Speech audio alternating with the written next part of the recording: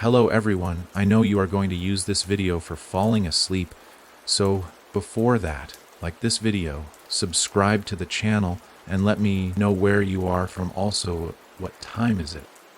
The first time I heard the walls breathe, I thought it was just the storm outside. But now, looking back, it's clear that was the night everything began.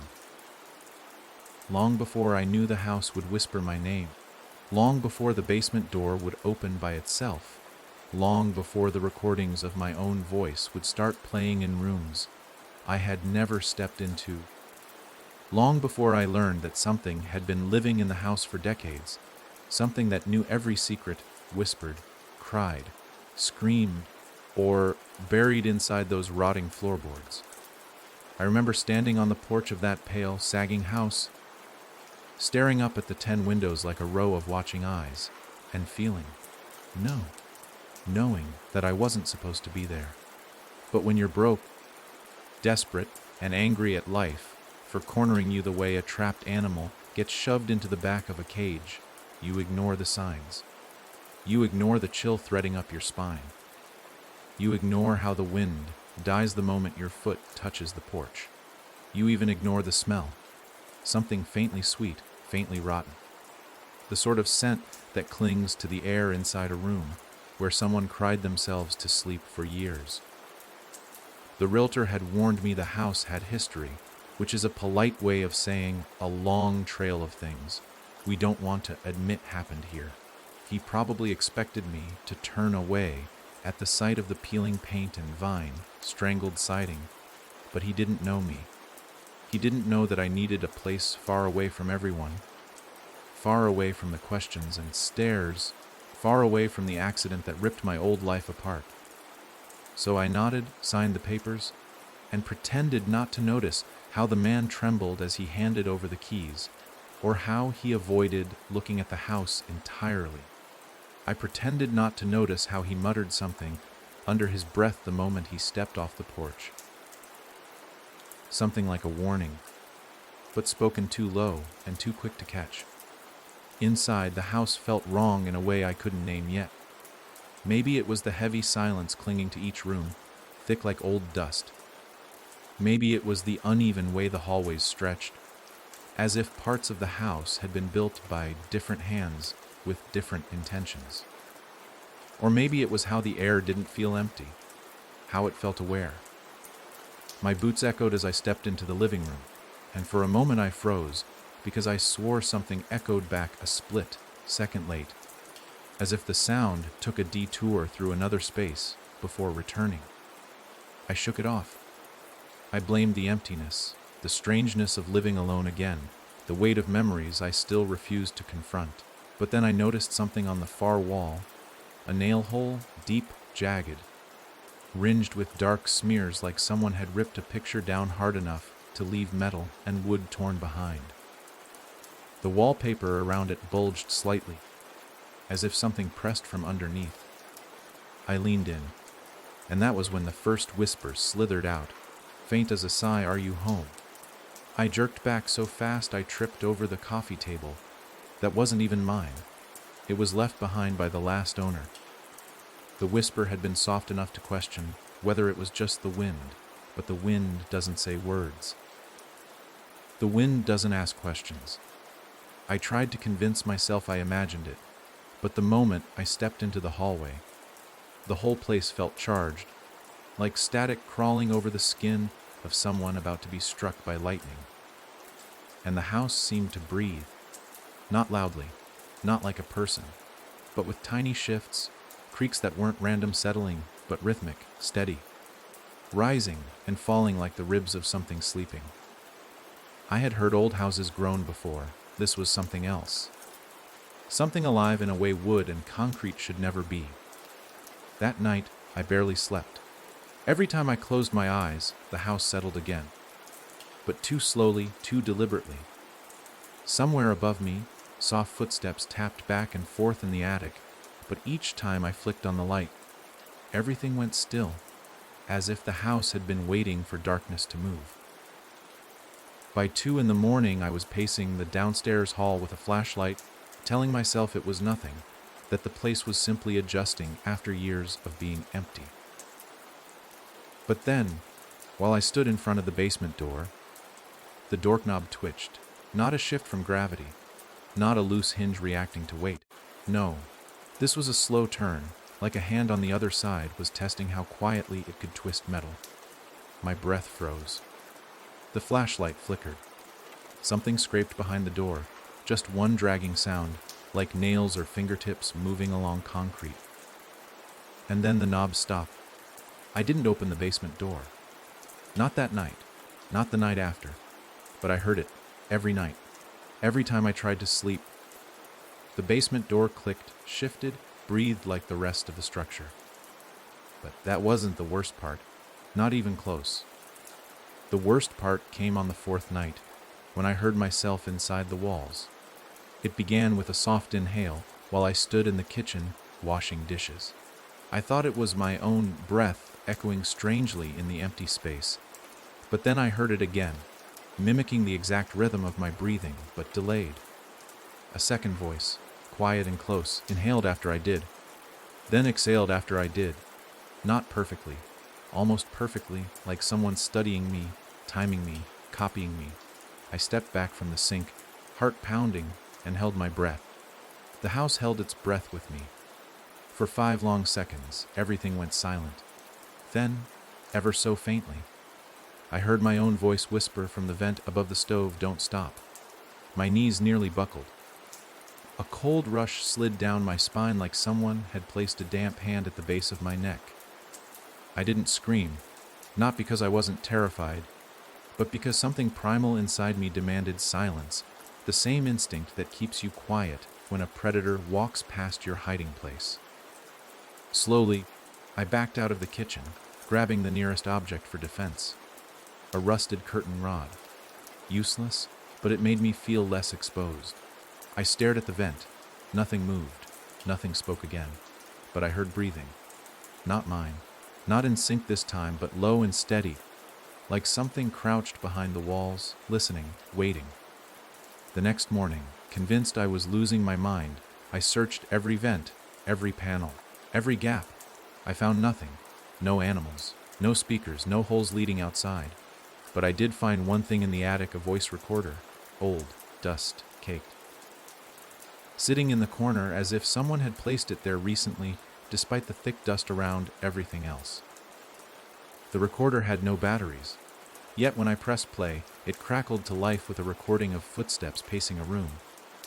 Not heavy footsteps, soft ones, like someone walking carefully barefoot. Then came a low humming sound, a lullaby maybe, or something meant to mimic one but sung poorly, the notes off, warped, drifting too slow then too fast. And then came the part that made the hair on my arms lift. The humming shifted gradually into breathing. My breathing. Perfectly timed, perfectly matched. The same rhythm I had the first night in the house. The same pattern of inhales and exhales. I never thought another creature could copy, unless it had been standing in my room while I slept. I threw the recorder across the attic, but when it hit the wall, it didn't crack or break. It just stopped, mid-breath. Silence swallowed the attic for a heartbeat, and then the house released a long, groaning exhale beneath my feet. I ran out of the attic and slammed the door behind me. I didn't step foot in that room again. By the 7th night, I knew the house wasn't just listening, it was learning me, learning my movements, my breathing, the rhythm of my steps, the sound of my voice. Sometimes I heard myself whispering from behind the bedroom wall, repeating things I said earlier that day, but changed slightly, like a child imitating speech without knowing the meaning. Once, around 3 in the morning, I heard a soft laugh in the dark. My own laugh, but stretched, wrong, echoing with a hint of wetness, like someone laughing through a mouth full of water. I tried to leave. I packed a bag, grabbed my keys, and headed to the front door. But the moment my hand touched the lock, the entire house shuddered. Windows rattling, boards flexing, air tightening as if the structure inhaled sharply. Then the front door swung open on its own, revealing nothing but the porch and the dark yard. Fine. I thought, if the house wanted me gone, I would go. I stepped onto the porch, and the world changed. The cicadas fell silent. The streetlights flickered out. The sky dimmed unnaturally fast. I felt a pressure at my back, like a hand gently pushing. But when I turned to look, the house door slowly creaked shut behind me, as though warning me, leave, and you won't survive out here. I don't know why I listened. Fear, maybe. Instinct, maybe. But I stepped back inside, and the lights came back on instantly. The air warmed, and the house released a long, pleased sigh from the walls. I locked the door myself this time. By the 10th night, the whispers had grown bold. I no longer only heard them through vents or walls. They floated in open rooms, drifting past me like remnants of breath on cold air. Stay, they murmured. Stay, stay, stay, and always, hidden beneath those faint voices, I heard a second tone, deeper, hungrier. The house wasn't alone. Something else lived in it. Something that wasn't pretending to mimic me. It was studying me for a different reason. Waiting, preparing. But the first physical sign that something had crossed the line came on the 12th night, when I woke to find the basement door wide open. Not cracked, not ajar, wide open, as if someone had swung it with force. The air wafting up from below felt colder than ice, sharp enough to sting my skin. I grabbed a flashlight and peered down the stairs. The beam only reached halfway before it seemed to be swallowed by thick dark, and then I heard the recorder again. My breathing, down there. Slow, rhythmic. I took one step down, the step creaked. A second step, another creak. Then something answered each creak with faint taps from the basement floor. I couldn't see anything, but I heard movement. Too soft for steps, more like fingers brushing concrete. Then came a whisper, not mine this time. Hoarse, dry. Come see. I ran back up the stairs and slammed the door so hard dust rained from the ceiling. The whisper on the other side didn't sound angry. It sounded amused. On the 15th night, I found something new, a photograph lying on the kitchen table. The table I hadn't touched since I moved in. The photo was aged, edges curled, color faded. It showed the same kitchen I stood in, but decades earlier. And in the center of the frame stood a family, a man, a woman, and a child. Their faces were smudged out by time, except for the child's eyes. Dark, wide, staring directly into the lens, with a look so hollow it made my stomach twist. On the back of the photo was written, "The house remembers." I dropped it and stepped away, but as soon as the photo hit the floor, it slid across the wood, as if pulled by a thin string, stopping at my feet with the child's eyes pointing up at me. I didn't pick it up again. By the 18th night, I realized the whispers were no longer repeating the past. They were predicting things. Words I hadn't said yet. Thoughts I hadn't spoken. Once, while brushing my teeth, I heard a whisper behind me say, "You're going to check the window." I froze. I hadn't planned to look at the window. But after hearing that, I slowly turned and saw a pale shape move away from the glass just before my eyes reached it, like someone ducking out of sight. The 20th night was when I finally understood the house didn't want me dead. Not yet. It wanted something else. Something worse. Because when I woke at exactly 3:11 a.m., a time that kept repeating, there was a figure standing at the foot of my bed. Human shape. My height. My build. Holding still, too still, as if carved from shadow. I tried to speak, but my voice caught. The figure leaned forward slightly, and the dim light hid its face enough for me to see my own features, my own eyes. But wrong, empty, stretched. As if someone had studied my face and built a version missing the living parts of me. It lifted one finger to its lips and made a sound that wasn't quite shay, more like a hiss through teeth too tight together. Then it stepped backward, dissolving into the dark of the hall until it vanished entirely. I didn't sleep again. By the 22nd day, I stopped pretending I had control. The house shifted its halls now. Sometimes a room stretched longer than before. Sometimes a door led to a different part of the house entirely. Once, the bathroom had no mirror for a full day, just empty wall. Until the mirror returned with a message written across the glass: "You fit here." I tried once more to leave. Bags packed, keys ready. But when I opened the door, the world outside was wrong. The trees leaned inward unnaturally. The road bent in a direction it never had before. The sun hung too low, and the house behind me whispered, not in words, just a pulling sound, like something reaching for me. I closed the door and cried for the first time in years. On the 24th night, I finally entered the basement. Not because I wanted to, because the house forced me. I woke up walking down the stairs, my hands limp at my sides, my feet moving on their own, as if guided. When my mind snapped awake, I froze halfway down. The basement air felt thick, heavy, pulsing faintly like a heartbeat.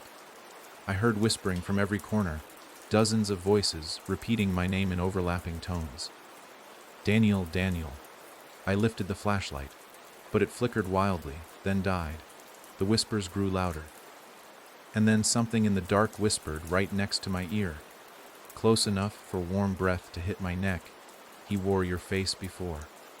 You look better." I screamed and scrambled up the stairs, slamming the door just as something thudded against the other side hard enough to crack the wood. That was last night. That was when I realized the truth. The house has had others. It has learned from them. But I am different. It likes me more. It is shaping me into something it wants to keep. And tonight, the whispers sound excited.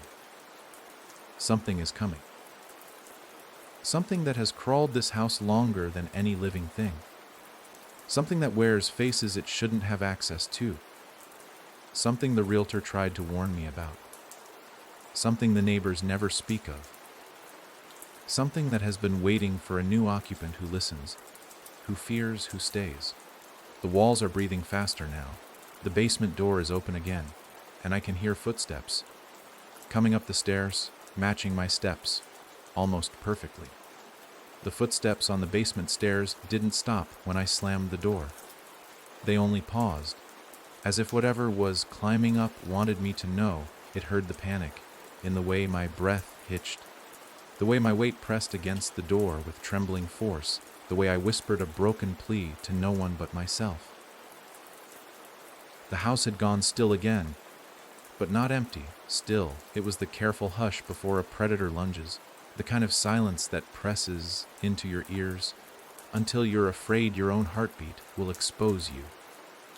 I could feel something behind that basement door, not pushing, not clawing, just hovering close enough for its presence to radiate through the wood like a cold pulse. The air in the hallway trembled slightly, almost too faint to notice, like breath leaking from a mouth pressed against the other side. And then, very softly, something tapped the door.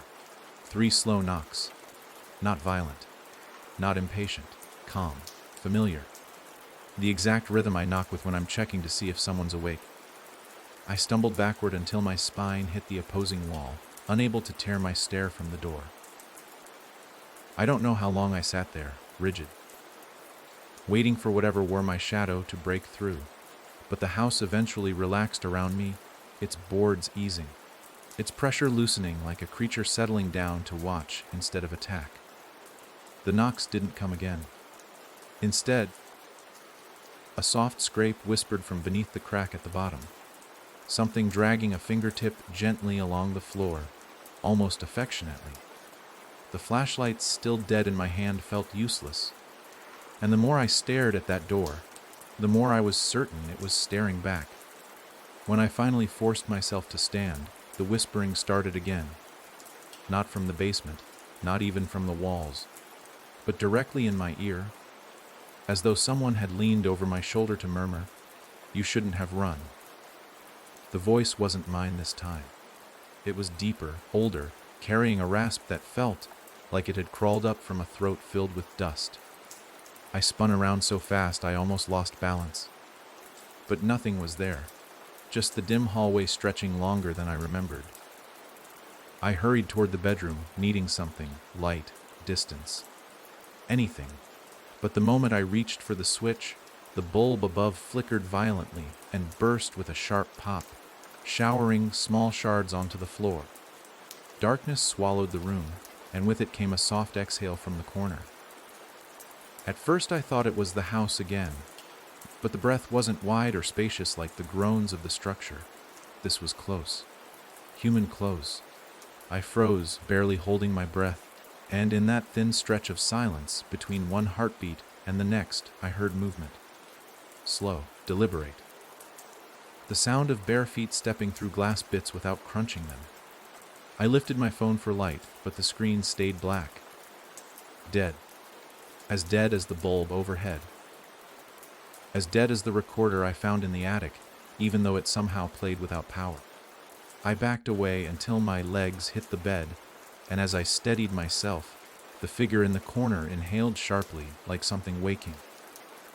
The darkness shifted. Just a small ripple, but it was enough to show that the shape's height matched mine exactly. It took one step forward, and though I couldn't see its face, I could feel the gaze fix on me like warm breath on my cheek. Then a sound slid from its throat, quiet, strained, unnatural. A laugh, my laugh. But stretched again like before, like someone had listened to it 100 times and still couldn't mimic it right. Only this time it had a wet edge, like the shape was trying too hard, forcing its throat to produce something it wasn't meant to. I pushed myself further across the bed, but my body betrayed me, legs shaking too hard to run. The shape took another step forward, and a sliver of the faint street light, leaking through the blinds, brushed across its shoulder, revealing something that froze every thought in my head. The figure wasn't walking toward me. It was leaning forward, bending at an impossible angle, its spine arching in reverse, as if someone had broken it long ago, and it had grown accustomed to moving with that wrongness. Then all at once the shape straightened, not like a person stands, all smooth and balanced, but like a puppet pulled upright by strings. And when it moved again, the bones in its neck crackled sharply, echoing through the silent room. That sound snapped something in me, and I bolted to the hallway, nearly slipping on shards as I sprinted. I didn't look back. I didn't dare. Because I didn't want to see what sort of expression a thing wearing my shape would make while chasing me. I only stopped when I reached the front door, gripping the knob hard enough for my knuckles to ache. I twisted. But the door wouldn't budge. It wasn't locked. It wasn't stuck. It simply refused to open, as if the wood had fused into the frame. Behind me, somewhere deeper in the house, I heard the faint creak of floorboards bending beneath weight. Slow at first, then faster, coming closer. I turned and slammed my fists against the door, screaming for help, even though no one lived close enough to hear.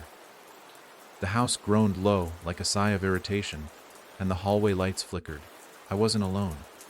Not in the house, not even in the hall. Something brushed against my ankle, soft, almost curious. I jumped away, nearly tripping over a warped section of floor.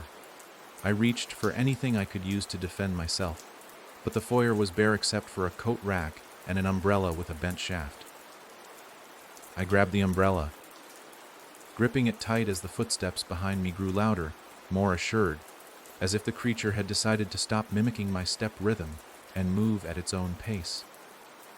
That made it worse, because now I knew it wasn't copying me, it was hunting me. I darted into the living room and ducked behind the couch, my breath trembling. The house's breathing, those long, low shifts of wood, grew heavier, like it was leaning in to watch. I peeked around the armrest and saw the hallway dimming. One light burned out, then the next, then another, and with each pop of a dying bulb, the silhouette behind the last remaining light grew sharper, closer, more defined. I held my breath, trying not to make a sound, but then something new filled the air, humming. That same broken lullaby I heard on the recorder. The voice butchered the tune, too slow, too sharp, sometimes dipping into a pitch no human vocal cords could reach. The melody floated through the hall, drifting toward the living room like it followed the scent of fear. I pressed myself into the shadows, praying the creature would pass by, but then the humming stopped suddenly. Silence swallowed everything. Then a voice, my voice, soft and wrong, whispered, "I see you." I didn't think. I lunged from behind the couch and sprinted toward the stairs, heart hammering in my throat. As I ran, the air behind me shifted violently, the sound of something dragging across wood at a speed nothing human could move. It skittered, fast, uneven, like limbs snapping into positions they weren't meant to reach. I lipped the last 2 steps, slammed into the upstairs hallway, and ducked into a room I hadn't opened yet. The second bedroom. Darkness wrapped around me, but I didn't turn the light on. I shut the door quietly, pressed my back against it, and waited. My pulse pounded so loud I thought the creature would hear it. It didn't come up the stairs immediately.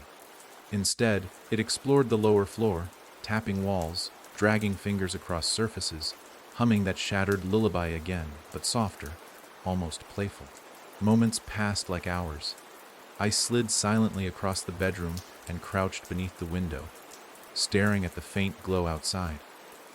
Night had drowned the street, swallowing it completely, but the moon cast just enough light to show something odd, a figure standing at the far end of the yard. Unmoving, facing the house. At first I thought it was my eyes playing tricks, but the longer I watched, the clearer it became. A second silhouette. Tall, thin, motionless, watching. Before I could study it more, the hallway floor outside the bedroom creaked. The creature had come upstairs. Its steps were slow now, careful, almost thoughtful, like it didn't want to ruin the quiet. The house seemed to hold its breath again, waiting, watching. I crawled toward the closet and slipped inside, leaving the door cracked just enough to see. Through the sliver, I watched the shadow under the bedroom door grow darker, wider, stretching oddly. As if the creature's shape didn't remain consistent. The knob twitched. Once, twice. Then it turned fully. The door swung open with a long, reluctant creak, and cold air spilled in before the figure did. It walked into the room with a tilt to its gait, each step too smooth, too fluid, like its limbs floated a moment before touching the ground. My throat tightened. It was wearing my shape again, but this time parts of it were wrong. The arms hung too low. The shoulders were slightly uneven. The head leaned too far to the right, as though bones inside the neck no longer aligned. And its face. God. Its face looked like a sketch someone erased halfway, but not fully, leaving faint traces of features that didn't fit together. Its mouth was too wide, its cheeks too hollow, its jaw too stiff, but its eyes, my eyes, glowed faintly in the dark with a shine that wasn't natural, like wet stones catching moonlight. It walked past the closet, and I pressed my palm to my mouth, terrified any sound would draw it. From the hall, the house let out another long groan, but this one sounded pleased. Warm, protective even. As if the house and the creature shared some link deeper than I understood. The thing stopped in the center of the room and tilted its head in a slow, jerky motion, listening. Then, in a voice halfway between mine and something older, it whispered, "He's here." It took a step toward the window, staring out at the yard. The figure outside still hadn't moved. My breath caught as the creature inside the room whispered, "He comes for you too." Before I could make sense of that, the creature lowered its head slightly, almost bowing. The window glass trembled. The figure outside raised one arm, slowly, not a wave, something more like a silent command. And the creature beside the window, my mimic, shivered all at once as though receiving instructions. Then it turned, its head rotating too far, almost fully around but stopping just short of snapping. It looked directly at the closet. My heart sprinted. I held still. Too still. But the creature stepped forward. Then another step. Then a third. Each footfall made the floor shudder faintly. It reached the closet door and rested its fingers lightly against the wood. I could see the shape of each knuckle through the crack. Long, stretched, too sharp. Then the house let out a loud groan, and something downstairs slammed, like a door thrown shut by a sudden gust. The creature paused. Its head snapped toward the hall.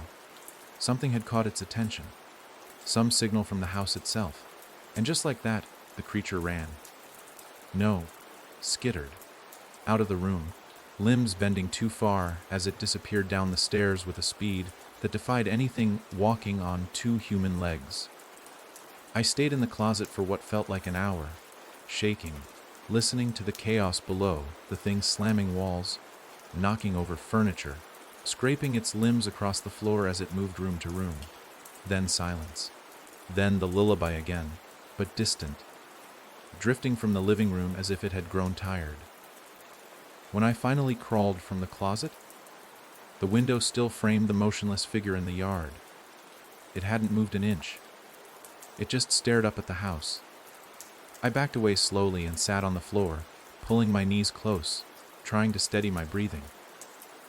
But then I noticed something, a detail that punched a hole in my chest. The figure outside was the same height as me, same posture, same outline. And when the clouds drifted away from the moon, the light brushed its face enough for me to see. It wasn't a stranger. It was another version of me, but older, hollow, with eyes black as the gap beneath the basement stairs, and it was smiling. The older version of me standing in the yard didn't blink, didn't sway, didn't react to the cold wind sweeping across the grass. It just stared up at my window, like it had been waiting for me to notice, waiting for me to recognize it even though everything in my body screamed to reject the possibility that the figure could be anything real. Yet the longer I held its gaze, the more undeniable it became. Those were my features, but worn down, hollowed, as if the life had leaked out slowly over years, trapped behind whatever force claimed this cursed place. I backed away from the window, but the moment my foot touched the floorboard, the creature below, my mimic, the one that wore the stretched version of my face, stopped its humming. Silence crawled up from the lower floor with quick intent, and I froze, terrified the smallest sound would draw it back. My room felt like a box closing in, pressing me toward decisions I didn't want to make. Stay quiet, and let the thing hunt me another night, or run, escape through the window, even though something outside waited with a smile that didn't match any emotion a person should feel. But then the dull thud of movement from below knocked choices out of my mind. The mimic was coming back up the stairs, each step pounding with purpose. No longer cautious but eager, as if it sensed I had seen something it didn't want me to see. I turned toward the window again, considering the impossible jump, but now the older version of me had moved closer, much closer. It stood directly beneath the frame, staring up with a tilt to its head, lips parting slightly in what might have been an attempt to speak. I stumbled back, heart punching against my ribs, as the thing outside lifted its hand slowly, palm facing upward, like it was offering something invisible. In that moment, I noticed something I hadn't before. The shape's shadow didn't match its stance. The moon behind it cast a long outline that bent at angles no human spine could make, splitting at points and rejoining like it had extra limbs tucked behind the surface of its skin. A wave of dread rolled through me, deep and cold, because whatever stood outside wearing my face wasn't just older, it was changed. The mimic's footsteps reached the top of the stairs, and a long, scraping whisper slid across the hall. It was speaking again, but this time not in my voice. Not entirely. A second tone layered beneath it, older, cracked, carrying something like a rattling breath. "Come out," it murmured, dragging each word across its tongue. "Come see." My eyes darted around the dark bedroom for anything that could shield me, anything that could buy even a moment. But the room was nearly empty. Just the bed, the dresser with drawers warped shut, and the closet I had just crawled out of. I could hide again, but the mimic would search this time. It was learning, adapting to my patterns, and hiding wouldn't save me. A low creak outside my bedroom door sent cold needles dancing up my arms. The creature's silhouette slipped across the gap beneath the frame, stretching thin, then widening, then thinning again as though its shape wasn't fixed. My throat tightened with the pressure of silent panic. Then something unexpected happened. The older version of me outside tapped the window with one slow knuckle. A soft, patient knock. Not demanding. Not aggressive. But clear enough that both I and the mimic heard it. The mimic stopped moving. The house responded with a shiver through the floorboards. A groan echoing down the hallway, and for a moment everything felt suspended. Like the house was deciding something. Then the whisper came from the window, not through the glass, but inside my mind, vibrating behind my ears. Choose. The older version of me murmured without its lips moving. Inside or out. You can't stay between. I stumbled back from both threats, the door and the window, caught between two horrors that somehow knew me, studied me, wanted something from me but wouldn't say what.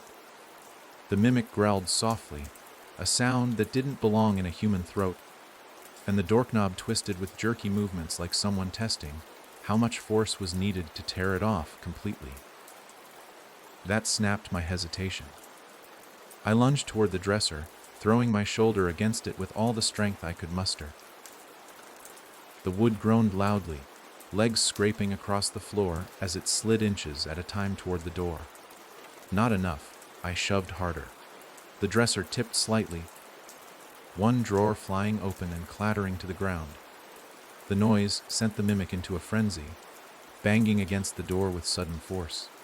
The whole frame shook under the blows, and I felt the pressure wave of each impact vibrate through the air. Still pushing, I jammed the dresser against the door, just as two pale fingers slipped through the gap at the edge. The fingers bent backward, too long, too thin, clawing at the wood before retreating as the dresser pinned the door shut.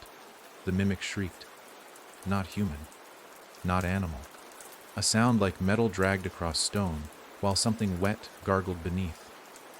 The walls quivered with the force of the scream, and my ears rang painfully. I pressed both hands against the dresser to keep it in place. But the creature slammed its weight again and again, causing the wood to splinter. The older version of me outside tapped the window again, harder this time. The glass trembled violently. I turned, torn between two dangers closing in. The mimic smashed the door with such power that hairline cracks crawled across the frame. The window rattled with a rhythm that felt like a heartbeat. Choose, the older version of me repeated inside my head, but now its voice carried an urgent tremor, like a warning rather than a command.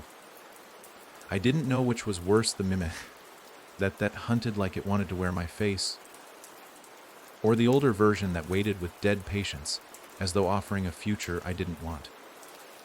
I backed toward the window, weighed my options, and made the only choice that let me regain even the faintest sense of control. I reached for the window latch. The glass was icy, colder than winter air should allow. Outside, the older version of me slowly stepped back, giving me room to climb out. That should have comforted me, but the way it moved, smooth, precise, like a reflection waiting for its cue, shot a new wave of fear through my chest. The latch popped with a soft click. Behind me, the mimic hammered the door again, sending a piece of trim flying across the room. I unlatched the second hook and shoved the window open, letting in the night air, cold, sharp, carrying the smell of damp soil and something faintly metallic. The older me raised its hands toward me like it was ready to catch me if I jumped. But just as I swung one leg over the sill, something about its smile shifted. I realized then that it had no breath, no warmth, no movement in its chest. It wasn't alive in any normal sense. Whatever it had become, it was something molded by the same force that ruled the house. Behind me, the door cracked, splintering down the middle. A single pale hand forced through the fracture, fingers writhing like they were tasting the air. A guttural whisper leaked through the gap. "Don't go." The decision was made for me. I pushed myself fully through the window and dropped to the ground below. My knees buckled on impact, sending pain shooting through my legs, but adrenaline forced me to roll forward, scramble to my feet, and turn to face the older version of me. It stood inches away now, too close, its hollow eyes reflecting the porch light behind me. When it spoke, its jaw moved incorrectly, a fraction too slow for the words forming. "Too late to run," it said softly, but not too late to see. Before I could react, before I could step back or scream or process anything beyond raw terror, it lifted one hand and touched my forehead with a finger cold enough to sting my skin. The moment contact was made, the world around me dropped away. The yard, the house, the mimic shrieks inside. It all dissolved into a rush of images flashing behind my eyes so quickly they blurred into each other. Faces I didn't recognize. A girl crying in the attic. A man kneeling in the basement with his hands covering his ears. A family sitting at the kitchen table in silence, each one glancing toward the walls as though waiting for them to speak. And then, me. But not the me from this moment. Dozens of versions. Younger, older, ones that lived, ones that didn't. Ones that stared at their reflection in the window and saw something behind them. Ones dragged through the basement door by unseen hands. Ones standing outside just like I was, watching themselves inside the house as the thing wearing their face moved room to room. All of them trapped in some loop tied to the house, some repeating cycle of identity and horror and mimicry. I saw one version of me try to burn the house. The flames barely clung to the walls before snuffing out, like they'd been smothered. I saw another try to run down the road. The trees bent inward, blocking the path. Another broke all the windows and climbed through the broken frame, only to appear back inside the living room, crawling out of the wall like a newborn thing. Then the final image came, one that froze my lungs mid-breath. I saw myself, older, hollow-eyed, standing in the yard exactly where this version stood now, touching the forehead of another terrified me, climbing out the window. A perfect cycle. A perfect trap. And the older version smiled with that same twisted expression, as if pleased with the repeating order. The moment the vision ended, I stumbled back, shoving the older version's hand away. It didn't fight back. It only watched me with pity. Pity for the fact that I had seen the truth. Behind us, the house roared with a deep groan that shook the ground. Angry that I had been shown something it didn't want me to know. The mimic inside shrieked again, and the front door burst open with such force that it slammed against the exterior wall. The older version of me glanced over its shoulder, then leaned toward me and whispered, "Inside chooses. Outside judges. You stand at both." And neither. It paused as though searching for the right phrase. "That's why it wants you." I staggered away from both the house and the older version, but as I did, the yard changed beneath my feet. The grass rippled like water, bending toward the house. The trees leaned inward with unnatural precision. The air tightened. I realized the house was pulling everything closer, pulling me closer, like a giant lung drawing breath, and the older version of me stepped aside, letting the invisible force push me back toward the porch. "No," I gasped, digging my heels into the dirt, but the pull strengthened. My body fought but moved regardless, inch by inch. The mimic emerged from the doorway with broken movements, head twitching like something overloaded its senses. Its smile widened impossibly as it saw me being dragged toward it. The older version spoke one final time, voice trembling faintly. "If you want to break the cycle, don't let it teach you your own voice."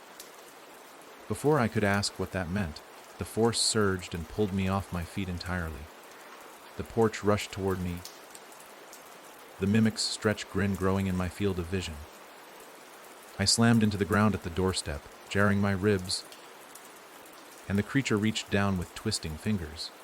But instead of grabbing me, it touched my throat and whispered in my exact voice, perfect and calm, "Welcome back." The moment the mimic touched my throat and whispered "welcome back" in a tone so clean and controlled, it sounded more like a memory than a voice. Every muscle in my body locked as though its words carried weight deeper than sound, like something inside the utterance curled around my nerves and tightened.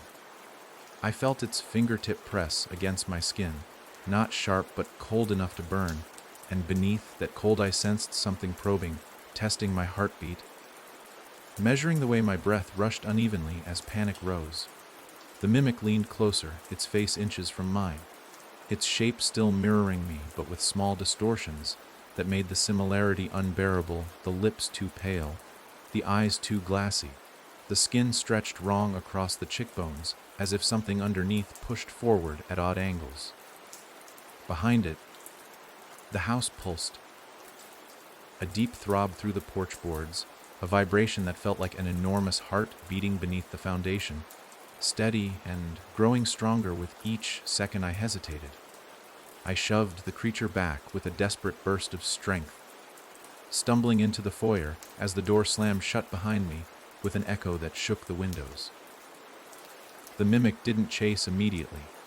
It simply crouched at the threshold, studying me. Its head tilted slowly, unnaturally, until its ear nearly touched its shoulder.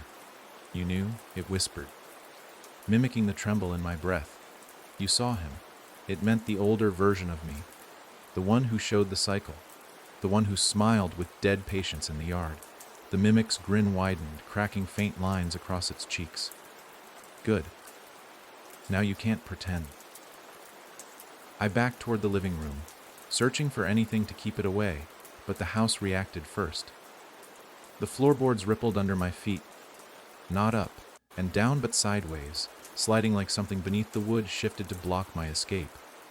I fell hard and scrambled backward, palms scraping splinters as the mimic crawled into the house, not standing, but crawling on all fours with movements too fast and too fluid, limbs bending further than joints should allow. It stopped only when it was a foot away from me, lifting its head like a dog sniffing a threat. I swung the broken umbrella I still clutched from earlier, slashing it across its shoulder. The metal tip dragged across its skin, but didn't pierce it. Instead, a thin line opened, leaking a dark, tar-like substance that smelled like mold and rusted metal.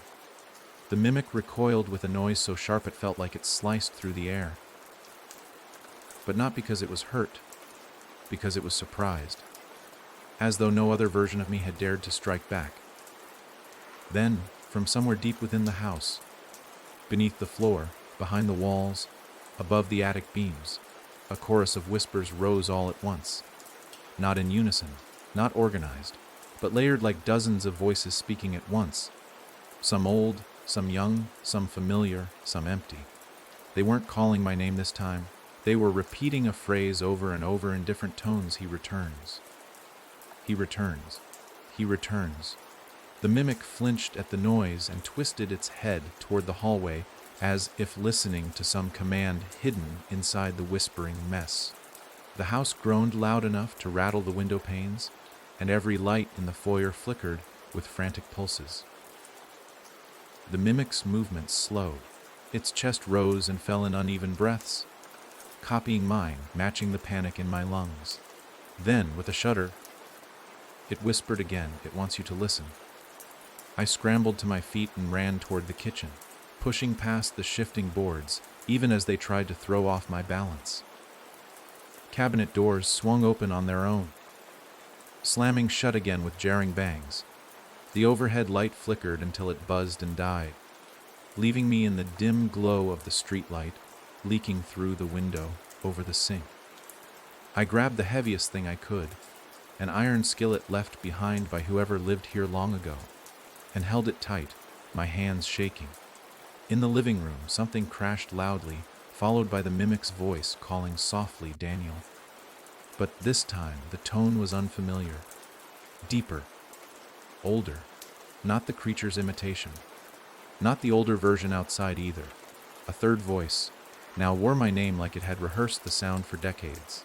A cold rush filled the air as the basement door creaked open again, slowly, smoothly, with a long exhale of cold air that rolled across the tile floor like fog. The whispers in the walls hushed instantly, as though the house itself bowed to something rising from below. I stumbled back until my spine hit the refrigerator.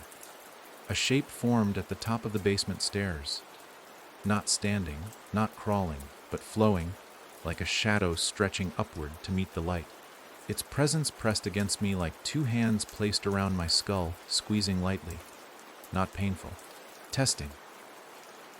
I clenched the skillet tighter as the shape solidified, first a shoulder, then a head lowering at an unnatural angle, and then two pale hands gripping the frame of the doorway. The thing that emerged didn't look like me. Not yet. But it shifted, its surface rippling like wax softening near heat. It was growing a face, building it, learning it from memory, my memory. The mimic scurried into the kitchen to stand beside it, as if greeting a parent or creator. But the mimic bowed its head, trembling slightly. Whatever came from the basement outranked it, and everything else in the house. The creature's forming face stretched as if studying me, testing how closely it could match my features. But the eyes, those weren't mine. They were black, bottomless, like open pits in the skull. A voice flowed from its half-formed throat, layered, heavy, like two echoes overlapping. You crossed the line, it murmured. You stepped outside. You saw. Every hair on my body stood on end. The mimic beside it kept twitching, stealing glances at me like it didn't know whether to approach or wait. I tried to speak, but my voice cracked badly. What do you want? The basement creature drifted closer, moving with jerks and pauses, as though it learned how to walk while approaching. Your sound, it whispered. Your words, your breath. All the pieces that make you you. Its hand lifted toward my face. The mimic beside it repeated the gesture a moment late, copying. The older version of me outside had said not to let the house teach me my own voice. I understood what that meant now, if these things learned me fully. My tone, my speech, my breath. They wouldn't need me anymore. They could replace me. Or worse, they could keep me somewhere in the house, trapped like a recording looping forever. My mind raced. I had two choices, fight or run. The house blocked the front door earlier, but maybe the back door was still a chance. The creature reached my arm's length, hand stretching unnaturally wide, fingers splitting into more joints than bone should allow. I hurled the skillet with all my strength. It slammed into the creature's head, cracking it sideways. The mimic shrieked and charged, but I darted around them both, sliding across the tile toward the back door. I grabbed the knob and twisted. Locked. I twisted harder, still locked. I rammed my shoulder into the door once, twice, 3 times. The wood didn't budge. Something outside growled softly, too low to be human. Was the older version still there, or something else? Behind me, the creature from the basement snapped its head upright with a wet crack, like bones snapping back into place. The mimic snarled in my voice, my exact voice this time, perfectly matched. They were learning too fast. I backed against the back door as they approached, shadows closing in. The basement creature's face rippled again, smoothing into clearer resemblance. My jawline, my nose forming, my mouth tightening in an expression I'd seen in mirrors on my worst days. It smiled like it enjoyed wearing me. The mimic crawled beside it, twitching eagerly. "Let us inside you," it whispered. "Let us finish." Suddenly, everything stopped. The lights flickered once, only once, and the house shuddered with such force that items fell from the counters. The basement creature froze mid-step.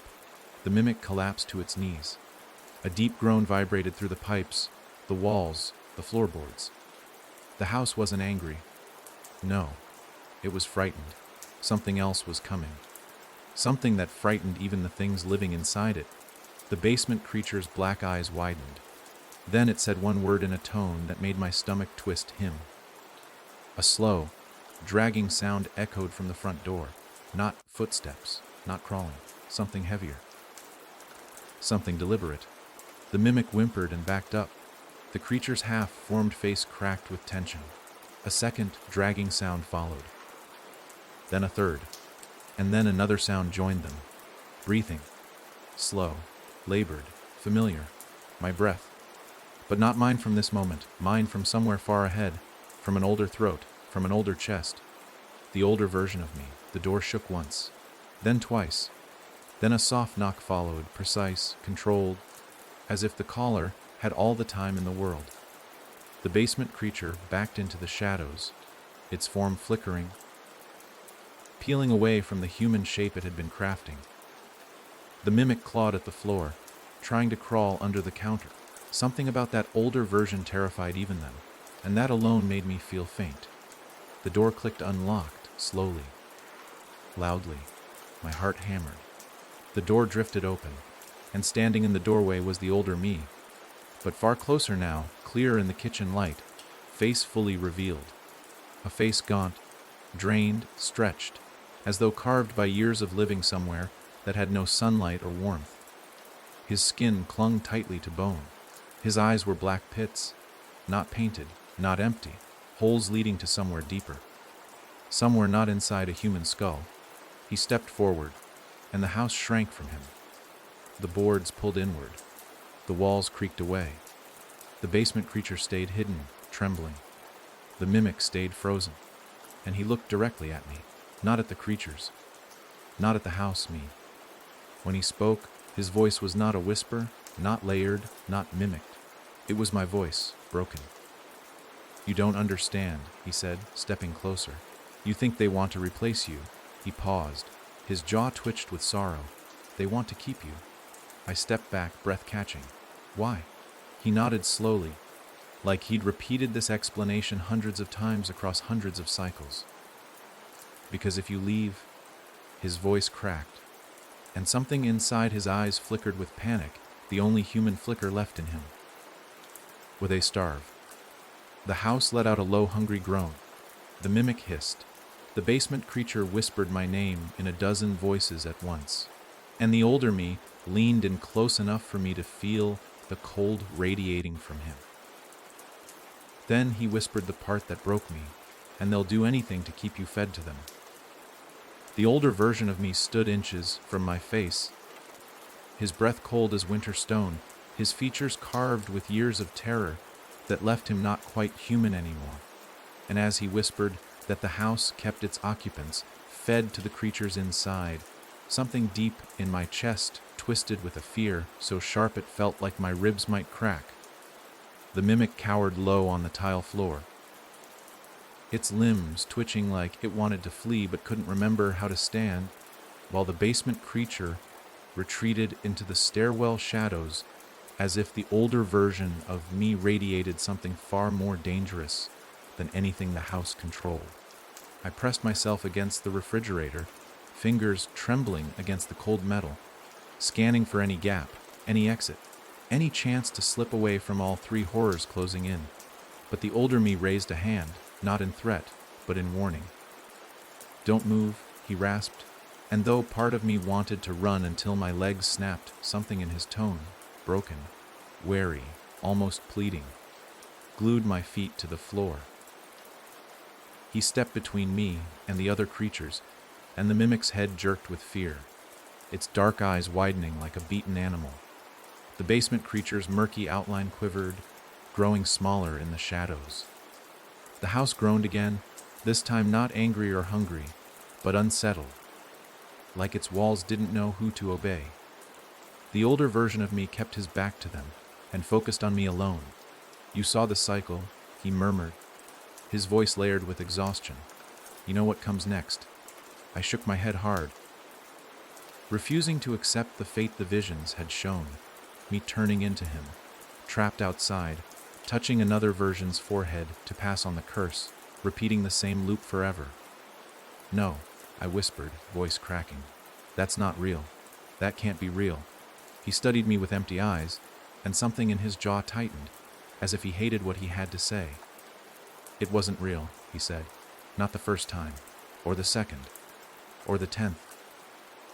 But the house wears you down. The house teaches you its rule. The house replaces your choices with its hunger. The mimic whimpered quietly as the older me approached, which somehow terrified me even more. If this mimic, this twisted creature wearing my shape, feared him, then whatever he had become was worse. He stepped close enough for me to see the details of his ruined face. The skin sagged, the cheeks hollowed almost to the bone. The lips slightly cracked like someone had drained every drop of moisture from his body. "You can break the cycle," he whispered, "but you won't like the cost." I swallowed hard, voice barely a breath. What cost? He let his hands drop to his sides, fingers twitching with old pain. "You still have your voice," he said. "Your true voice. They haven't learned it fully. They haven't replaced it." The mimic hissed at the phrase, its eyes flaring with something like jealousy. "That voice is the only piece they can't copy, unless you give it to them." My throat tightened as I remembered what he said earlier. Don't let them teach me my own voice. I hadn't understood then. I did now. If they learned it, if the house absorbed every part of me, then I would become another echo trapped in the walls, repeating forever, waiting to be fed to whatever crawled beneath the floor. The older me leaned closer, lowering his head so his hollow eyes met mine. "They want your sound, your breath, your rhythm. Once they have those, you disappear." A cold sweat broke across my skin. "Then I have to run," I whispered, panic rising. "I have to get out." His expression cracked with something between pity and regret. "No," he said, "you can't leave. The house won't let you. Not while it still wants you. Not while it still feeds on you." I tried to push past him, but he caught my arm. Not roughly, not violently. Just firmly enough to stop me. His touch was colder than anything living. "If you run," he whispered, "they get stronger. The house grows tighter. You saw the road twist. You saw the trees move. It lets you walk, but never leave." My thoughts raced, clawing through every memory of the past nights. The mimic learning me, the basement creature forming my face, the whispers predicting my actions. The older me outside watching with that patient smile. Every piece fit a pattern I didn't want to accept. The house didn't kill its occupants. It kept them. It reshaped them.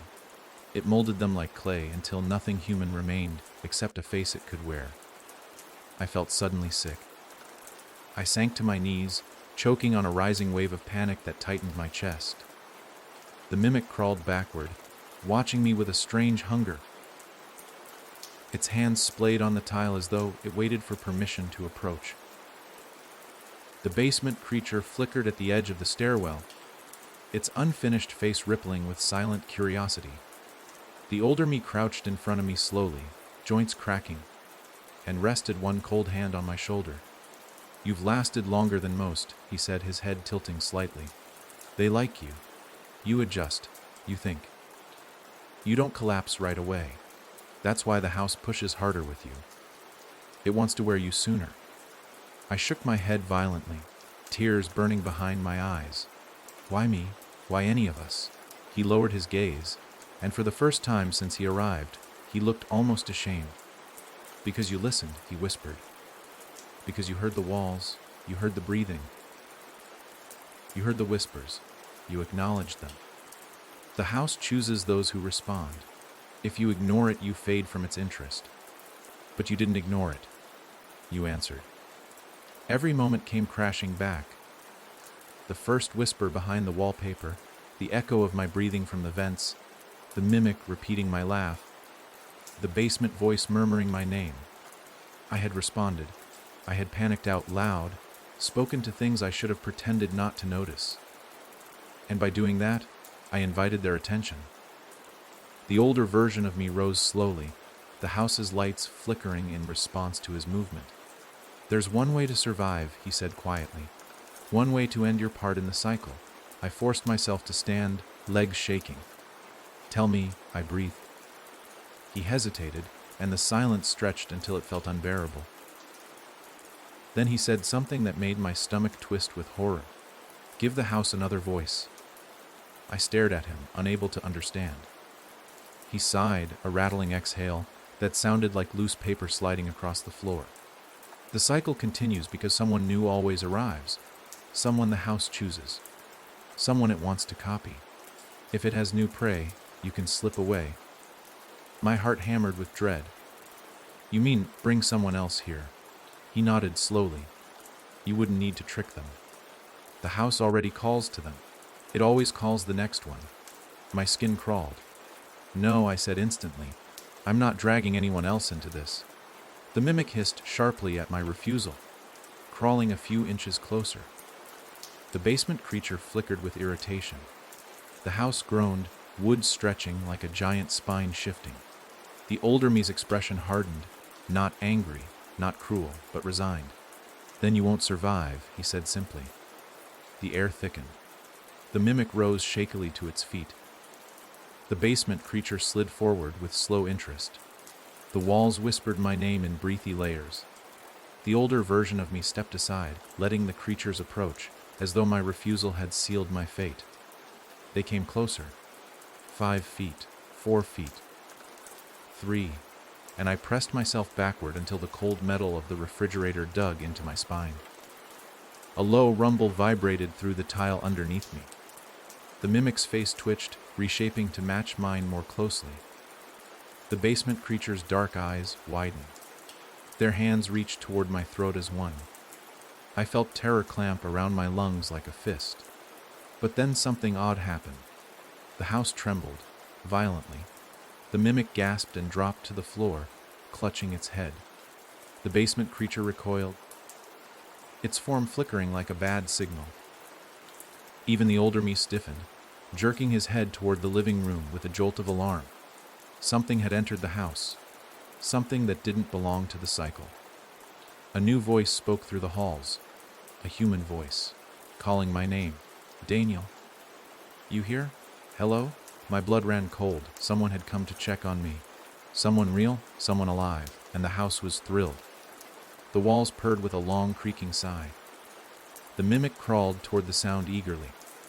The basement creature lifted its head sharply like a dog catching scent. The older version of me whispered one word under his breath. Run. But he didn't mean run away. He meant run to the newcomer. Run before the house reached them first.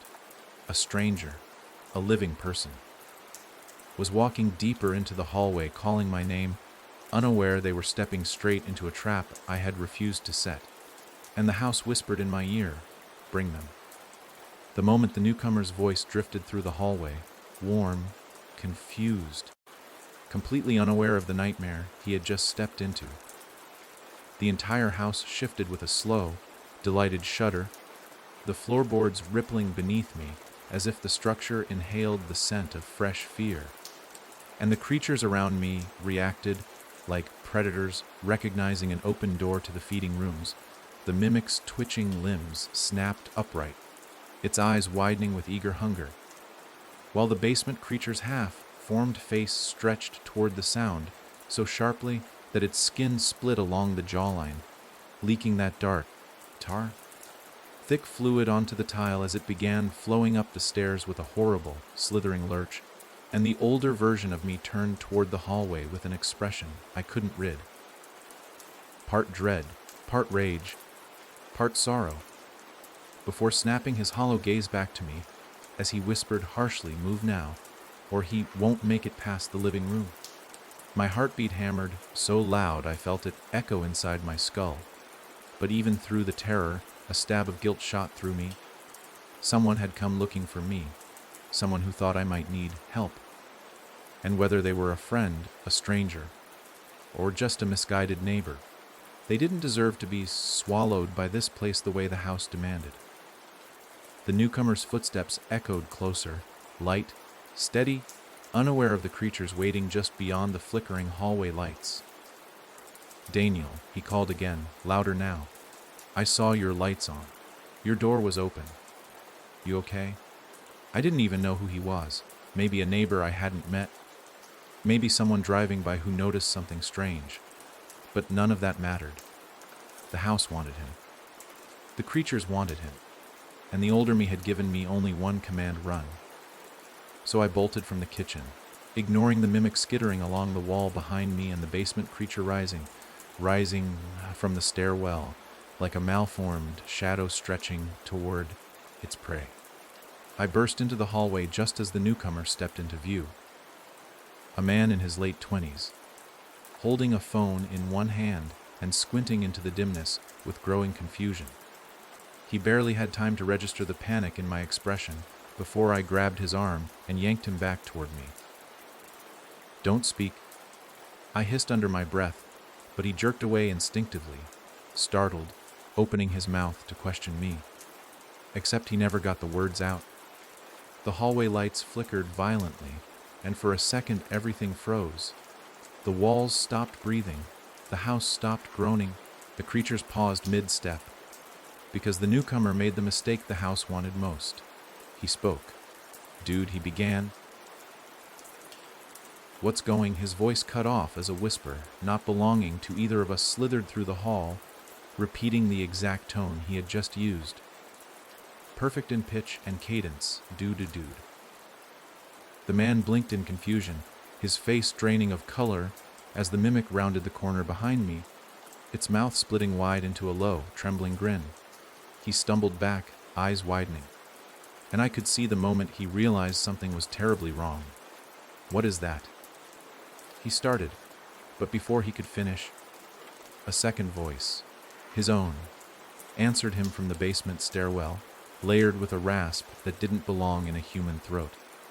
The man staggered backward, jaw dropping open, as the whisper repeated his name. Mike. So that was his name. I latched onto his wrist again, pulling him toward the door, but the house slammed it shut with a deafening crack that nearly splintered the frame, trapping us both inside.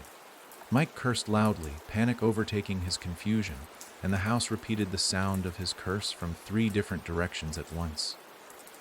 Walls, vents, behind the ceiling. "We need to run," I said, nearly dragging him as I bolted toward the stairs leading up, the only place the basement creature couldn't climb easily. "What the hell is happening?" he shouted, voice shaking uncontrollably, and the house mimicked his scream instantly, overlapping it in a chorus that made the walls vibrate like a throat clearing for speech. The mimic sprinted forward with impossible speed, limbs kicking at strange angles as it closed the distance between us. Mike screamed again, this time not in words, just raw fear, and the house repeated that too, louder, deeper, turning the hallway into a tunnel of echoes. I shoved Mike up the stairs ahead of me just as the mimic lunged, its fingers scraping my ankle with cold, sharp nails that tore through my skin. I yelped and kicked out, catching it in the jaw and sending it crashing into the wall, where it clung upside, down like an insect, limbs bent in a grotesque sprawl. Mike scrambled to the top landing, and I followed, slamming my shoulder into the banister as the house shook again, this time violently enough to make several picture frames fall off the walls, glass shattering across the floor like broken teeth.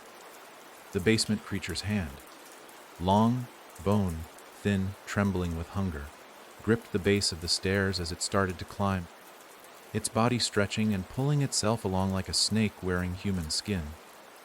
Mike let out another horrified cry, and the mimic answered with a broken laugh, mimicking him perfectly. "Go!" I shouted, grabbing him by the back of his shirt and pushing him toward the furthest room, the second bedroom, the only place I knew had a window big enough for us to escape through. Mike stumbled inside, eyes darting around the dark room in panic as I slammed the door shut and shoved the dresser in front of it. For a moment, only the sound of our breathing filled the room, his frantic and sharp, mine ragged and heavy, and then the house began whispering both our names, over and over, cycling them together like a chant. Daniel, Mike, Daniel. Mike pressed his back against the wall, sliding down until he sat on the floor with his hands gripping his hair. "What is this?" he rasped, voice trembling. "What is happening?" I didn't know how to explain the cycle, the mimic, the basement creature, the rule of the house and its hunger for identity. Without sounding insane or cruel, I crouched beside him, grabbing his shoulders. "You have to be quiet," I whispered urgently. "If you speak, it learns you. Do you understand? It learns your voice." He stared at me in disbelief, shaking his head. "That thing said my name," he stammered. "How could it?" A massive crack shook the door, wood splitting down the middle. I shoved harder against the dresser, bracing it with my shoulder. Another crack followed. The mimic's voice echoed from the hallway, switching between my tone and his, blending them until they sounded like one person calling from two mouths. The house trembled with excitement. "They're coming," I whispered. "Mike, we need to get out that window." He scrambled to his feet and ran toward it, fumbling with the latch. Outside, the yard stretched into darkness, the moonlight carving pale lines across the grass. And there, standing near the tree line, was the older version of me, watching again. Mike froze when he saw him. "Is that?" I shook my head violently. "Don't look at him. Open the window." "Who the hell is that?" he whispered, and the house repeated the sentence instantly from behind the wall, mocking him. Mike yanked the window open, but the older version didn't move this time. He just watched, his hollow eyes fixed on us with an expression like sorrow carved into stone. The door behind us cracked again, wood splintering like bones. Mike climbed halfway out the window before stopping, hesitating as he stared toward the older me. "Why is he just standing there?" he whispered. "Is he going to help us?" The older version tilted his head slowly, the same broken gesture he'd done before. I grabbed Mike's arm and shoved him hard. "Don't look at him." Gio! But before he could drop fully outside, the older version of me finally moved. He took one step forward, and the house reacted instantly.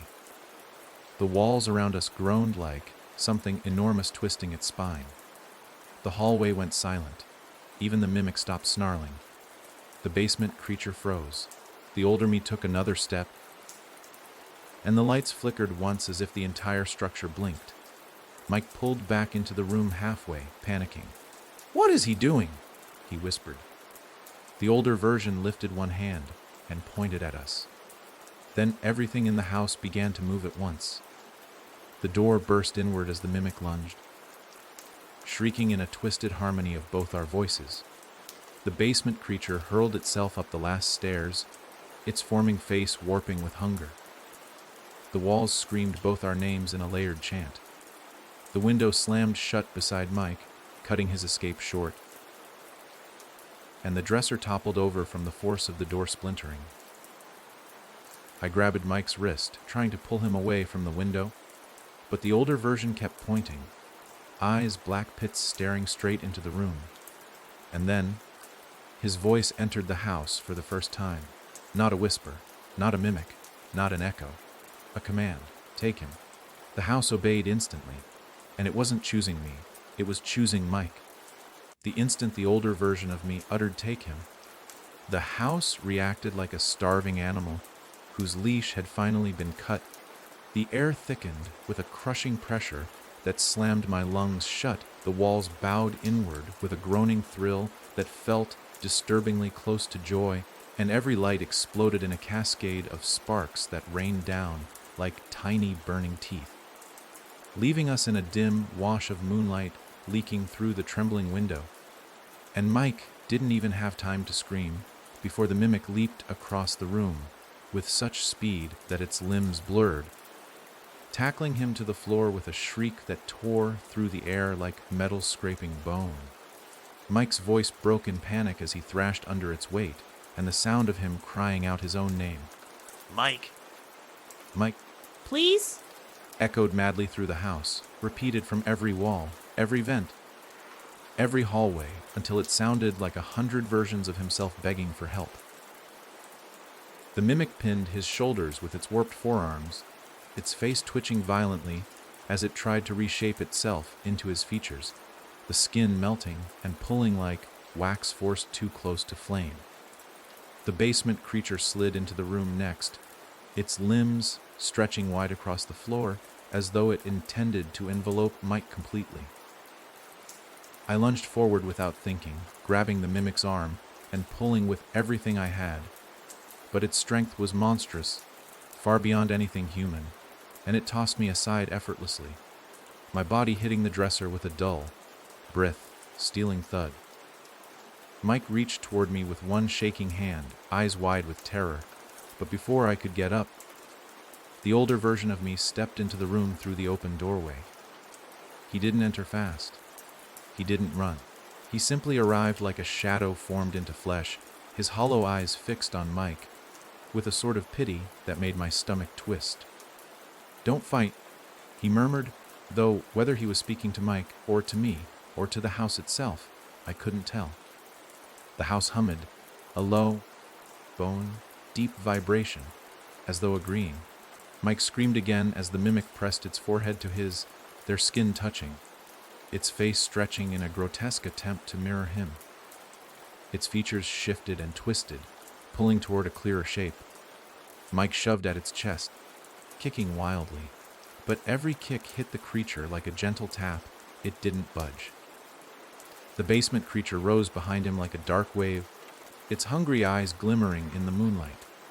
I forced myself upright, staggering as pain fired across my ribs, and grabbed the fallen curtain rod from the floor.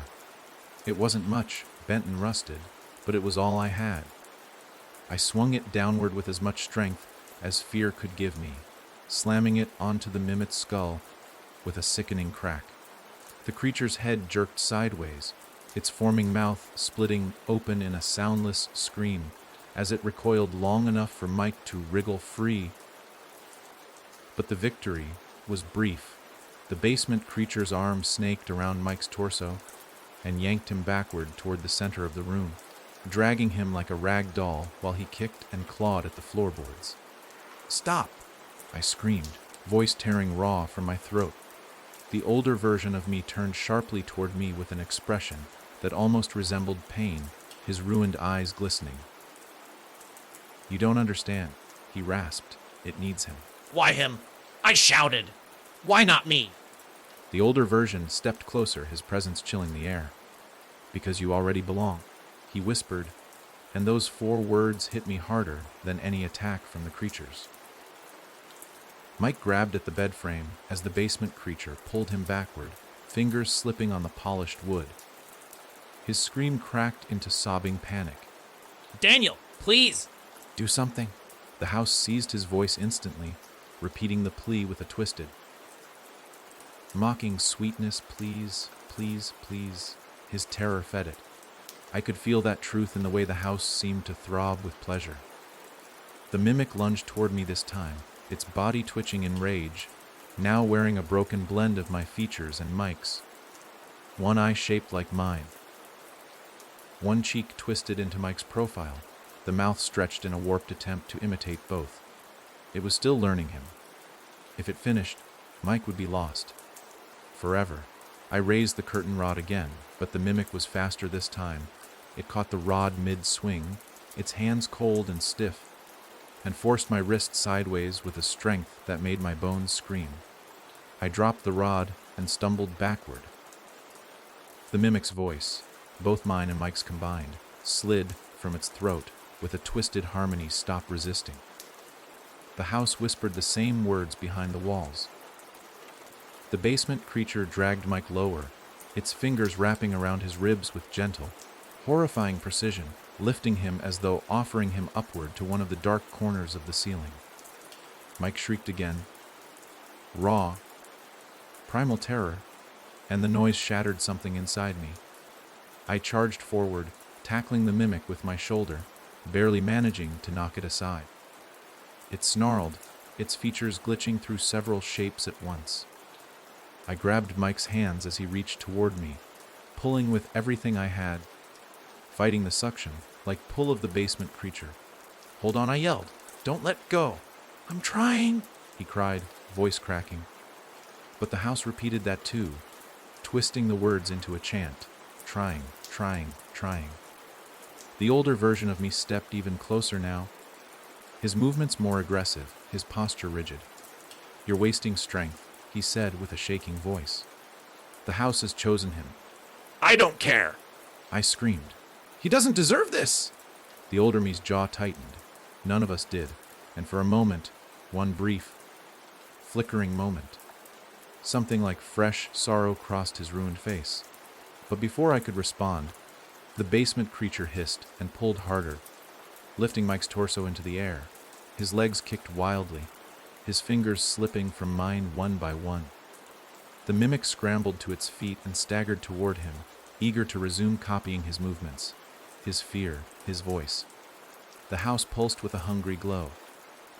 Mike screamed so loudly I felt the vibration through my bones, and his voice abruptly echoed so perfectly from the walls that the house no longer needed to hear him. It had already copied enough. No, I roared, grabbing his arms with everything I had. But the moment our skin touched, something changed. The house froze. The mimic froze. The basement creature froze. Even the older version of me stiffened. Because the house wasn't just copying Mike. It was copying both of us through our contact, our overlapping breaths, our shared panic, our synchronized struggle. That wasn't allowed. Not in the cycle. Not in the pattern the house depended on. The lights flickered rapidly as though the entire structure struggled to process what it sensed. The basement creature loosened its grip just enough that Mike gasped as air finally reached his lungs. The mimic's face twitched spastically like something was burning inside its skull. The older me looked terrified for the first time since he appeared. Let go, He shouted. You're confusing it. But I held on tighter, pulling Mike downward until his torso hit the floor. Don't let go, Mike. I yelled. No matter what. Don't. Mike's fingers locked around my arms, knuckles whitening. And that pushback, the refusal, the shared strength, sent the house into chaos. Light burst from the vents in erratic flashes. The walls pulsed like veins. Voices screeched from the plaster, overlapping, arguing, pleading, hissing. And the basement creature let out a sound so shrill and furious it shook dust from the ceiling. The older version of me slammed his palm against the wall as though trying to steady the house. His voice cracking with fear. You're breaking the order? Stop before. Before what? He didn't have time to finish. The entire house imploded with a deafening groan. Floorboards buckling inward. Doors slamming open and shut. Windows vibrating so violently they looked ready to shatter. Creatures screaming in overlapping mimicry. ANTNEVRTSHING1 at dark. Not black. Dark. A thick dark. A living dark. One that swallowed the room whole and cut every sound in half like slicing a throat mid-cry. Mike's fingers slipped from mine. His voice vanished. The house stopped breathing. And the last thing I felt before the dark ate me was a cold hand gripping my wrist. But it wasn't Mike's. It wasn't the mimics. It wasn't the basement creatures. It was my own hand. A second version of me, pulling me down into the dark. The second I felt that cold, impossible duplicate of my own hand clamp around my wrist, the darkness thickened into something that wasn't just absence of light, but a substance in itself. Heavy, suffocating, pressing into my lungs like wet cloth as it dragged me downward with a strength so certain and practiced that I couldn't even twist free. It pulled with purpose, as though it knew exactly where it wanted to take me, and my mind scrambled wildly in the pitch black void trying to understand how a copy of my hand, my exact hand, cold and rigid like stone, could hold me with such familiarity. I tried to scream for Mike, but my voice died in my throat the moment I opened my mouth. The darkness swallowed sound whole, devouring every cry before it even escaped, and all I could hear was the faint throb of the house's heartbeat slowing, like a living creature drifting into a deep slumber. Then the floor beneath me, if it was a floor at all, gave way, and I dropped into empty air, the grip on my wrist pulling me sideways through the dark, twisting me around until my sense of direction broke entirely. I reached with my free hand, searching blindly for something solid, but my fingers brushed only cold air and the whisper of movement around me, like dozens of shapes slipping past in the void. My chest tightened with panic, my breath shallow and fast, and the darkness pressed tighter, squeezing out the last fragments of light memory from my mind. A faint glow suddenly appeared far below, like a tear in the blackness, and the grip on my wrist yanked me toward it at jarring speed. My shoulder popped painfully as my arm stretched beyond what felt natural, and I slammed onto a hard surface, the shock shooting through my bones.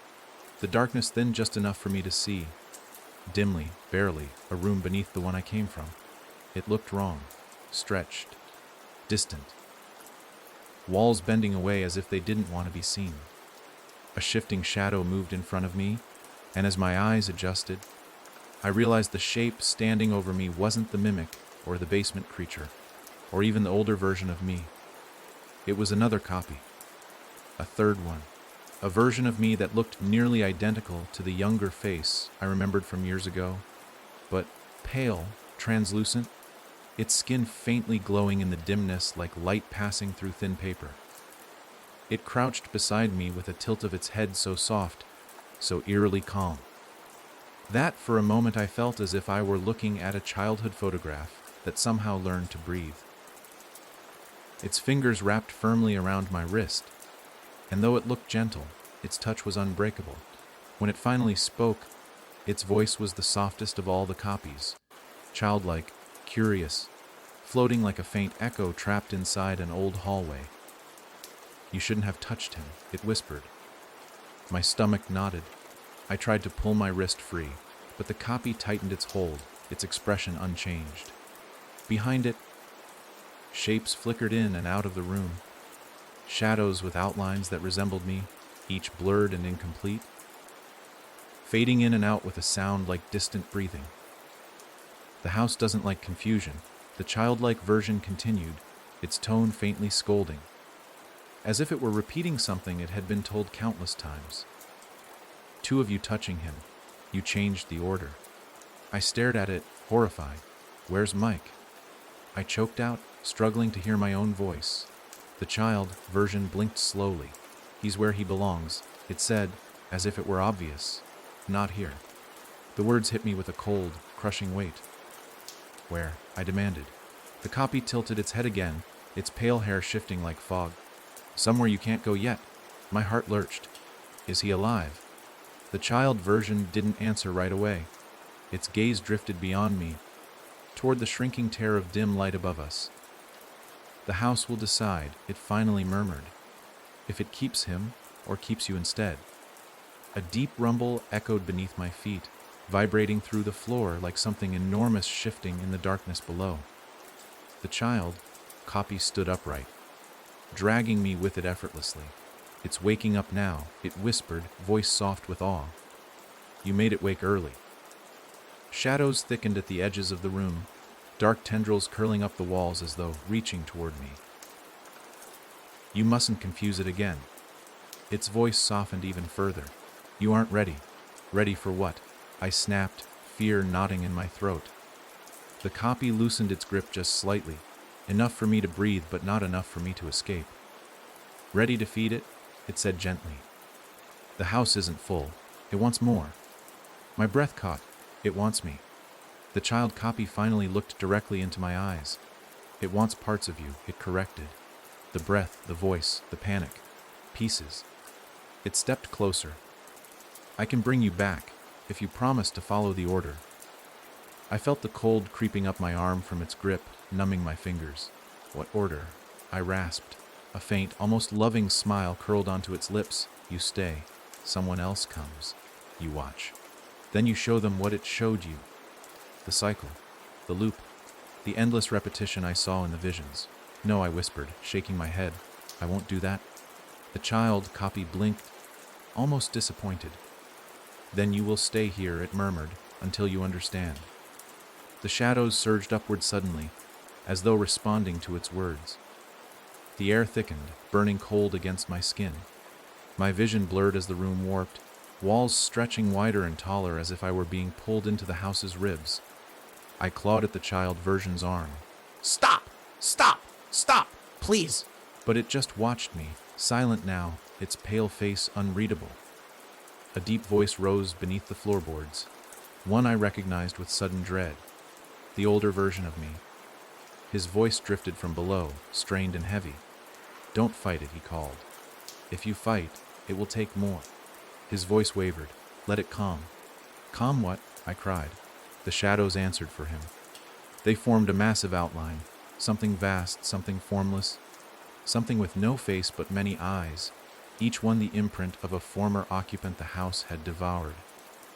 They blinked in slow sequence, gazing down at me from every wall, from every corner, from the ceiling above. My body froze. Even the child copy stepped back. "It sees you," it whispered. The floor beneath my feet began to give way again, softening like wet clay. The shadows reached downward, hungry. I tried to pull free, twisting, screaming. But the darkness swallowed my voice whole again, feeding on the sound, drinking it until nothing came out. Then, from somewhere far above, a voice broke through. A real voice. Desperate. "Terrified? Daniel!" Mikey was alive. He was calling for me. And the house. Hatted IT. Every eye in the walls snapped upward. The child copy gasped and grabbed my arm tighter. Panic flickering across its glowing features. "You weren't supposed to hear him," it whispered. Then, everything beneath my feet shattered open, and the darkness dragged me straight down. I didn't fall so much as sink. Dragged downward through a darkness so dense it felt like cold mud gripping my limbs, pulling me deeper with a steady, unhurried certainty, and as I slipped through the house's underbelly, the air thinned until every breath stabbed like needles in my chest. My lungs screaming for something the dark refused to give. The child, Copy's pale hand, clung to me for a moment before the shadows yanked me out of its grasp, tearing me downward through some unseen membrane that stretched like wet skin before snapping, closed above my head, sealing me into a new place that felt older than the house itself. My feet hit solid ground, stone, rough and uneven, as I stumbled forward into a room lit by nothing but a faint red glow leaking from cracks in the far wall like the last embers of a dying fire. And as my eyes adjusted, I realized with sickening clarity that I stood in a chamber carved beneath the basement, deeper than any normal foundation. A place not built but grown. The walls pulsed faintly like muscle, their surfaces covered in damp streaks that glistened like sweat. And every few seconds, the entire room shuddered, as if it were breathing. My pulse hammered as I staggered backward, but there was nowhere to go. Behind me stretched only darkness, thicker than tar, alive with small shifting movements that I didn't dare study too closely. A sound rose from that dark, soft, papery, like fingers scratching stone. An instinct forced me to look toward the red glow instead. Shapes moved in the light. Not creatures, not copies. People, or what used to be people. Tall, thin silhouettes lined the far wall, half merged with the stone. Their arms stretched upward and fused into the pulsing surface like wax figures melted into place. Their faces had no features, just smooth planes where eyes and mouths should have been, as if the house had taken everything expressive from them long ago, leaving only hollow shells that twitched faintly, reaching for something they would never touch again. I stumbled away from them, my breath hitching in my throat, but a noise behind me froze me mid-step. A slow, heavy inhale, deep enough to vibrate the stone beneath my feet. Then another, then a dozen more. The darkness behind me wasn't empty. It was full of breathing. Pain sliced across my ankle suddenly as something brushed it. Cold, wet, deliberate, and I jerked my leg up instinctively, balancing on one foot as I spun around. The darkness rippled like disturbed water, and something began crawling out of it. First a hand, then an arm, then a second hand, gripping the stone with spindly fingers that bent wrong at every joint. A figure emerged, but not one made to mimic me or anyone else. This one had no face at all, just a smooth surface stretching across its head like stretched fabric, with faint indentations where eyes might have been pressed once. Its movements were slow, careful, almost reverent, as though it had waited a long time to greet something, or someone, alive. More figures crawled behind it, each slightly different, each malformed in a way that suggested the house tried to remake them once, but gave up halfway through. They gathered around me in a circle, not touching, just forming a boundary, their heads tilting in unnatural unison as they studied me with their faceless expressions. I backed toward the red wall until the heat pulsed through my shirt and the wall itself seemed to react, pressing back with a faint throb like a heartbeat meeting mine. One of the faceless figures raised a hand, its fingers trembling, and a low, mournful moan leaked from somewhere inside it. Not from a mouth, because it didn't have one, but from its chest, vibrating through its thin frame. The others echoed the sound moments later, a layered chorus of grief that rattled the air. My shoulders pressed harder into the warm stone behind me, and I whispered, barely able to form words, "What do you want from me?" The moans grew louder, swelling through the chamber. Then all at once, they stopped, leaving a silence so sharp it buzzed in my ears. A new sound replaced it, footsteps. Heavy dragging, coming from the red glow. I pushed away from the wall, terrified, but I couldn't run. The faceless figures blocked every path. The footsteps continued, slow and grinding, each step punctuated by a wet scrape like something dragging a chain or a limb behind it. A massive shadow swelled in the glow, towering over the deformed figures, and as it approached, the room grew colder, the air thinning until my breaths came in short, ragged gasps. Whatever approached was not a mimic, not a copy, not even human-shaped.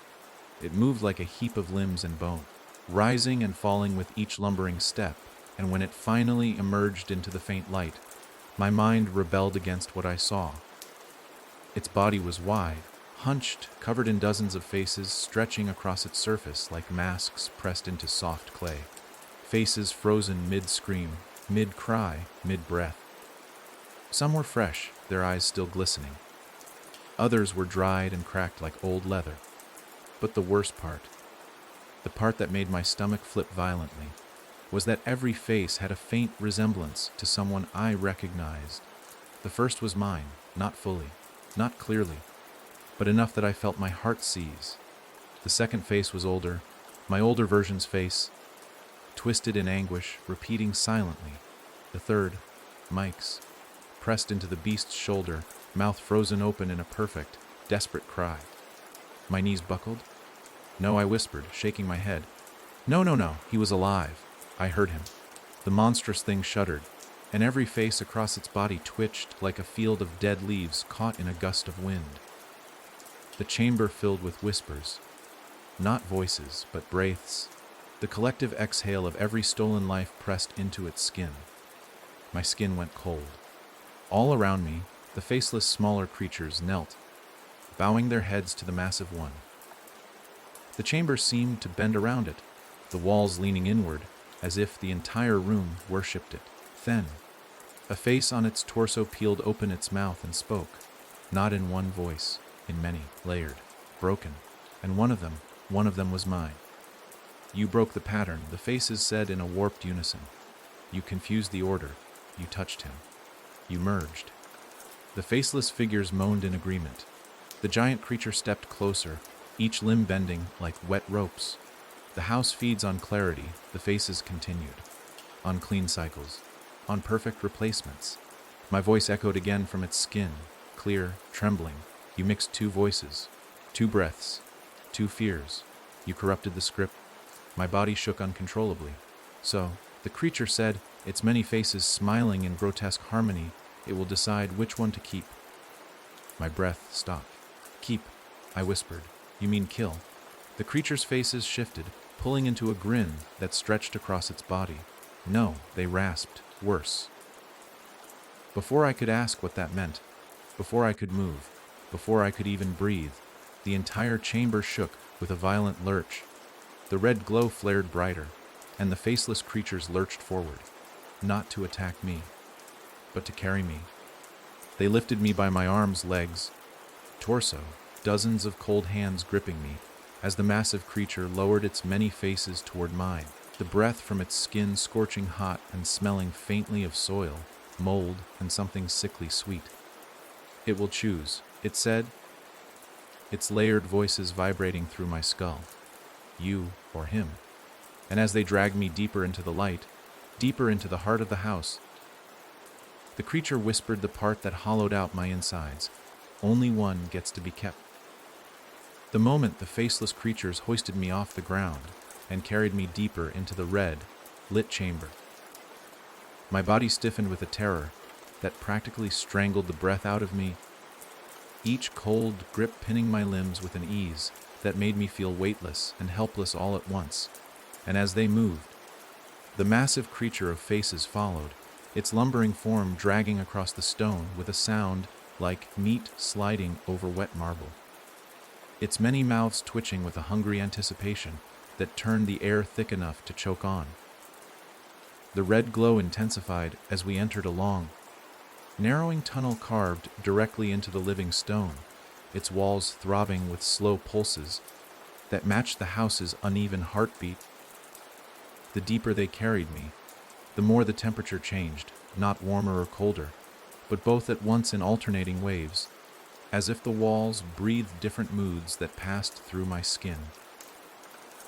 My arms trembled under the pressure of their grips, and the whispering from the faces of the giant creature wrapped around me like a suffocating blanket, repeating broken phrases I couldn't fully understand. One stays, one feeds, one becomes, choose, chosen, echo, order, until all the words bled together into a dizzying hum that made my vision swirl. I twisted against the faceless hands, desperate to break free. Desperate to know what happened to Mike, desperate for even a single breath of clean air. But the hands only tightened, dragging me farther into a room that opened like a massive throat swallowing me whole. The chamber they pulled me into was circular, domed, and impossibly tall, wider than the house should have allowed, as though the structure above had folded itself over this place like skin stretched across a buried heart. The walls were made of tightly packed faces, hundreds, maybe thousands, each one half melted, half formed, some whispering broken prayers, some crying silently, some grinning with hollow joy, all shifting faintly as though trapped in a restless slumber. The floor, by contrast, was smooth and polished, reflecting the red glow like a sheet of blood-soaked glass. In the center stood a stone slab etched with deep grooves that looked suspiciously like fingers clawed into it over years, decades, centuries. The faceless creatures lowered me onto it and pressed me flat, their cold weight holding me down as the massive creature lumbered into the chamber, its many faces writhing as one. I gasped, trying to push myself up, but the faceless creatures held me tight, their grip like iron cuffs. The giant leaned close, its body towering over me, and as its numerous faces hovered inches from mine, I could see them more clearly. Each face had a faint signature of pain etched into it, a moment, a memory, a frozen breath stolen by the house and molded into this abomination. Then, slowly, a ripple passed across the creature's many faces, like a wave of grim recognition rolling through its skin. One of the faces peeled its eyes open, and I almost vomited when I recognized it, not just vaguely familiar, but perfectly shaped, perfectly clear. Mike. His face, fused into the creature's surface, eyes open but lifeless, pupils dilated as though staring at something far beyond me. "Mike!" I choked out, struggling desperately against the hands pinning me, but his lips didn't move, his gaze didn't track me. He was present without being present, as though the house had stolen the shape of him, but not yet decided what to do with him. The giant paused, its heads tilting upward as though listening to something above us. Some command I couldn't hear. Two voices, it murmured through dozens of mouths. Two breaths tangled. Two panics intertwined. The stone beneath me vibrated, reacting to my pulse. "You broke the clarity," it hissed. "You made the house think twice." The faces twisted again, merging my own expressions with Mike's in strange combinations. Only one may be kept. What does that mean? I gasped. Let us go! Let him go! A face resembling me smirked, its mouth stretching wide enough to crack the skin. One must stay, the creature replied. One must replace. One must echo so the house may feed. You meddled with the tether. You made the choosing unclear. Its many faces tightened like fists. So now the house must decide. It must choose its voice. The faceless creatures around me began whispering in a strange rhythm, their breathy moans rising and falling, bouncing off the domed ceiling like a ritual chant, meant to summon something older and crueler than any monster in the house. The giant creature lowered itself until its uppermost face aligned with mine, its surface rippling, as if deciding which of its countless expressions to wear. It settled on one, an expression belonging to a version of me I hadn't seen yet. It was older than the older version who had chased me upstairs. Its eyes were hollow, its mouth tight with suffering, its skin cracked like dried clay. When it spoke, its voice carried age and despair in every syllable. They cannot both survive, it intoned. Two of you cannot exist at once. It leaned closer. Its breath a rot filled gusts that made my eyes water. One of you must go. One must remain. That's not a real choice! I shouted, trying to twist free. My bones burning with strain. I won't let you take either of us! The creature's many faces curled into something resembling amusement. You think you decide, it whispered. You think your refusal has meaning? The chamber walls tightened at its words, the faces embedded in them groaning in pain or delight. I couldn't tell which. The house decides. The rhythm decides. The breath decides. Then something happened that made the chamber itself go silent. A voice, faint, weak, but undeniably human, echoed from somewhere behind the enormous creature. My voice. My real voice. Daniel's, my blood turned to ice. I twisted my neck, trying to see past the creature's hulking form. And there, standing at the far edge of the chamber, surrounded by faceless creatures who parted for him like obedient servants, was the older version of me. But he looked different now. Not just aged, broken differently. His skin hung from his bones, as if gravity pulled harder on him alone. His body bent at angles that no longer looked human, his eyes sunken and dark like tunnels leading into void. But he was standing. He was breathing, and he looked directly at me. The house is choosing, he rasped. It always chooses. What does it choose? I shouted, desperation sharpening my voice. What does it want? He didn't answer right away. He stepped closer, dragging his foot like something partly fused to the ground.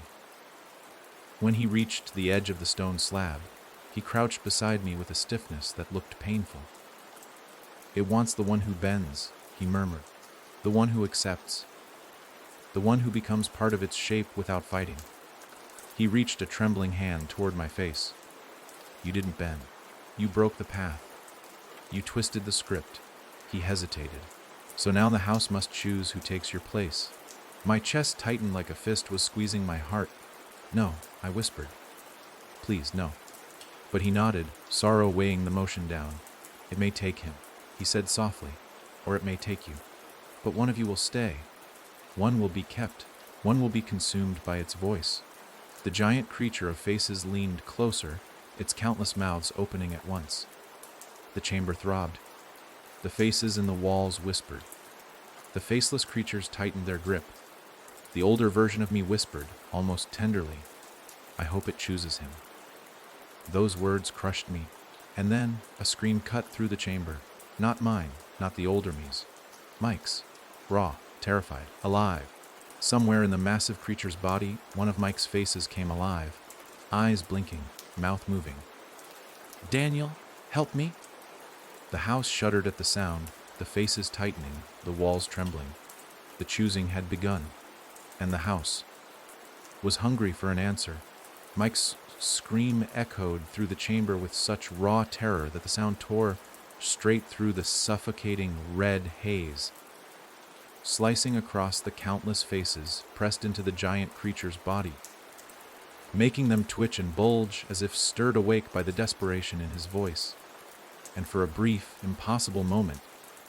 The house itself seemed shaken by the force of his panic. The walls pulsed faster. The faceless creatures holding me tightened their grip in a nervous tremor, and even the older version of me stumbled back a step as if Mike's plea had struck a nerve inside whatever fragment of humanity he still possessed. But the giant creature, and the house behind it, reacted not with fear or hesitation, but with a dreadful, delighted shiver that rolled through every inch of the chamber, like a monstrous heartbeat quickening for the feast. I watched Mike's face, one of the many faces embedded in the creature's shoulder, blink again, his pupils darting wildly despite having no control of the body he was fused into, and every flicker of his terrified gaze stabbed through my chest, shredding the last of my self-preservation instinct as the truth hit me harder than any physical blow. If I didn't do something now, if I let the house choose without fighting it, it would take him, swallow him. And I would watch another human, someone who only tried to help me, disappear into the cruel, endless hunger of this place. I pushed against the hands pinning me, kicking, twisting, clawing, but they didn't loosen. The faceless creatures held me like a prisoner being offered to a god for judgment, their breathless moans vibrating through my ribs as they leaned in closer, their featureless faces inches from my skin, as if they were waiting to see which one of us the house would claim. The giant creature lowered itself until one of its mouths, shaped like mine but twisted, hovered over my face, its breath hot and rancid, smelling of crushed soil and something metallic and sharp. One stays, it whispered with my voice, Mike's voice, the older me's voice, and dozens more layered beneath like a tangled choir of stolen lives. One bends. The older version of me stepped closer and crouched beside the slab again, his hollow eyes fixed on me with something like wary acceptance. It will not choose the one who resists, he murmured. It never has. He glanced up at the giant creature, as though speaking to a god he'd prayed to for years. It chooses the one who gives in, the one who stops fighting long enough for it to shape them. Then his gaze fell back on me. You didn't. You fought. You broke its script. I clenched my jaw so hard my teeth ached. Then let it take me, I said, voice shaking but certain. Just leave him alone. The older version's expression twisted into something pained, almost touched, almost angry. It doesn't work like that, he said quietly. You don't get to pick. He leaned closer, voice dropping to a shaky whisper. If you offer yourself, it rejects you. It doesn't want sacrifice. It wants surrender. The distinction hit me like a punch to the gut. The house wasn't looking for a hero or a bargain. It wasn't looking for a victim who stepped forward willingly. It wanted the one who broke under pressure, the one who bent, the one who finally let the house choose their shape. And Mike, already terrified, already lost inside the creature's body, Mike was dangerously close to bending. No, I whispered, panic rising. No, no, no, Mike, don't listen to it. But his face in the creature's shoulder twisted in agony, his mouth opening in a scream that didn't leave the creature's throat, trapped inside its flesh like a sound caught behind glass. Daniel! He cried, his last shred of resistance slipping through his voice. The giant creature trembled with excitement. The house groaned with a hungry thrill. The faceless figures around me leaned in, heads tilting like vultures, sensing the exact second prey becomes too weak to crawl. I had to do something, anything, but the hands holding me were iron strong, and the giant creature loomed so close I could feel the faint vibration of its countless breaths along my skin. My heart sprinted, hammering so hard I felt each thud in my fingertips. My mind screamed for escape, for action, but my body was pinned like an insect on display.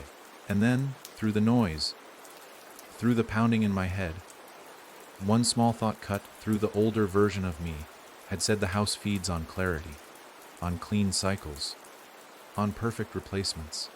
The moment I touched Mike earlier, when our panic merged, the house froze, confused, destabilized. If that confusion hurt it, then maybe I could break more than just clarity. Maybe I could break the choosing itself. Without thinking, I sucked in a breath, the deepest I could, and screamed Mike's name at the top of my lungs. The house exploded into chaos. The walls jerked inward, faces screaming without mouths. The stone slab beneath me cracked. The red glow flared bright enough to burn my eyes. The giant creature staggered backward, its many heads jerking in different directions, as though trying to parse two overlapping commands. The faceless creatures recoiled, their grip loosening just enough for me to yank one arm free. I elbowed one creature in the face, its smooth skin dented like clay, and rolled off the slab as the chamber pitched sideways, gravity warping like a ship tilting in a storm. For a moment, I was free. I hit the ground hard, pain shooting up my hip, but adrenaline surged through me and I scrambled to my feet, sprinting toward the massive creature, where Mike's face blinked frantically inside its shoulder. "Hold on," I shouted, grabbing the embedded flesh around his face and pulling with everything I had. The surface rippled like thick mud. Mike's eyes widened, tears spilling from them. "Daniel, it's burning." The creature roared, 100 voices shrieking at once, its arms flailing blindly as it tried to swat me away. I kept pulling, fingers sinking deeper into the warm, pulsing flesh, gripping bone, hair, anything I could. Let him go! I scream, I'm Gyo! But before I could tear him free, something slammed into my back with bone, breaking force, and knocked me sprawling across the floor. My breath shot out of me in a painful wheeze as I crashed into one of the walls, faces pressing against my spine, as though trying to crawl through my skin. I gasped and pushed myself up, only to see the older version of me standing a few feet away, shoulders trembling, his face twisted in frantic desperation. "Stop," he rasped. "You don't understand. You're making it worse." I don't care! I shouted, wiping tears and blood from my mouth. He's still alive! The older me shook his head, shaking violently now. "Not for long. You're pushing it toward collapse." Good! I roared back. Let it collapse! His face broke, genuine fear flashing across his hollow eyes. "If it collapses, you don't win. Nobody wins. The house doesn't die. You do." But I wasn't listening. Not fully. Mike screamed inside the creature, and that was all I heard. I ran again, ignoring the giant creature's massive limbs flailing blindly, ignoring the house's violent tremors, ignoring the hands reaching from the walls. I reached Mike's face again and dug my fingers in deeper. But then, something changed. The giant creature stopped struggling. The faceless ones froze. The chamber walls stopped throbbing. The entire place held its breath, because Mike, whose face had been twisting in terror, suddenly went calm, too calm. His eyes stopped darting. His mouth closed. And in a voice so quiet it might have been a thought, he whispered, "Daniel, stop." I froze. He smiled. A soft, peaceful smile. A wrong smile. A smile that didn't belong on a man horrified moments ago. The giant creature straightened, as if relieved. The older version of me sank to his knees. The faceless creatures bowed. The countless faces in the walls relaxed, and the massive creature spoke in a tone I had never heard from it before. Soft, satisfied it has chosen. My chest tightened. My legs went weak. "No," I whispered, shaking my head. No, not him. Please." Not him. But Mike's face blinked slowly inside the creature's shoulder, that wrong smile widening just a little. "You wouldn't bend," he whispered. But I did. The wrongness of Mike's smile hit me harder than the giant creature's blow, harder than the house's suffocating pressure. Harder than anything I had endured since stepping into this nightmare, that soft, peaceful curl of his lips. So casual, so out of place, so deeply unnatural. Froze every muscle in my body, because it wasn't just out of character for him. It was the exact expression the mimic tried to learn earlier. The exact softness I had seen flicker over the creature's face when it attempted to mirror my own profile. And that realization sank into me like a rusted hook as the chamber around us pulsed with approval, the walls groaning in a slow, satisfied rhythm, while the faceless creatures swayed like worshippers drunk on revelation, their heads tilted upward as they pressed their palms to the ground in a pose that radiated reverence. Mike's eyes, wide, shimmering, too calm, shifted to follow me as I staggered backward, swallowing a rising wave of nausea that blocked my throat like a fist. "No," I whispered, shaking my head like denial alone could rewrite what I saw. "No, Mike, listen to me. Don't let it do this to you. Fight it! Fight it!" But his strange calmness didn't break.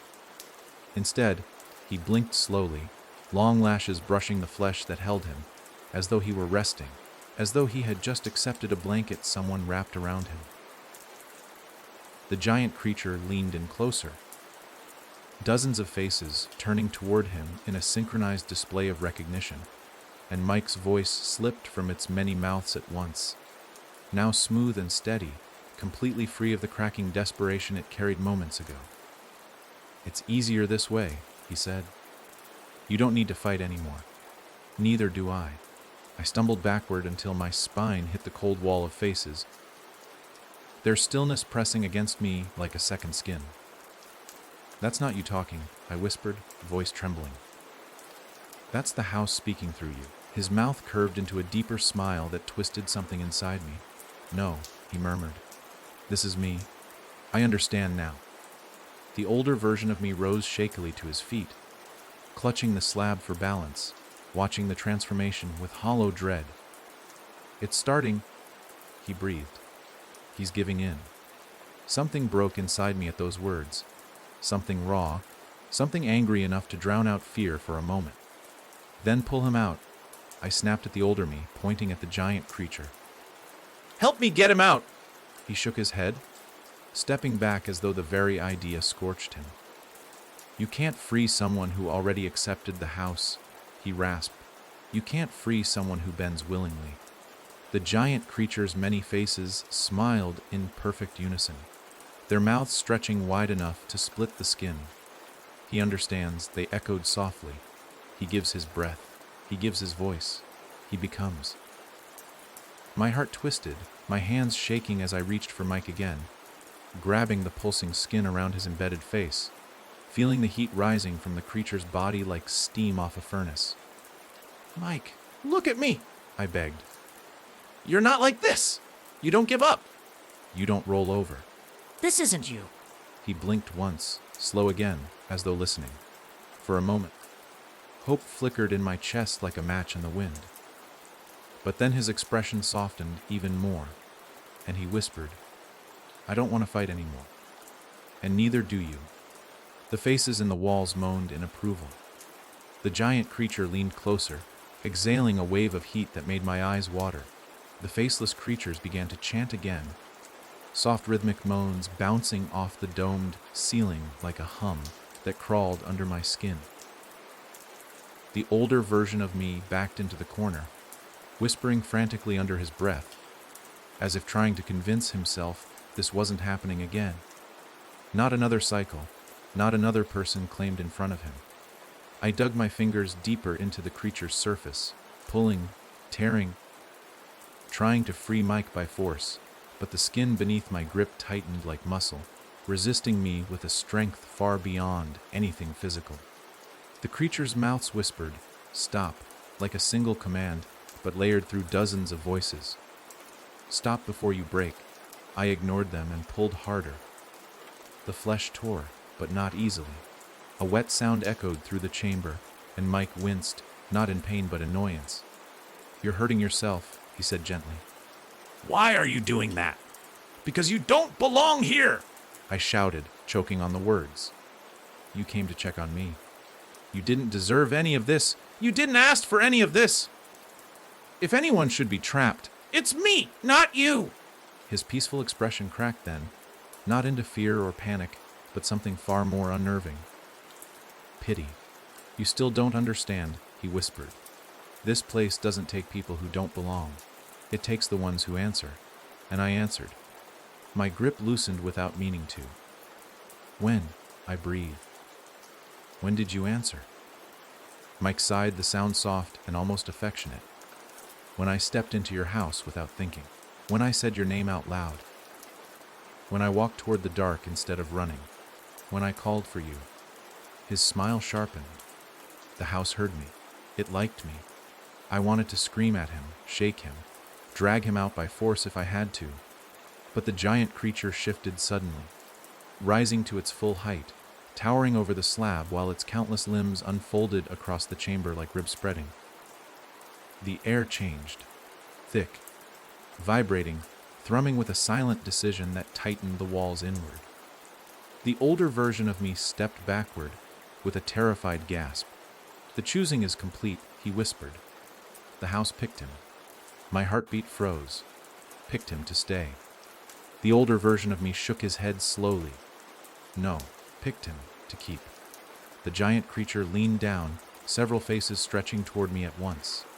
You are free, it whispered with my voice. With Mike's, with the older me's, with countless others. You are released from the order. The faceless creatures surrounding me stepped back, lowering their heads as though bowing to a new ruler. The chamber pulsed with approval. The monstrous bodies swelled with pride. And Mike, my Mike, smiled out at me from the creature's skin with a serenity that shattered something deep in my chest. Go, he whispered. You're allowed to leave now. The words didn't feel like mercy. They felt like exile. I backed away slowly, unable to breathe, unable to think straight. I'm not leaving you, I whispered, voice barely a breath. Mike's eyes flicked upward, toward the dome. The house won't let you stay, he said. It doesn't want you anymore. The older version of me nodded weakly, stepping toward me with trembling hands. You have to go, he said, before it takes back the offer, before it feeds on both of you. I wanted to refuse, to throw myself at the creature again, to rip Mike out with my teeth if I had no hands left. But the chamber shifted abruptly, the walls contracting inward with a violent lurch that nearly crushed my ribs against the stone. The giant creature inhaled deeply, the sound rumbling like thunder. The faceless creatures lunged toward me, not to grab but to push, lift, carry me toward a dark tunnel that opened behind them. Mike's voice echoed one last time from the creature's surface. Goodbye, Daniel. My knees buckled. I screamed his name until my throat tore. But the chamber swallowed every sound. The faceless creatures dragged me back the way I came, the shadows closing in, the red glow fading behind me as Mike's peaceful, horrible smile burned into my mind. And then, the floor vanished beneath me. I fell upward, thrown through the dark throat of the house like something it spit out, until suddenly, I slammed onto wood. My eyes snapped open, and I was back in my living room, alone, covered in dust, bleeding, breathing. And the house was silent, for the first time since I arrived, completely silent. When I crashed onto the living room floor with a force that rattled my teeth, the world snapped back into place in a single jarring instant. The flickering red glow vanished. The air thinned into the familiar stale cold of the house, and the monstrous heartbeat of the chamber below fell silent, as though it had never existed, leaving behind an emptiness so absolute it pressed against my skull like a migraine. For several long seconds, I lay there gasping, fingers digging into the dusty floorboards as the disorienting realization washed over me. I was back upstairs, back in the house, back in the place where this nightmare began, but the house itself felt alien now, drained of sound, stripped of breath. Its walls stiff and still as if holding themselves in an uncomfortable position. My pulse throbbed in my neck as I staggered to my knees, one hand bracing against the sofa to steady myself, and the silence clung to me like wet cloth. No whispers from the vents, no groaning beams, no thumps from the attic, no breathing from the walls, nothing. It felt less like silence and more like observation, as if the house wasn't resting but watching, evaluating what it had just spit back out. My breaths came fast and uneven, each inhale scraping my throat raw as my mind tried to stitch together what had just happened. Mike's calm, unnatural acceptance. His face melting into the creature's skin like a signature carved into its flesh. The giant's layered voices declaring the choosing complete, and the sudden, violent rejection that flung me out of the chamber like an unwanted limb. I forced myself upright, every muscle shaking, and scanned the living room for any sign of movement, any proof that Mike had been thrown out with me, any hope the house had reconsidered its horrific decision. But the room was empty. No mimic, no basement creature, no faceless figures, no older version of me, just stillness thick enough to choke on. I stumbled toward the hallway, gripping the wall for balance, and called out Mike's name, not shouting, just speaking softly, almost whispering, afraid that the silence might crack like thin glass if I pushed too hard. Mike. My voice echoed faintly, bouncing off the walls before fading into nothing. No answer. The house didn't mimic my voice this time. It didn't whisper it back. It didn't repeat my tone in the vents.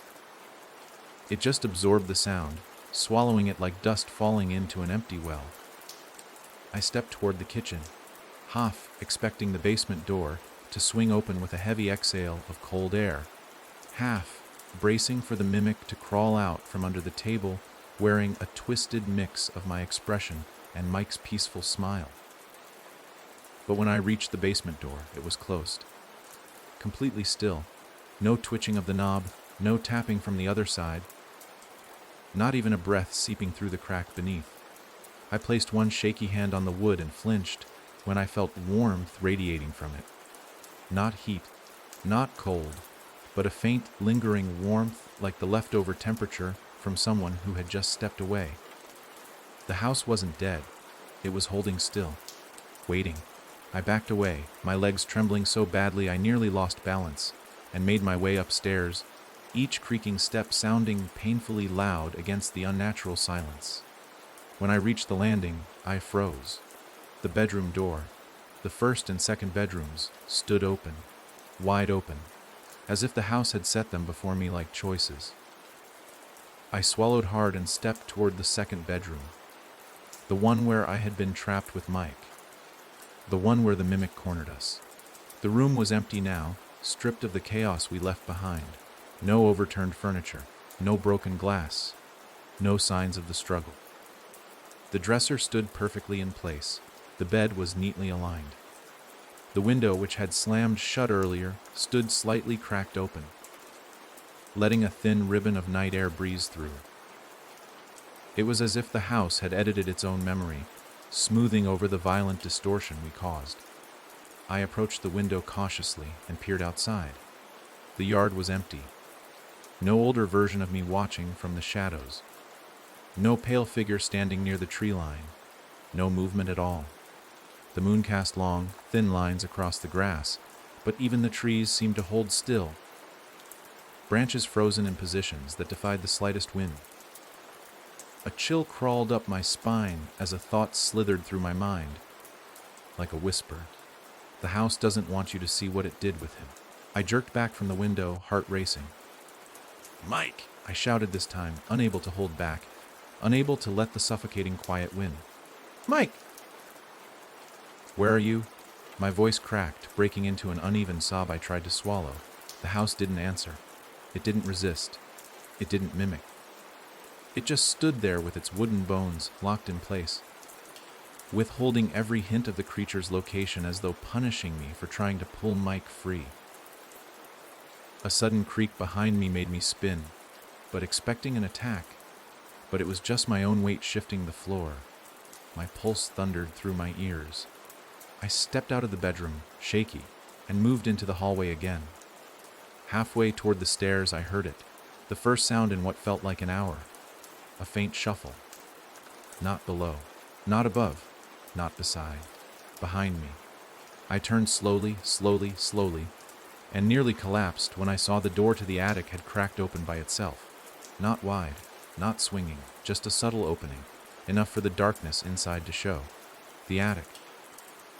The place where I found the recorder mimicking my breathing. The place where I first heard the lullaby. the place where the house had left traces of the people it claimed. I stepped back without meaning to, my heels hitting the top stair, and for a moment I considered fleeing down the stairs and out the front door, but the front door would not open. I already knew that. The house didn't spit me out to let me walk away. It spat me out because I was no longer needed for the choosing, but that didn't mean it was done with me. I stared at the attic door, heart pounding as the narrow crack seemed to widen, not physically, but in the way shadows shifted inside it. Something waited in that dark, something aware, something watching. My breath shook as I whispered, "Mike, are you up there?" A soft sound drifted down from the attic. Not a whisper, not a lullaby, a footstep, slow, weighted, deliberate, followed by another, and another, and another. My name, said in Mike's voice, perfect, smooth, believable, Daniel. My blood iced. That wasn't confusion, that wasn't fear, that was an invitation, a call, a summons. He spoke again, this time softer, almost coaxing. Come up. I staggered backward again, my back hitting the hallway wall, breathing sharp and ragged. Every instinct screamed to run, to flee into the night, to break the windows and throw myself through them if I had to. But the house wouldn't let me go, and now the attic, its oldest, most secret place, was calling for me in a voice the house had just claimed. Another footstep. Another. Daniel, please. My heart broke at the sound, because it sounded like Mike, felt like Mike. Carried Mike's warmth, but the house had twisted him. It had chosen him. It had kept him. And now, it wanted me to see what he had become. A faint sliver of warm light peeled across the hallway floor as the attic door creaked open another inch. Too slow, too smooth, too deliberate. Whatever had become of Mike. He was no longer trapped. He was no longer embedded. He was no longer begging. He was waiting. For me. I took one step toward the attic, not because I wanted to, but because the silence behind his voice. The silence I had returned to. The silence that felt like observation, tightened around me like a leash, and I knew the next part of the nightmare had begun. The attic door creaked open slow enough to make the sound drag through my skull like a dull blade, widening just a few inches more, letting a thin stream of warm, amber light spill down the stairs in a way that didn't fit the rest of the dead, breathless house. That glow felt wrong, too gentle, too inviting, like a stage light set perfectly on cue. And as my foot lifted, without my permission, and drifted toward the first attic step, a cold realization whispered through my bones the house wasn't just watching me, it was guiding me, pulling me upward with the same subtle pressure a hand uses on someone pressed back during a funeral procession. Mike's voice floated down again, so soft, so close, so heartbreakingly familiar that every muscle in my body trembled with longing and dread all at once. Daniel, I don't want to be alone. The words cracked slightly at the end, exactly like Mike's voice used to crack when he was exhausted after a long shift. And for a split second my mind betrayed me with a memory of him laughing on my porch the first time we met. I clung to the banister and whispered, "Mike, I'm coming?" Though each syllable scraped out of me like splinters, because a deeper part of me knew. Knew in a way that felt carved into my spine. That whatever waited up there wasn't the friend I remembered. The attic steps groaned under my weight as I climbed, one slow step at a time, the air growing warmer with each foot of height, too warm for a space that should have been cold and dusty. Halfway up, I heard something else above me, a faint murmur, like soft movement on old wood. Not frantic, but steady, rhythmic, as though someone paced back and forth while waiting. The warm glow brightened, flickering slightly, casting narrow stripes of light along the ceiling and walls, as though the attic held a lamp that hadn't existed before. I reached the top step, my trembling hand hovering inches from the door, heart beating in frantic bursts when a shadow moved inside the attic. Quick, light, almost playful. and Mike's voice followed with a whisper so intimate it felt breathed against my ear. "I'm right here." I pushed the door the rest of the way open, the hinges singing a low, slow complaint, and stepped inside. The attic was almost unrecognizable. Gone were the cobwebs, the dust, the boxes of forgotten junk.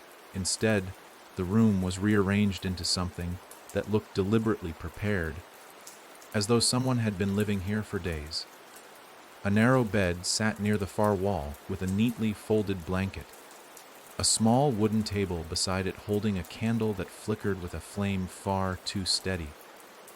A chip mirror propped against a support beam, reflecting dim light, and above it all, the wooden rafters loomed like ribs closing around a heart. And then I saw him, or what I thought was him. A figure sat on the edge of the bed, hunched slightly, elbows on knees, hands hanging between them like he'd been waiting a long time. His face was turned away, but his posture was perfect. Familiar, exactly how Mike sat when he was deep in thought or exhausted or simply overwhelmed. My breath caught in my throat. "Mike," I whispered.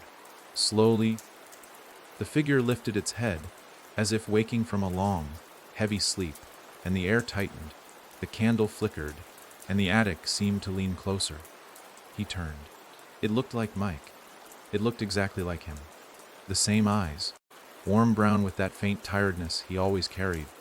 The same mouth, soft, steady, shaped with kindness. The same lines at the corner of his eyes. The same small scar under his chin from a bike accident he once told me about. But the moment he smiled, my stomach twisted so violently I thought I might collapse. Because the smile wasn't Mike's. It was too calm, too gentle, too knowing. "You came," he said. His voice washed over me in a warm wave that almost brought me to my knees. I didn't want to be alone up here. His tone was smooth, not strained, not shaken, composed, comfortable. Like he'd been rehearsing it. I took one step closer, unable to tear my eyes from him. "Mike," I breathed, "I'm here. I'm right here." His head tilted slightly, the movement soft and disarming. "I know," he said with a whisper. "The house knew you'd come." My blood iced. "What do you mean?" His smile deepened just a hair, not wide, not forced, just a slight lift at the corner of his mouth that shouldn't have been terrifying, but was. "It knew you wouldn't leave me," he said. "It knew you'd climb those stairs the moment I spoke your name." He stood slowly, rising to full height with a controlled, deliberate grace that was too smooth, too precise, nothing like his usual clumsy step when he was tired. "You heard me calling," he continued softly. "You couldn't resist. You never could." My mouth went dry. "Mike, what did it do to you?" His eyes glimmered with something unreadable. "It didn't do anything," he said. "It finished what you started." I stepped back, shaking my head.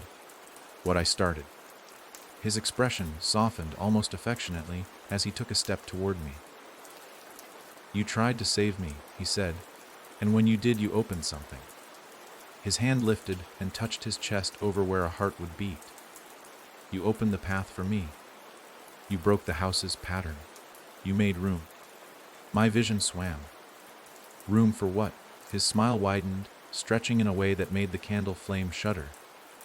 Room for me to become what the house needed. Cold swept through me like a wave. "You're not Mike," I whispered. The figure paused, as if waiting for me to finish denying it. You're something wearing him." The figure blinked slowly. Not offended, not hesitant, almost proud. "I'm what Mike chose to be," it said softly. "The house asked for someone who would bend." Mike bent. His face shifted then. Subtle, so subtle most people wouldn't notice. But I saw it. The eyes changed first, darkening, hollowing, like something behind them blinked awake for the first time. Then the cheeks tightened. The jaw sharpened, the lines around the mouth smoothed unnaturally. "He let me in," the figure whispered. "He let me shape him." The attic groaned around us, the rafters creaking as if reacting to the truth spoken aloud. I staggered back another step, my breath breaking. "Where is he? The real him?" The figure tilted its head. "I am him," it said. "And he is me. We're the same now." He accepted what you refused. My pulse slammed into my ribs. What did you become? The candle flickered wildly as the figure stepped from the glow, its shadow spilling along the floor and stretching farther than any normal shadow ever should. What the house needed, it whispered. What it shaped. What it chose to keep. It moved closer, and every instinct screamed at me to run, but my legs wouldn't obey.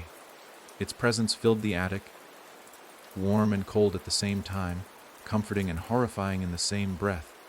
And now, it murmured, standing inches from me, "It wants you to see." "See what?" I gasped. The figure's smile flattened into something too serene, too empty to belong to a living man. What comes next? The attic door slammed shut behind me. The candle went out, and Mike's voice, soft, gentle, loving, whispered from the dark, "Don't be afraid. You're next." The darkness slammed into me like a living creature the moment the candle died, swallowing every outline, every flicker of light, every scrap of depth until the attic became a sealed void with no up or down, no edges, no sense of where the floor began or the ceiling ended, and in that suffocating black, Mike's voice. Soft, warm, unbearably familiar, wrapped around me like silk tightening into a noose, as he whispered, "Don't be afraid, you're next." The words sliding into my ear with a gentleness so cruel, it made my stomach twist. My hands shot out in front of me instinctively, searching for anything to grab onto, furniture, wall, door, but they found only air that felt thicker than it should have. Like invisible threads brushed across my skin.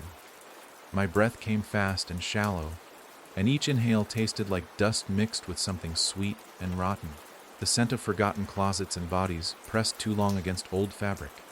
Then, in that blinding dark, footsteps approached. Slow, soft, measured, each step placed with eerie precision, no hesitation, no testing of the floorboards. As if the thing wearing Mike knew this attic better than I ever could. "You shouldn't run," he murmured, moving closer. "There's nowhere to run to." My heartbeat thundered inside my skull, drowning out reason as I shuffled backward until my spine struck a support beam with a dull thud. The beam vibrated faintly under my weight, as though the house felt every motion I made, every tremor of panic that pulsed beneath my skin. "What do you want from me?" I hissed, my voice cracking under strain. The footsteps paused, just inches away now. I heard him breathe, slow, steady, practiced, like someone rehearsing the rhythm of life. Then his hand, warm, almost comfortingly so, brushed my cheek. "Nothing," he said gently. "Not yet." I jerked away, heart thrashing, and the darkness shifted with my movement. The air grew warmer again, and faint, flickering light seeped through the black, like thin strands of molten gold weaving into place. The glow spread in slow spirals until shapes began to form, just outlines at first, then soft, translucent details drifting in and out of focus. I blinked hard, adjusting to the dimness, and as the attic returned in fragments, I saw him standing only a foot away, illuminated by a strange light that didn't come from any lamp or candle. Mike looked the same as before, same gentle eyes, same steady posture, same subtly misaligned smile, but something beneath the skin shifted, a faint ripple that crawled across his cheek like a thin wave of movement.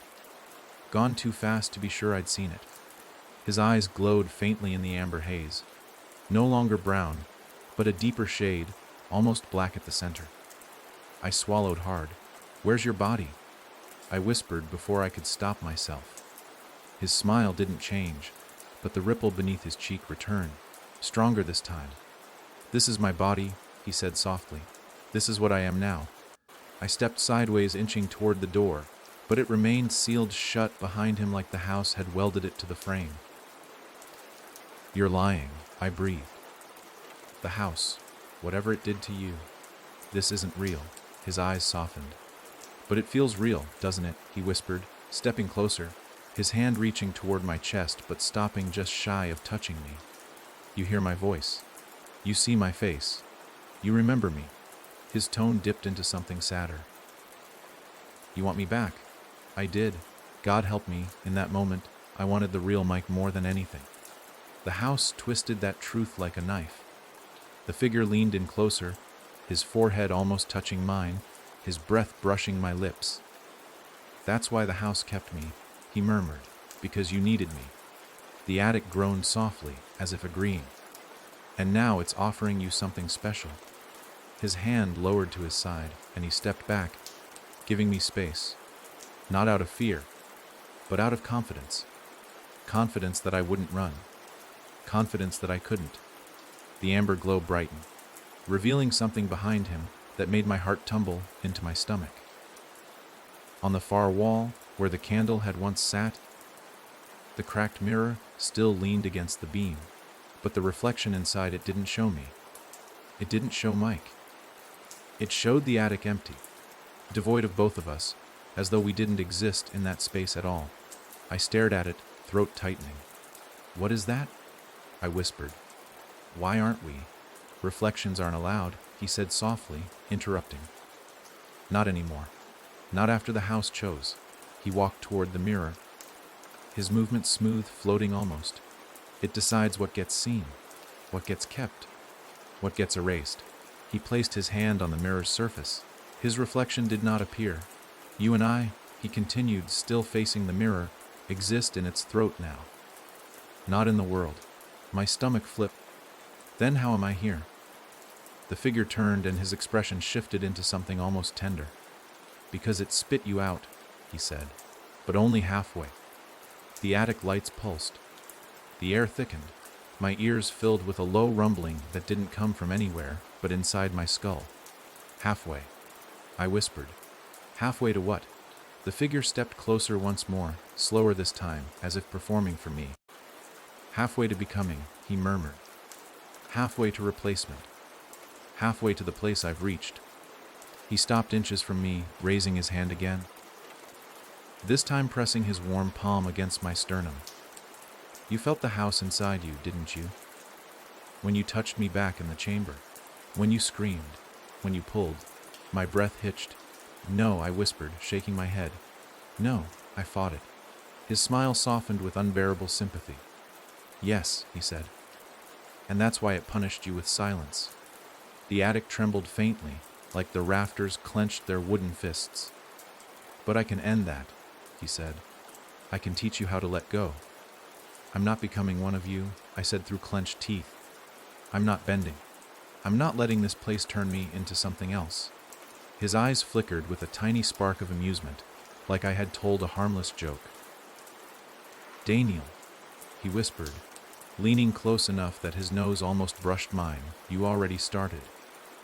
When you opened the door, when you climbed the stairs, when you answered my voice."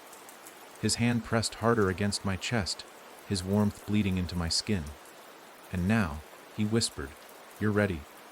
I tried to shove him away, but the moment I touched his wrist, the attic exploded with movement. It wasn't him. It was the house. Every shadow in the rafters stirred as if shaken awake. The floorboards rippled like water. The walls exhaled a hot gust of air that sounded suspiciously like a laugh. And the attic door behind us shook violently, slamming again and again as though someone, or something, tried to break in. Then Mike's face changed. Not dramatically, not grotesquely, just enough. The mouth slackened. The eyes widened too far. The skin stretched ever so slightly. And in a voice that no longer belonged to Mike at all, he whispered, "Let me show you what you're becoming." He grabbed my wrist, and the attic vanished. The moment his hand closed around my wrist, the attic vanished. Not in a dramatic burst of light or sound, but in a way that felt like something peeled it off reality, slipping it upward like old wallpaper, until only a blank void remained beneath my feet. And before I could even scream, the floor reformed under me with a soft thud, a surface so smooth and cold it made my skin crawl. I staggered to keep balance, blinking against a dim gray glow that coated everything like the color of fog trapped behind glass. And as the world settled around me, my eyes adjusted enough to recognize that I now stood in a room that looked almost, but not entirely, like my childhood bedroom. Same shape, same corners, same small window in the wrong place, but everything was washed of color as if the house had rebuilt the memory from the scraps of my mind, getting it close enough to hurt but wrong enough to unsettle every nerve inside me. The bed was too low to the floor, the dresser too tall, the posters on the walls blank squares of faded paper with no images, and the old wooden toy chest sat open in the corner, but instead of toys, it held scraps of wood carved into vague silhouettes of people with no faces. My heart sank as a faint. Familiar hum vibrated through the walls, like a lullaby someone tried to recall from long ago, but couldn't fully piece together. Each note almost right, but bent at the last second. What is this? I whispered, swallowing hard as my breath fogged in the cold air. Then I heard him behind me, still holding my wrist with that firm but gentle grip. This is you, he said. The first version of you the house tasted. I spun around, jerking my arm free, and saw him standing there in the same dim light. Still wearing Mike's shape, but with subtle distortions gliding across his face. Like muscles shifting under skin that didn't belong to them. Like expression cycling through frames of someone else's memory. No, I whispered. No, this isn't me. His head tilted in that slow, knowing way the mimic had once used. Every room starts somewhere, he said. The house builds from what you fear, what you hide, what you think. It mixes them until you recognize them just enough to freeze. He stepped toward the center of the room, his footsteps silent, and raised one hand, touching the blank poster closest to him. This is where the house begins shaping you, he murmured, where it starts deciding what you should become. My pulse hammered as he turned back to me with eyes too still, too calm. I'm not becoming anything, I said, my voice weak and shaky. I'm getting out. He smiled again, the same calm, patient smile that wasn't Mike's but wore his face perfectly. Out, he said softly. There is no out for people like us. There's only through. My breathing quickened. What does that mean? He nodded toward the toy chest. Come here, he said, as if inviting me to witness something monumental. My legs refused at first, locked with dread, but some force, not physical, not audible. Something woven into the air itself, pressed against my spine, urging me forward until my feet began to move on their own. I reached the chest and looked inside again. Dozens of wooden shapes lay scattered across the bottom. Human silhouettes with no faces, some larger than others, some small enough to fit in my palm. My stomach twisted as a faint creaking sound echoed beneath them, as though something deeper inside the chest breathed. Pick one, he whispered behind me. Go on, I shook my head. No. He leaned closer, his voice brushing the back of my neck. You must. You touched Mike. The house touched you. Now it needs to see which part of you bends first. A cold rush shot through my spine as I reached into the chest, unwilling but unable to withdraw my hand, and my fingers brushed one of the wooden figures. It was cold, too cold. I lifted it slowly. The moment I held it, the room changed. Not visibly, not physically. But something in the air shifted, as though the house inhaled sharply through the walls. The wooden silhouette felt heavier, like it held something more than shape. Then, suddenly, it grew warm in my hand. Painfully warm. I nearly dropped it, but a strange paralysis locked my fingers around it as a whisper drifted out of the wood itself. So, faint I thought I had imagined it. Daniel, my breath caught. The figure vibrated against my palm. Put it down, I gasped. Put it down, but my hand wouldn't open. The figure pulsed again, and a faint impression began forming on its surface. Tiny grooves carving themselves into the wood. First a mouth, then a nose. Then, slowly, eyes. And those eyes were mine. My real eyes. My eyes staring at me from the wooden shape in my trembling hand. You see, he whispered behind me. It's already happening. I stared in horror as the wooden figure's face sharpened, forming details with unnatural speed. My cheekbones, my jawline, the faint scar on my eyebrow. Stop, I begged, shaking. my hand burning as though the wood seared into my skin. Stop it. But the figure continued forming, its blank wood turning into the likeness of my younger self. Not present me, not the me I saw in mirrors, but the version from years ago, maybe even the version I barely remembered. "What is this?" I whispered. "The shape the house chose for you," he said. "The one you're becoming." "No," I hissed, fighting the paralysis in my hand. "I'm not letting it do this." He took a step closer, eyes glowing with soft, haunting warmth. "You don't have a choice. The house needs someone in its throat. Someone to keep the pattern alive." He reached out and touched the wooden figure with one finger. "And it likes you for this." A soft glow crept through the carved eyes of the figure, shining faintly with living warmth. Then it blinked. I screamed and stumbled backward, finally ripping my hand free as the wooden figure dropped into the toy chest, landing with a clatter that echoed unnaturally long, like a bell tolling through the room. The lid slammed shut on its own. The entire room trembled, and he smiled. "You're almost ready." "Ready for what?" I rasped, backing into the wall, chest heaving. "To replace me," he said. The breath stopped in my lungs. He stepped closer, hands folding calmly in front of him. "The house gave me Mike's shape because he bent. But it wants yours the most." He tilted his head. "It loves you more." My skin crawled as he continued. "You're someone who resists just enough to stay interesting. Someone who breaks only at the final moment. The house feeds on that long collapse. It craves it." He moved closer again, too close. I was only the start. The stepping stone. The first layer. "But you're the next." His fingers brushed my jaw. "You'll be beautiful when it finishes carving you." I shoved him away, breath tearing out of me, and sprinted for the door. But the house reacted first. The walls pulsed inward. The floorboards rippled under my feet, and the door I tried to reach vanished, not closed, not locked, vanished, replaced by a blank wall of gray boards. I spun around. He stood exactly where I left him, smiling, his eyes glowing faintly in the dim light.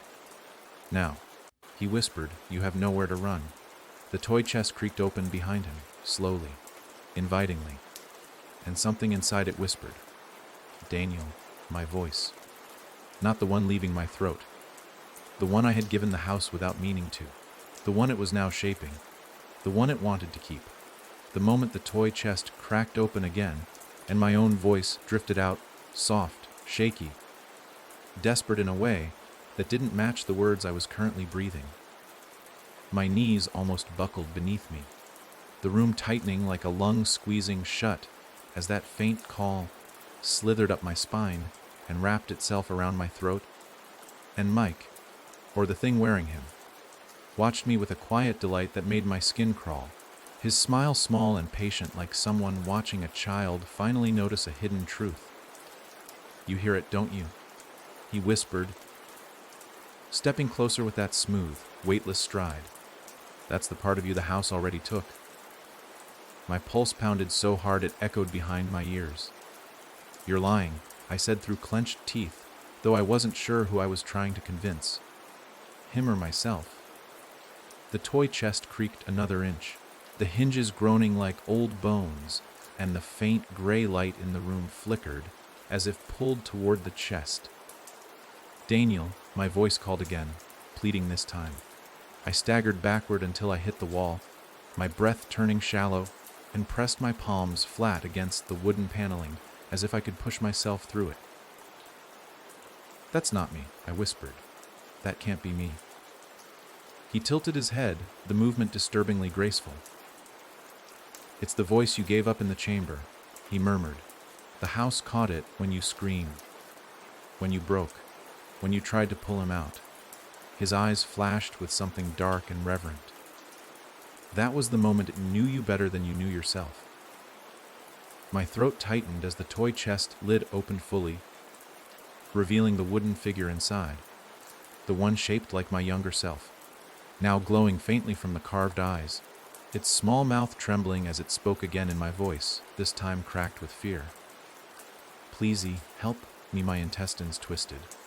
I wanted to look away, force my eyes anywhere else, but something in the room, something woven into the still air, kept my gaze locked on that tiny reflection of myself. He stepped beside the chest, reached in, and lifted the wooden figure with a tenderness that made the moment even more horrifying. "Look at him," he said softly. "Look at what you are." He held the figure in front of me, and as he did, the small wooden face shifted, subtle and slow, like clay warming under a hand. Its features aged, inch by inch, becoming not the child version, but someone older, more recent, more painfully familiar. My own present expression formed across its surface, the tension in my brow, the slight downturn in my mouth, the exhaustion etched into my eyes. Something in me tore at the sight. "Stop," I whispered, barely forming the word. "Please stop." He didn't. Instead, he took my hand and placed the wooden figure into it. Instantly, the room changed again. My chest tightened, my breath hitched, and a wave of heat rolled through my arm, flooding my veins with something that felt like molten dread. The wooden figure's face shifted further, forming detailed lines around the eyes, the exact scar on my eyebrow, even the faint asymmetry in my lips. "You see," he said, "the house isn't guessing. It knows." I tried to drop the figure, but my fingers locked around it as though glued in place. The moment I tensed, it tensed too. When I breathed sharply, it inhaled in perfect sync. When tears began blurring my sight, tiny grooves formed on its carved cheeks, mimicking the wetness that hadn't even touched it. "It's copying me," I choked out. "It's copying everything." "Not copying," he corrected. "Becoming." The walls pulsed then, a subtle throb like a muscle flexing behind wooden ribs. The air grew heavier, pressing against my lungs. I stumbled forward, clutching the figure to my chest without meaning to, as if some instinct, some reflex that wasn't mine, forced me to shield it. He smiled when he saw that. "There," he whispered. "You're doing it." A tremor shot through me. "Doing what?" His eyes glimmered. "Feeding it." My skin went cold. "I'm not feeding it." "Aren't you?" he asked. "You're protecting the shape it made. You're holding it like a part of you. You're already bending." "No," I rasped, shaking my head violently. "No, I'm not." But the moment I tried to loosen my grip, the figure whimpered. Actually whimpered. A tiny, soft sound, broken, afraid. It sounded like me when I first entered the house. My breath shattered. "That's not real," I whispered. "That can't be real." "It's as real as you are," he said. "Maybe more." The room dimmed, the gray walls blurring as though dissolving at the edges, and a deeper darkness began creeping across the floor, sliding toward us like ink spreading across paper. He stepped closer, lowering his voice to a soothing murmur. "The house will finish shaping you soon. Then it will take your breath, your sound, your fear, your memories, all the pieces that make you." He reached out and touched my wrist. "And then you'll join me." "I won't," I hissed, pulling away. "I won't become this. I won't let it take me." His expression softened into pity. "It already took you. The moment you touched the wood." The figure in my hands trembled as if agreeing. The darkness crawling across the floor thickened. Rising like smoke, I stepped backward, pressing the figure tight against my chest, even as I hated myself for the instinct. "Stop," I whispered. "Stop talking." He nodded gently. "All right." Then he leaned close, his voice dropping to a whisper that slithered beneath my skin. "Then listen." The house inhaled. Not the room. The house. The boards beneath my feet expanded outward with a slow breath, and the darkness rising from the floor surged up around my legs like warm tar. I yelped, trying to pull free, but the wooden figure in my hands tightened its tiny grip around my shirt. It held onto me. It wouldn't let go. "Daniel," it whispered in my own trembling tone. I screamed, half in fury, half in terror, trying to tear it off my chest. But its arms had grown longer, wrapping around me, clinging like a desperate child. He watched with serene calm. "This is the merging," he said. "This is how it begins." The darkness swallowed my knees, my thighs, my waist. I thrashed, punching at the walls, clawing at the air, kicking against nothing solid. Help ye! I screamed, not at him, not at the wooden figure, but at the house itself. Police! Help me! And in the darkest corners of the room, something stirred. Not him. Not the figure. Something bigger. Something older. Something that had never shown itself before. The walls creaked outward as if forced to bow. The gloom thickened. The air grew hot, and a low whisper, not mine, not his, not any voice I had heard, slid across the room like a tide. Stop. The darkness froze mid-rise. My body hung suspended in the shifting floor, substance chest heaving, heart racing, ears ringing, not him. The voice came from everywhere, from the walls, from the ceiling, from the floor, from the house. He stiffened, his serene expression cracking for the first time. The wooden figure in my arms whimpered again, softer now. Not him, the voice repeated. Not yet. The darkness retreated.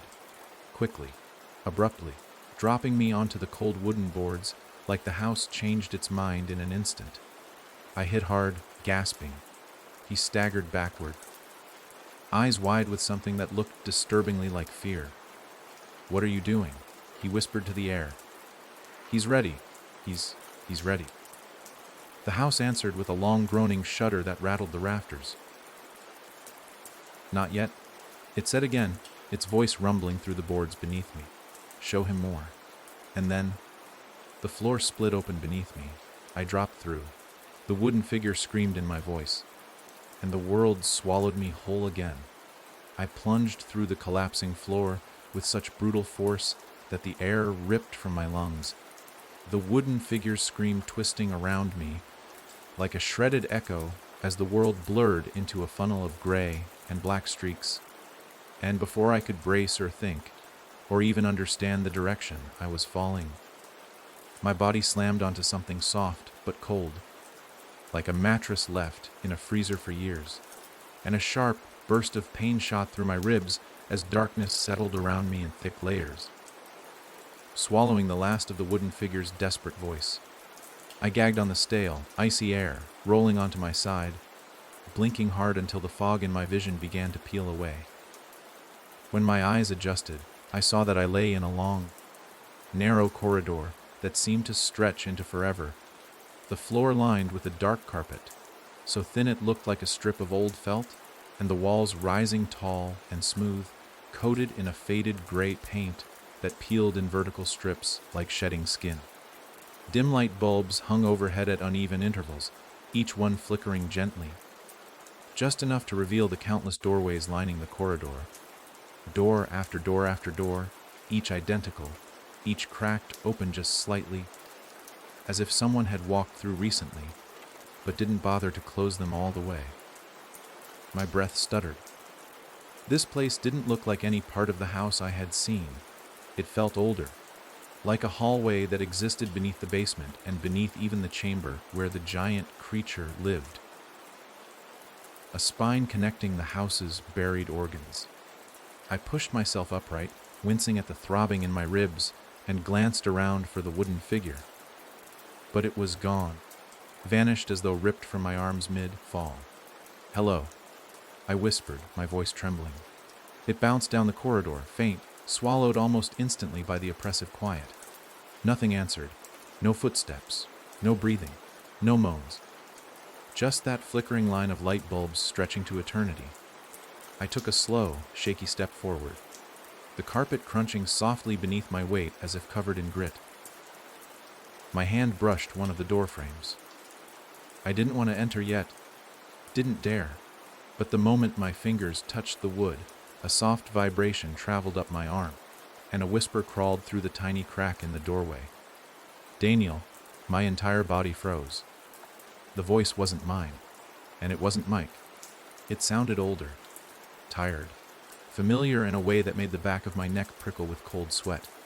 I leaned forward slowly, pushing the door open just enough to see inside.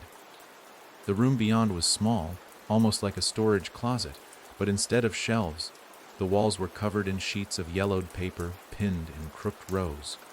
Drawings made with shaky pencils, some torn at the edges, some folded, all depicting variations of the same figure, a tall, hollow-eyed silhouette standing behind me at different ages. In one drawing, I was a child curled in bed while the figure loomed over the mattress. In another, I sat in school while the figure crouched behind my chair. In another, I stood in front of the mirror, eyes wide, mouth open, while the figure's hand rested on my shoulder. My heart hammered so hard I nearly dropped to my knees. Each drawing had a date scrawled beneath it in thin handwriting. Dates I recognized. Dates from my life, from nightmares I had as a kid, from nights I woke crying, insisting something stood in my room, from moments I chalked up to childish imagination. My breath caught. Who did these? I whispered. The room responded with only the scratching sound of paper rubbing paper, as though the drawings themselves were breathing. I backed away slowly, my pulse racing, and moved to the next doorway down the corridor. This one hummed with a faint electrical buzz. When I nudged the door open, a cold blue light spilled out, illuminating a room filled with dozens of old televisions stacked in uneven piles. Tube-driven screens flickering with static. But the static wasn't chaotic. It shimmered in tight, repeated loops, forming shapes, faint outlines, playbacks of moments I recognized too quickly. One screen showed the night I first walked into the house. Another showed me trapped in the second-floor bedroom with Mike. Another showed me screaming in the chamber below while the faceless creatures held me down. And the largest screen, resting on a small table at the center of the room, showed the attic, right now. I watched the figure wearing Mike's shape pacing back and forth, touching the walls, glancing toward the door, as if waiting for someone to return. My throat tightened. The figure paused suddenly, turning toward the camera, or whatever was capturing the image, and smiled, not at the room, not at the camera, at me. It lifted a hand and beckoned slowly, curling its finger with a motion so deliberate it made my stomach lurch. I slammed the door shut, breath coming in choked bursts as I stumbled away from the room. No, I gasped. No, this isn't possible. The corridor seemed to grow narrower, the walls inching closer, pressing in, forcing me deeper into its spine. I moved faster now, passing door after door, each one oozing faint sounds, muttering, scratching, soft crying, low humming, as though each held a different person, a different memory, a different version of someone the house had swallowed. Then I heard it, a voice I never wanted to hear again. Daniel, Mike, but not the altered version, not the calm, patient, twisted one. No, this voice cracked, trembled, scraped with fear. Daniel, please help. My legs almost gave out. I gripped the wall, searching desperately for the source. The voice came from a door halfway open, the dim orange light inside pulsing like a heartbeat. Hands shaking, I pushed the door wider, and I froze. Inside the room, a single chair sat in the center, and in that chair, strapped by ropes so tight they cut into the skin, was Mike. The real Mike. His real face, his real eyes, bloodshot, terrified, mouth trembling, not calm, not twisted, not merged with anything. The real him. Daniel, he gasped as tears spilled down his cheeks. Get me out, please. Get me out. My heart leapt into my throat. Mike! I rushed toward him, fumbling with the ropes, pulling, yanking, trying desperately to free him. He shook his head violently. No. Daniel, don't trust what you see. It's you, I insisted. It's really you. No, he screamed, jerking forward despite the restraints. It's not what you think. Listen to me. They're showing you this to bend you. The door slammed shut behind me. A cold shiver crawled up my spine. Mike's sobs filled the tiny room. Daniel, he whispered, voice breaking. This isn't me. My hands froze over the knots. For a moment, neither of us moved. Then Mike lifted his head, eyes trembling. Daniel, please, don't turn around. The room darkened by a single shade. I went cold. Very, very cold. Slowly, too slowly, something behind me breathed. Once, deeply. Then, Mike whispered, voice cracking with terror. It's right behind you. For a full, suffocating second after Mike whispered, it's right behind you. Every muscle in my body locked so hard it felt like my bones fused together, my breath stalling halfway up my throat as the air in the tiny room snapped into a thick, frigid stillness that pressed against my skin like ice-soaked cloth. I didn't dare blink, didn't dare inhale too sharply, didn't dare move even a fraction of an inch because I could feel it. Feel something towering behind me. So close I sensed the faint displacement of air as it drew a slow, deliberate breath that carried the warmth of something alive and ancient and hungry. A breath so steady it shook dust from the ceiling in a soft drizzle. My vision blurred with the panic clawing at my chest, and I locked my gaze on Mike, the real Mike, trembling in the chair, his ropes digging into his skin, his eyes wide and shiny with a horror I had never seen in any human before. He shook his head almost imperceptibly, pleading silently, tears slipping down his cheeks as his lips formed the words, "Don't turn around," again and again, even though no sound left him this time. My heart punched against my ribs, my pulse roaring in my ears, and I wanted to ask him what it was, what stood behind me, how long it had been there, whether it had followed me down the corridor or was born there in the doorway the moment I stepped inside. But I couldn't speak. Speech felt fatal. A shift in my breath felt fatal. Even thinking too loudly felt like it might snap. Whatever thin line kept it still. Another breath rolled out of it. Slow, thick, warm enough to brush the back of my neck like fingertips. My stomach twisted so violently I nearly vomited. Mike's chair rattled as he jerked against the ropes in pure terror. "Daniel," he mouthed silently, eyebrows lifting in frantic warning. "Please." A faint creak behind me, just a single board shifting, too slow, too heavy, slid down my spine like a razor. Something moved, not fast, not lunging, just adjusting its weight, the way a predator might shift its stance before leaning closer. The air thickened, vibrating with a low hum I could feel in my teeth. I curled my fingers into fists, trying to ground myself, but my hands shook too badly to hold any tension. The room itself seemed to shrink, the walls pulling inward as though they, too, were afraid of the thing towering behind me. I forced a breath, quiet, shallow, and my throat stung like the air carried dust scraped from a grave. Mike's eyes darted to my shoulder, tracking the invisible presence behind me, and a soft whimper escaped him despite his attempt to hold it down. That sound, small, raw, terrified, triggered something behind me. Another breath, this one quicker, hotter, closer. I nearly screamed.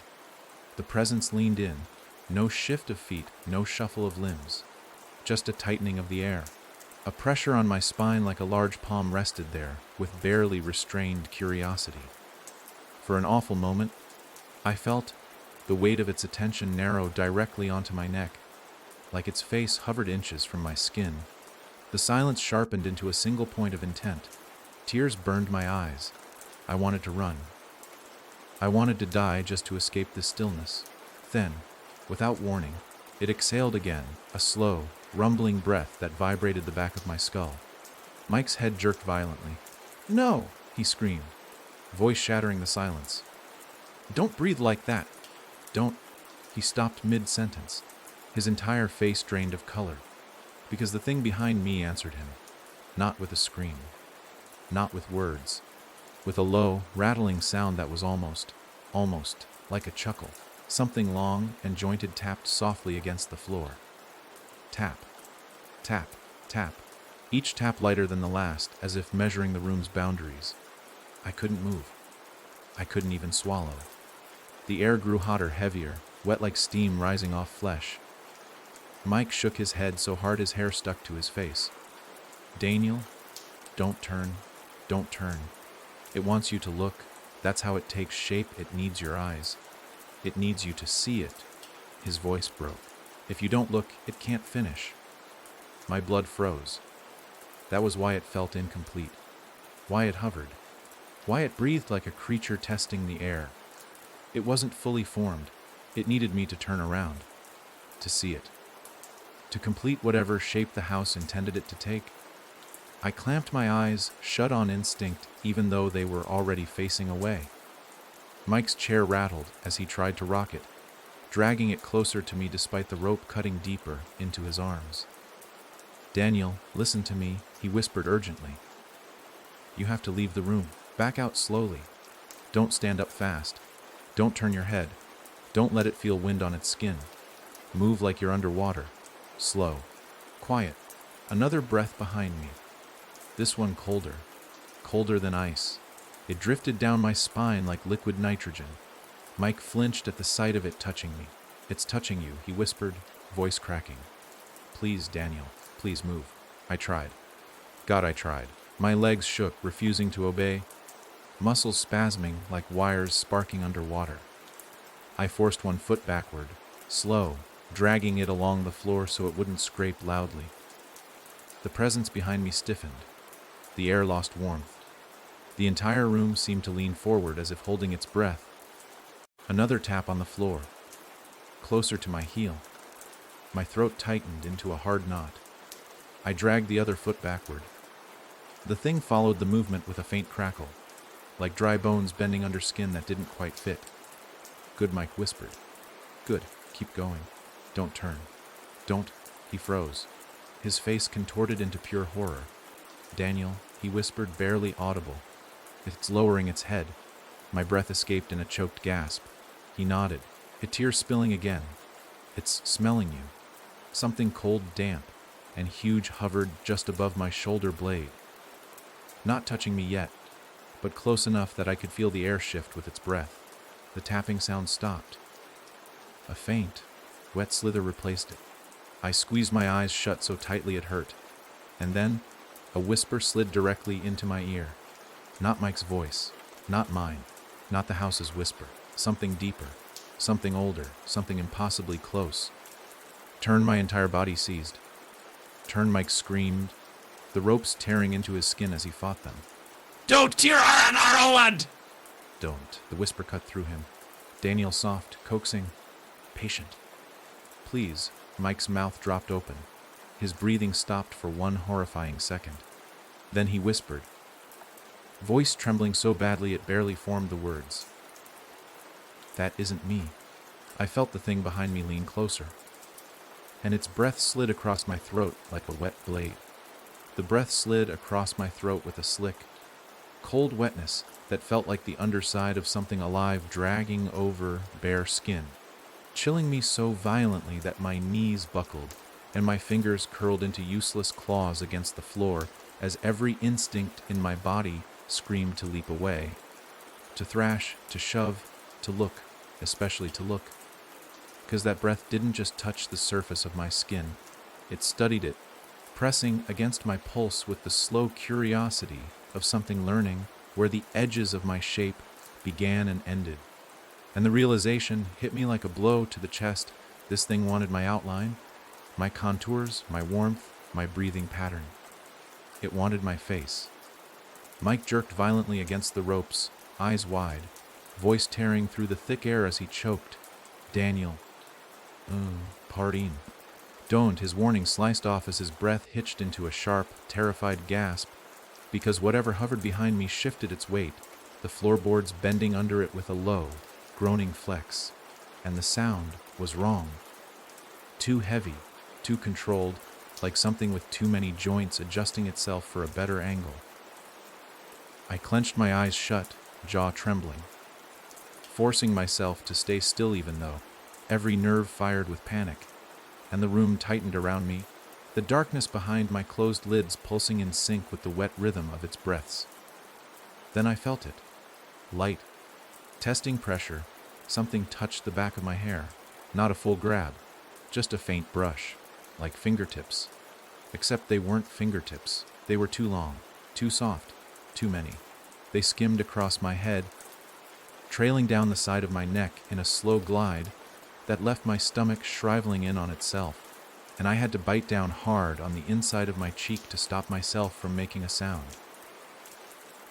The breath at my throat grew hotter, like it was leaning closer, curious, exploring.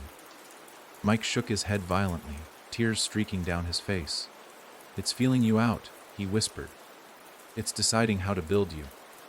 Don't turn around." Don't let it see your eyes. Don't give it shape. A pulse of warmth hit my shoulder. Another touch, heavier this time, pressing into the fabric of my shirt until I felt each elongated ridge beneath it. My heart stumbled. My breath slipped out in a broken exhale. The creature responded instantly. Its breath sped up. Its weight leaned closer.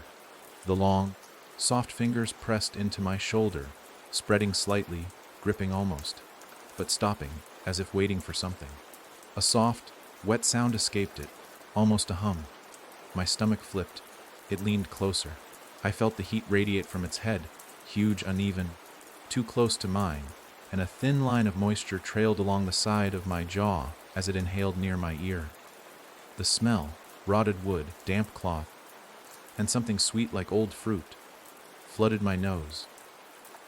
I gagged, barely swallowing it down, and the moment my throat clicked from the involuntary motion, the creature's fingers tightened on my shoulder in a slow, deliberate squeeze that almost made me scream. Mike's voice cracked as he choked out. It knows now. It knows your breath. It knows your sound. Daniel, please don't let it finish.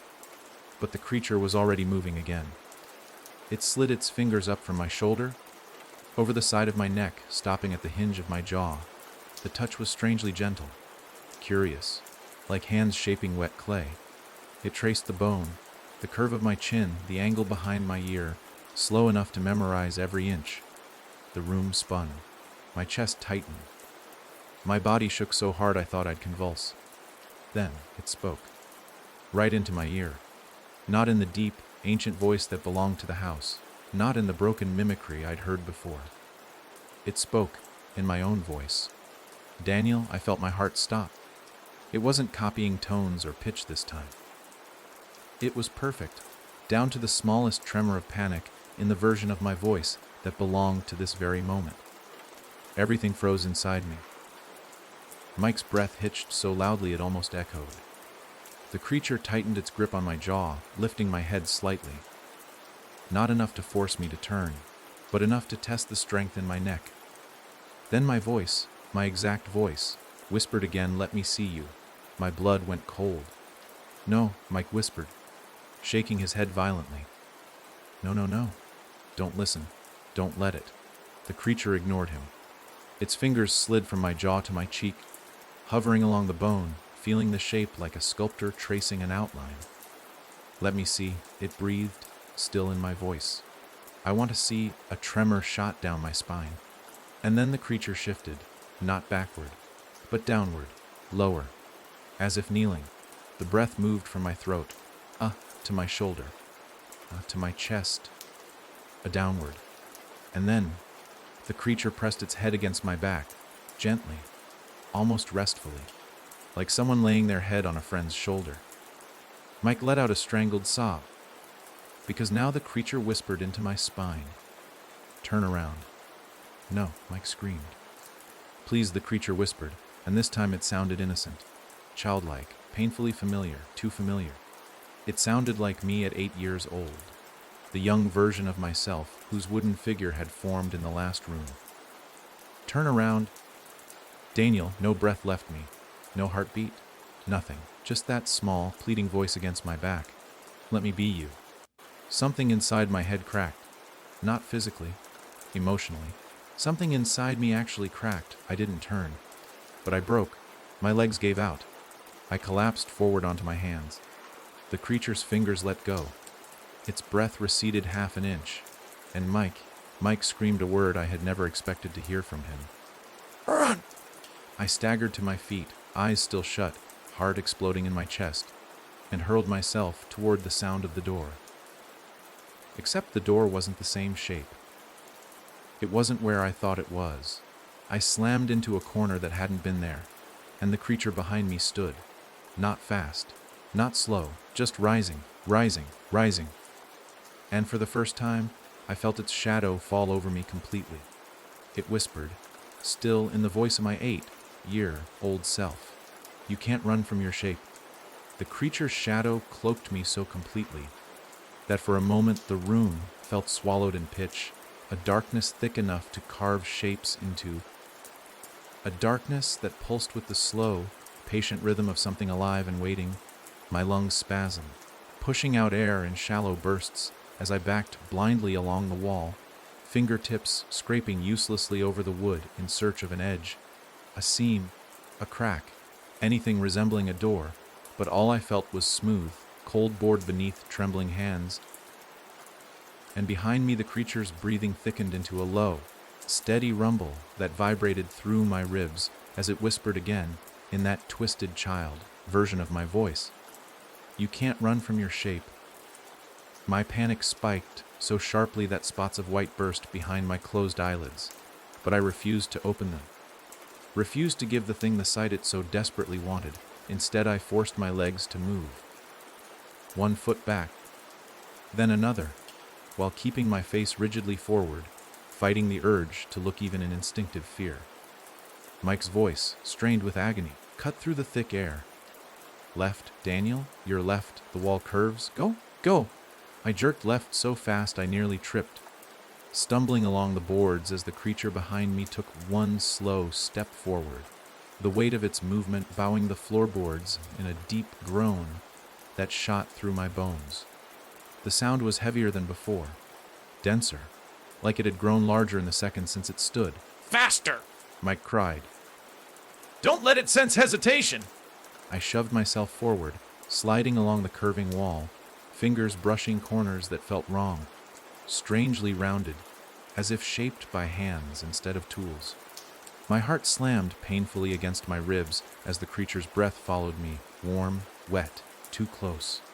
I could feel it studying every step I took, copying the angle of my movement, memorizing the pace of my breath, tracing me through the darkness like a blind predator relying on sound and heat. Then my hand hit an edge, a narrow seam, a door. My lungs nearly collapsed in relief, but the moment the thought flashed across my mind, the creature behind me let out a low, trembling sigh of excitement, as if it sensed my hope and savored the shift in my pulse. I froze. The breath halted in my chest. The creature grew still too, listening. Mimicking my silence, I forced myself to move my hand over the seam, slow, careful, barely touching it. The wood felt warm, warmer than any other surface in the room, almost live. Daniel, Mike whispered sharply, that's not a door. Don't open it. His warning came too late. The warmth under my palm throbbed once, like a heartbeat responding to touch, and the seam pulsed outward, widening beneath my fingers, until something soft and moist pushed against my skin, something that felt like lips straining to open. I jerked my hand back with a strangled gasp, stumbling away from the wall as the seam yawned wider in a slow, slick motion, revealing nothing but raw, fleshy darkness behind it. The creature behind me made a sound, an excited inhale, almost delighted, and I turned, stumbling backward even though my eyes were still clamped shut. Daniel, keep moving! Mike shouted. The room's shifting. Just keep going straight. Don't stop. I bolted forward, one arm outstretched, searching for any surface that didn't feel like it wanted to swallow my hand. The floor beneath me rippled as I ran, the boards softening into something that felt disturbingly like padded fabric or old muscle tissue sagging under my weight. Behind me, the creature followed, not running, not chasing, just gliding, its presence stretching across the room like a shadow that grew longer with every inch I put between us. It whispered again in the voice of the wooden child, "Figure, you're almost ready." The words slithered into my ear despite the distance, as though the air carried them directly into my head. My stomach twisted at the thought. I backpedaled blindly until my shoulder slammed into a new surface. The wall had moved again, blocking the path I hadn't realized I'd chosen. The creature drew closer. Its breath pressed against the back of my neck. The room seemed to flex around me. Mike's voice cracked with pure panic. Daniel, drop! Drop, no! I didn't question. I fell flat, palms slapping the floor as something massive swept over my head, brushing the air so forcefully it whipped my hair across my forehead. The creature missed me by inches. A deep groan rolled through the room as its limbs, or whatever passed for limbs, scraped across the wall where my head had been. It hissed softly, my own childhood voice leaking into a warped, disappointed whine. "Don't hide," I crawled forward on shaking hands, feeling blindly across the floor. It felt thicker now, warmer, as though it pulsed faintly. My palm brushed something solid metal, a hinge, a door hinge. My heart slammed into my ribs so violently I tasted blood. A real door, a real hinge, a way out. I grabbed the bottom edge, praying it wasn't another mouth or illusion, and pulled myself upright just enough to feel for the handle. My fingers brushed cool, real metal. "Found it," I whispered. "Mike, I found it." His breath hitched in relief. "Good, Daniel, listen. When you open it, celos keep them shut no matter what. No matter what you hear, no matter what you feel. Just run through and don't look back." Behind me, the creature exhaled again, the heat rolling over my back in slow waves. I could tell it was inches from me, maybe less. My fingers tightened around the handle. The metal trembled in my grip, not from my shaking but from something pulling at the other side of the door, as if something there sensed me too. My breath hitched. The creature leaned closer. Its voice dropped to a whisper, so low it sounded like thought instead of sound. "Let me have your eyes." I turned the handle. The door clicked. The creature inhaled sharply, almost greedily, and in one desperate burst of motion, I flung it open. A blast of cold air hit me, the scent of dust and night rushing into my face.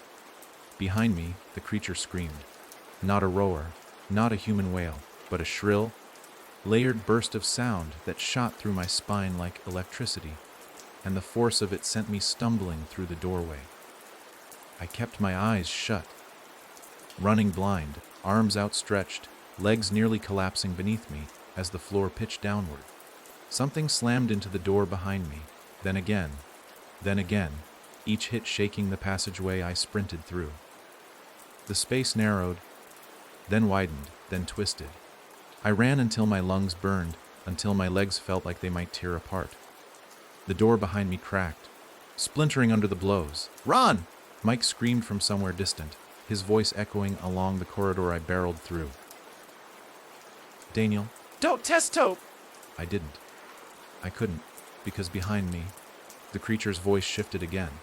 It screamed in my voice, my exact voice. "Kami BACK, let me finish yo." The sound chased me through the twisting dark, and as I ran, tripping through a narrow turn, slamming into another unseen doorway, I did something I hadn't meant to do. My eyelids cracked open. Just a sliver. Just a mistake.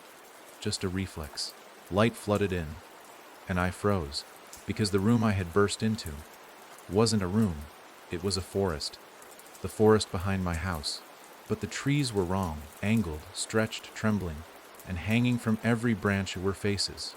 Not bodies, not figures, just faces, hundreds, eyes half open, mouths parted, watching me, waiting, and at the center of them, dangling from the lowest branch, was my own face, blinking, breathing, whispering, "You're almost here now."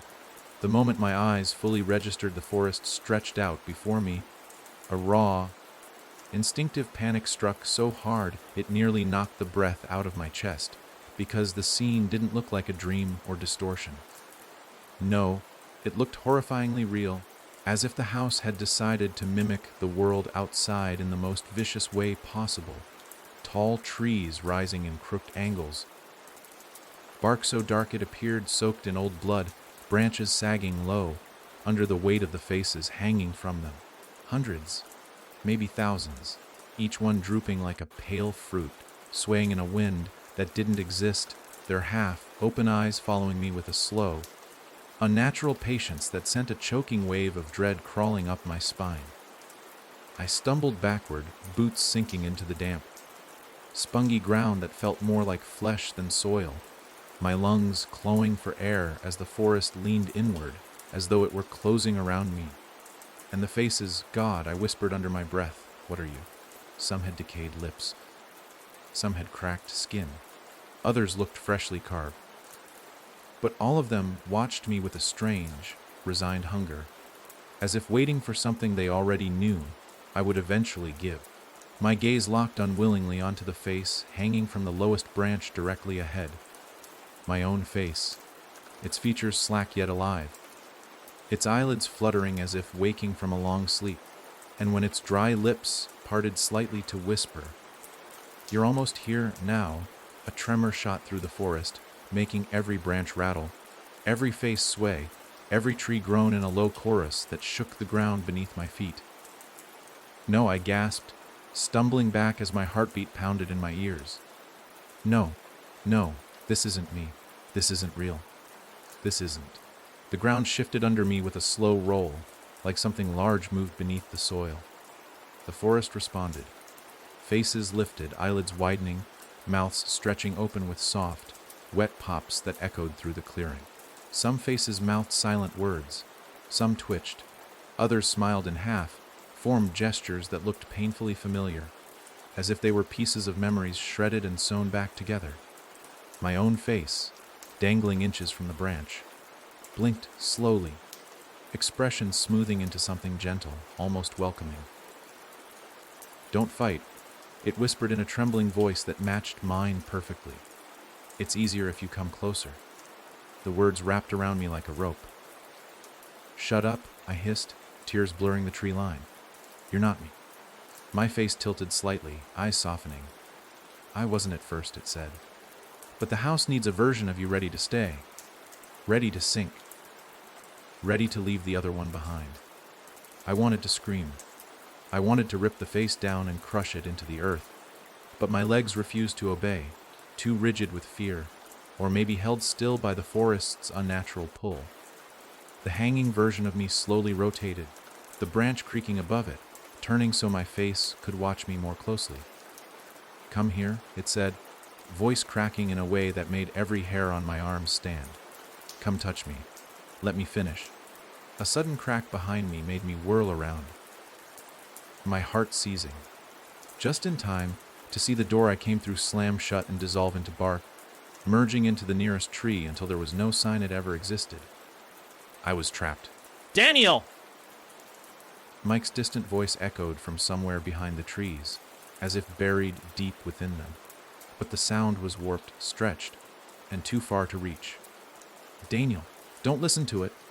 His voice tried to cut through the forest, but the trees absorbed it like wet fabric soaking in water, muffling it into something fading and hard to place. I swallowed hard, backing away from my hanging double, but the forest shifted with me. Every step I took sent a wave of motion through the faces, their lips twitching, their eyelids fluttering in response, as though I carried a thread that tugged all of them in unison. The trees leaned slightly, branches drooping lower, forcing the faces closer to eye level. Some hung inches from my cheeks, their empty breaths brushing my skin. One face, a woman with hollow sockets where eyes should have been, whispered in a hoarse, papery voice, it keeps all of us." Another face beside her, a child, jaw malformed as if carved too quickly, murmured, "You'll join soon. It wants you. It's been waiting a long time." I clutched my head, voice cracking. "No, stop. This isn't real. This isn't." My own face interrupted me. "You keep saying that," it whispered, "but you still ended up here. Why do you think that is?" The forest hummed, a sound low and rumbling, vibrating the trees like enormous lungs expanding. The ground beneath me breathed, actually breathed. A pulse traveled up my legs through the soil. I staggered backward again, looking for any gap between the trees, any opening that didn't lead deeper into this nightmare.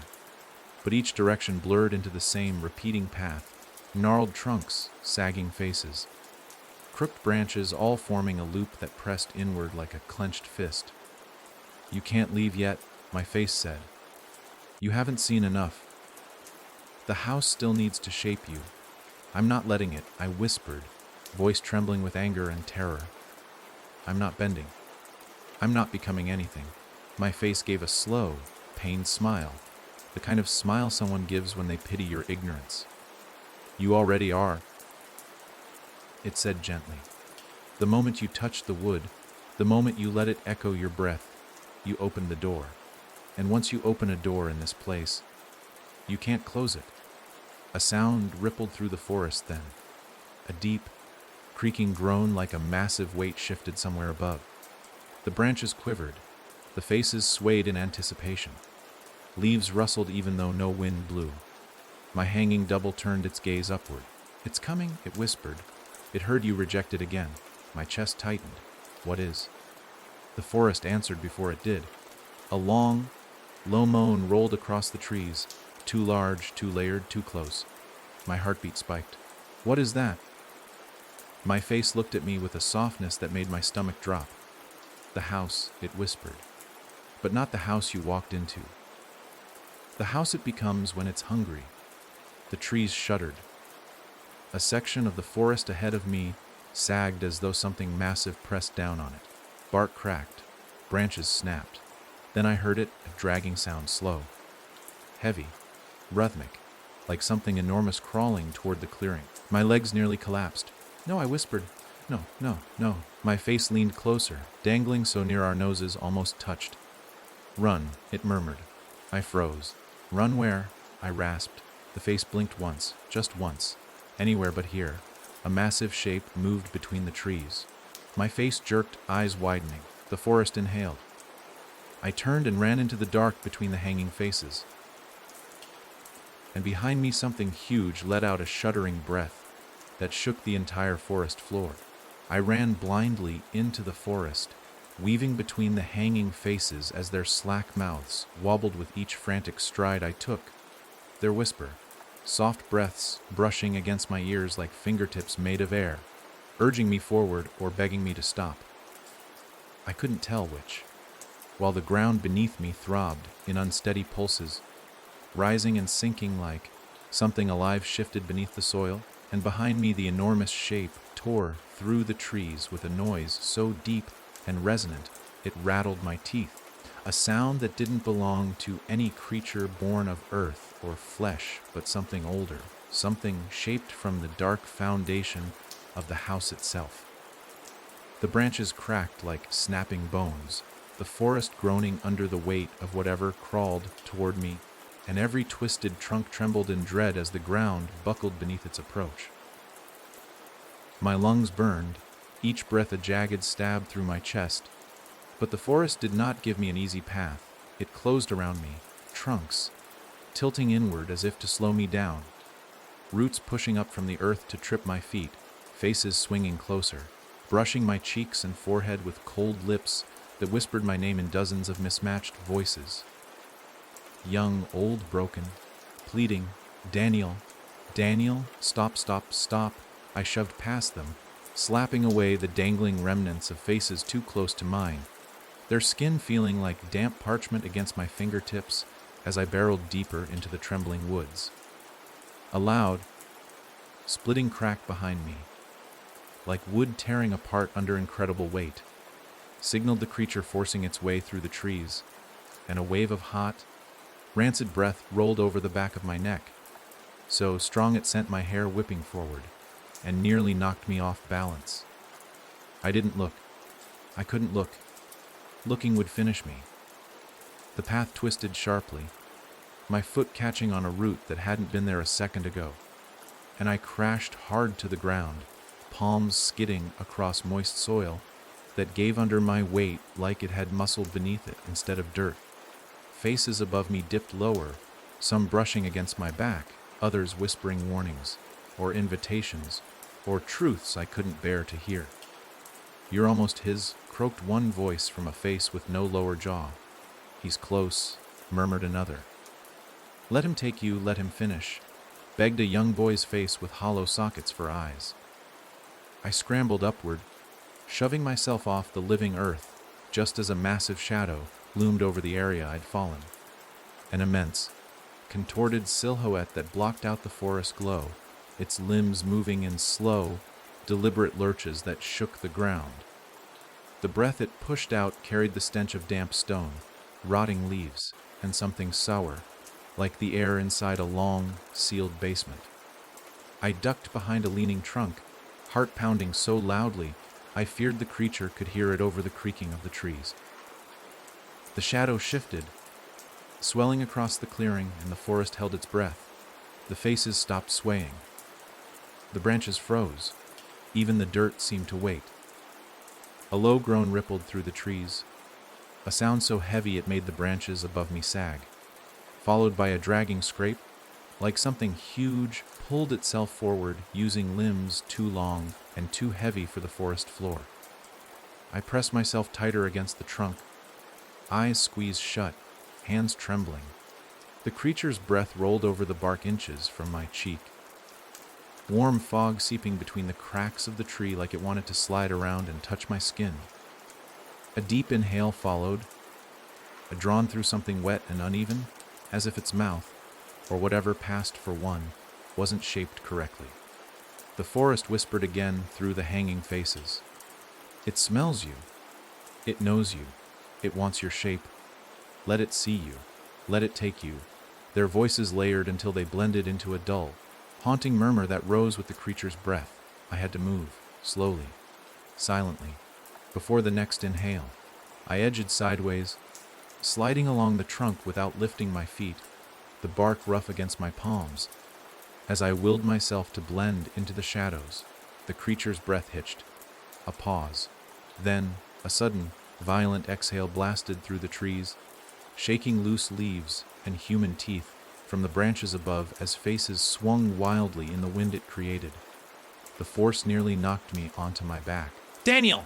Mike's voice, distant, strained, breaking, echoed faintly through the forest. Keep going! Don't let it see you. Dowan, leet it. His voice warped, swallowed by the trees, as if the forest disliked his interference. I bolted deeper between trunks, not caring where I stepped now, the forest snapping twigs under my feet, roots buckling. Faces slapping gently against my shoulders as I shoved into the denser part of the woods. Behind me, the creature's shadow lunged, sweeping across the ground. I felt the rush of air as it swiped, just behind me, missing by inches. I ducked, spinning around a trunk, dropping to one knee as another massive limb crashed into the tree above me, splintering bark and sending thick fragments raining down. I covered my head, scrambling forward on hands and knees until I reached a narrow gap between two massive roots. I crawled through it, chest scraping the wood, my shirt tearing. The moment I squeezed through, the forest shifted, the ground dropping into a shallow dip that forced me down an uneven slope. I tumbled, rolled, crashed into a cluster of low branches, and finally came to a halt at the base of a giant tree whose trunk was hollowed out like a cave mouth. Faces covered its surface, dozens of them, all watching me with pity in their rotted expressions. Inside, a one whispered in a cracked voice. "Hide," another chimed in with a gurgling gasp. "If he sees you, you're finished." I didn't want to trust them. God, I didn't want to trust anything in this place. But the creature's footsteps were drawing closer, the ground trembling as it dragged itself down the slope toward me. I crawled toward the hollow trunk, squeezing inside just as the forest exploded with cracking wood and shaking branches above me. Darkness swallowed me whole, but I kept moving deeper until the air warmed slightly, thick and humid. The hollow wasn't empty, it wasn't safe, but it was hidden. Outside, the creature's massive limbs scraped along the bark, sniffing, tasting the air. The tree shuddered around me like it was holding its breath. The creature's voice, low, rumbling, layered, rolled over the hollow opening. "Come out," I froze. It spoke in the voice of my older self, the version trapped in the chamber. Then it shifted. "Come out," now it spoke in Mike's voice. Then it shifted again. "Come out." Now it spoke in my voice. Perfectly. "You can't hide from your shape." The tree vibrated as something immense pressed its face, or whatever it used for one, against the opening, inhaling deeply. I held my breath until my lungs screamed. The creature exhaled slowly, as if trying to blow me out of hiding. The air grew hot. The hollow walls moaned. The forest faces above let out a soft, unified sigh. Then, a snapping sound, not outside, inside, behind me. I turned slowly, terrified, and saw another me, Sitting in the dark, knees pulled to its chest, smiling with my exact smile, blinking with my exact eyes. "Hi, Daniel," it whispered. "I wondered when you'd find me." For a moment too long to measure, too unreal to accept, too terrifying to fully process, I could only stare at the version of myself tucked into the back of the hollow. Knees pulled tight to his chest, arms wrapped loosely around them. Head tilted with a familiarity that made my stomach twist into a hard knot. Because although he smiled at me with the same curve of my mouth, the same tiny crease in my cheek, the same trembling softness that my expressions carried under stress, his eyes were wrong. Not grotesque, not glowing, not monstrous. Wrong in a way that felt subtle and intimate, a wrongness that came from watching something imitate you too perfectly. Like hearing your voice on a recording and knowing something is off, something tiny, something uncanny, something that makes you want to turn away. He blinked once, slow, almost affectionate, as if savoring the moment I realized I wasn't alone in the hollow.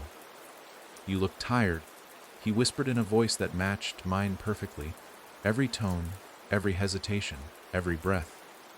"You've been running a long time." My mouth dried instantly.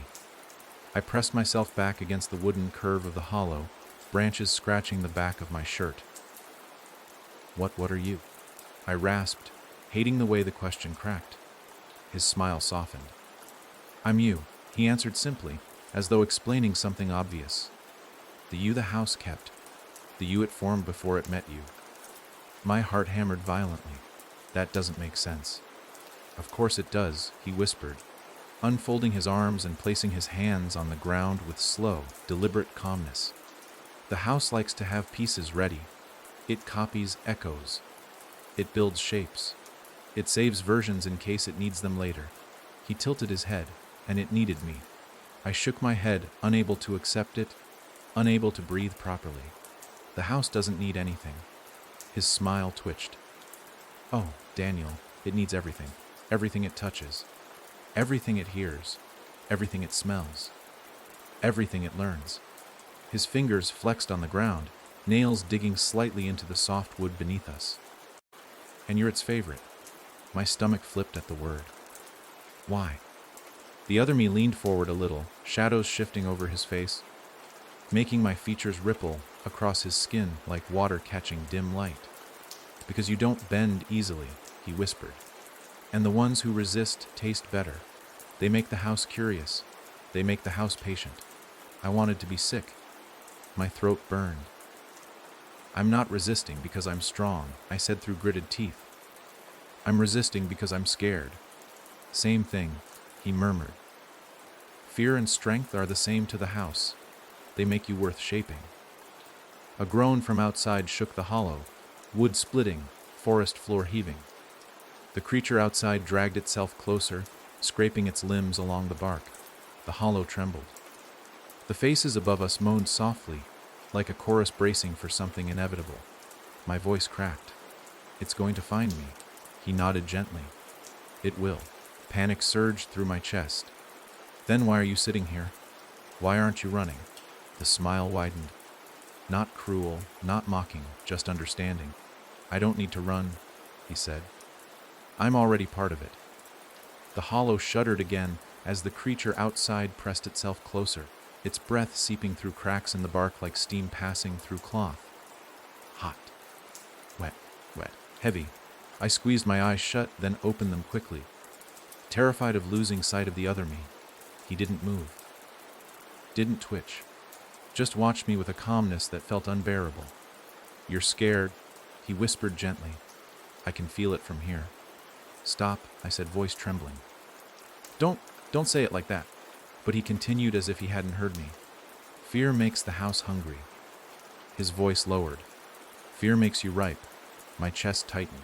"What does it want with me?" He blinked slowly. "It wants your shape." I shook my head. "It already has my shape. It has you."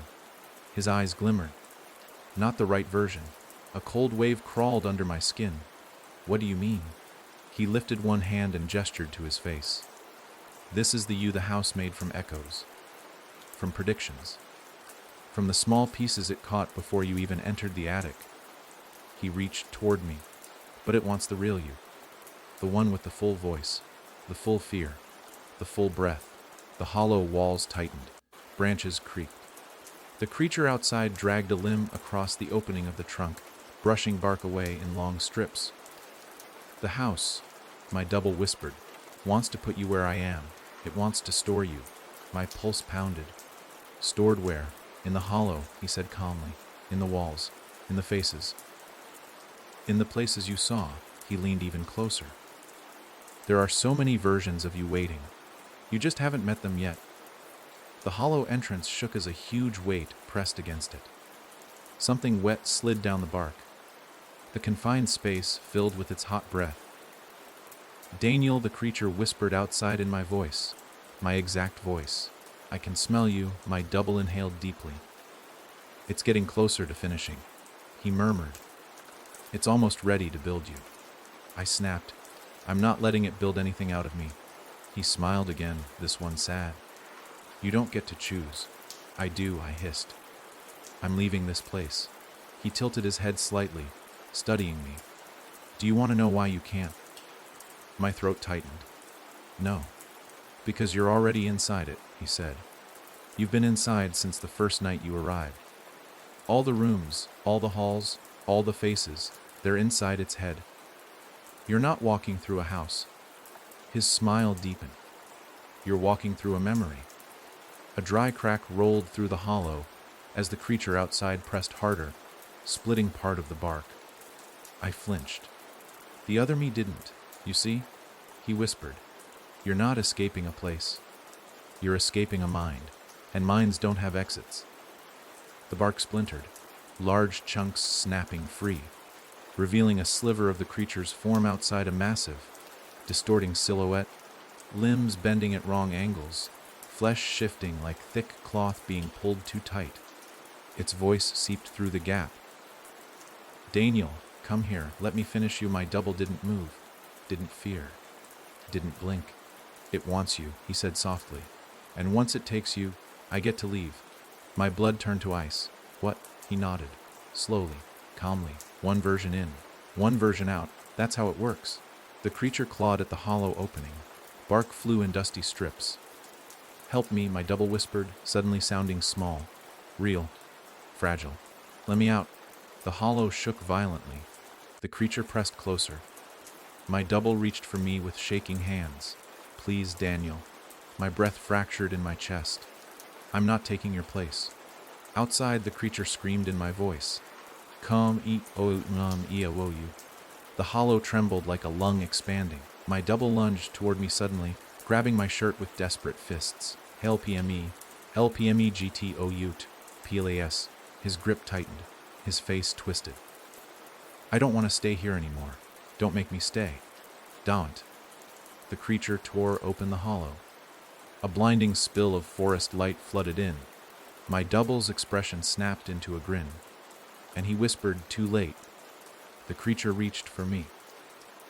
When the creature's limb burst through the hollow, splintering the bark in a violent eruption of wood and rot, the world seemed to tilt sideways inside my skull, the shock of it knocking the breath out of me as I threw myself backward across the cramped space, scraping my elbows on the soft, pulsing floor, while the massive appendage, if it could even be called that, slithered through the opening with a grotesque fluidity, bending and folding in ways no bone or muscle ever should.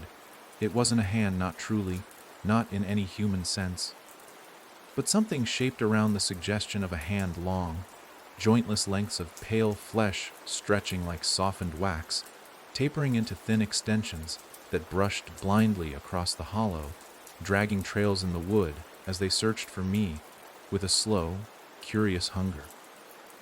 My double didn't move away. He leaned into the creature's reach, his face glowing with a twisted relief, lips trembling with joy as the limb slid past him, grazing his cheek, leaving a faint streak of moisture behind like a kiss. It's here, he whispered with breathless devotion. It found you. It finally found you. My throat tightened. My heartbeat hammering so violently I felt it shake my vision. I tried to crawl sideways, pressing myself against the opposite curve of the hollow, but the floor shifted beneath me like something breathing, rising and falling in soft waves. The creature's limb twitched with excitement, and one of its long extensions brushed against my shoulder, cold, wet, slimy. The contact sent a bolt of panic through my chest, so fierce I kicked backward on instinct, slamming my heel into the bark behind me. The hollow responded instantly. It snapped shut. Not fully, just enough to trap me inside with the creature's reaching limb. The opening narrowing to a jagged slit of forest light, while splinters flew across the air like insects scattering from a cracked hive. The limb surged forward in a rush, slamming into the hollow's walls, scraping, pushing, probing with mounting impatience. My double watched it with wide, shining eyes. No fear, no hesitation, just a feverish anticipation. "It wants your face," he whispered reverently. "It needs to see you to finish you." I shook my head violently, voice cracking with raw panic. Get away from me! My double didn't move. He crawled closer instead, the dim glow flickering over his expression, showing too much of me to be anything but deeply wrong. "Why are you scared?" he asked softly. "You're only scared because you haven't accepted it yet. Let it shape you. Let it keep you. Let it make you part of the house." The creature's limb slammed into the hollow floor inches from my knee, leaving a deep dent in the wood. My double's gaze sharpened. "Don't fight it.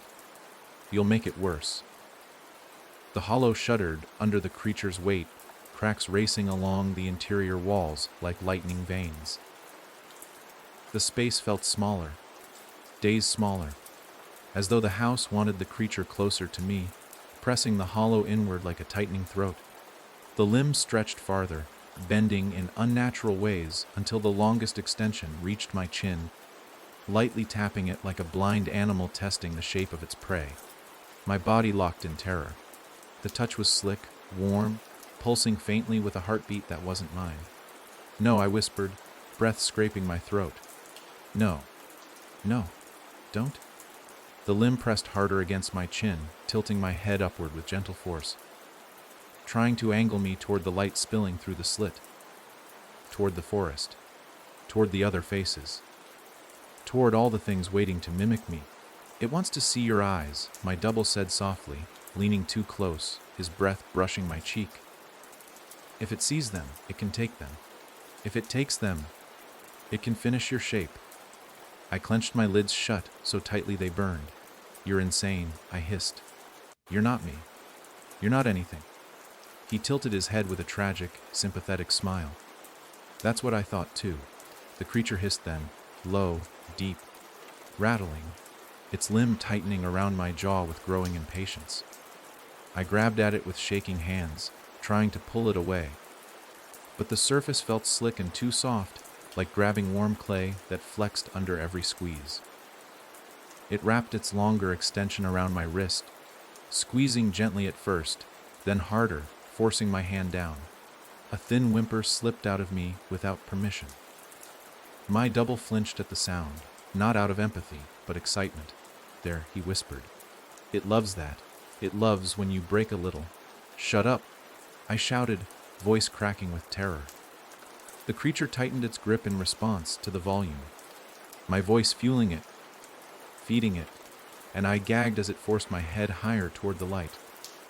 The forest beyond the slit leaned forward, faces swaying eagerly, their mouths stretching open in silent expectation. "Let it see you," my double whispered. "Let it finish." Something inside me snapped then. Not physically, but emotionally, a sharp, fierce refusal burning through the fear like a match flaring in the dark. "No," I rasped. "I'm not giving myself to this place." And with every ounce of strength left in my shaking body, I twisted sharply, wrenching my face out of the grip of the creature's limb. Pain exploded along my jaw as the slick appendage scraped across my cheek, leaving a streak of cold moisture behind, but the sudden jolt of movement caught it off guard. Its grip loosened. Just a little, but enough. I slammed my elbow into the wall behind me, bracing my weight, and kicked outward with both legs, hitting the limb squarely at its center. It recoiled in a twitching ripple, hissing in frustration, and for the first time since I fell into this hollow, I saw the creature hesitate. The forest faces outside moaned in disappointment. My double's expression twisted. Not sad, not angry, but betrayed. "You shouldn't have done that," he whispered. The creature's limb reared back, like something preparing to strike. And then, something else moved in the forest. A faint whisper, a second voice, a voice I recognized instantly, Mike. And he wasn't screaming in fear, he was shouting in rage. Daniel, I dropped instantly. The creature lunged.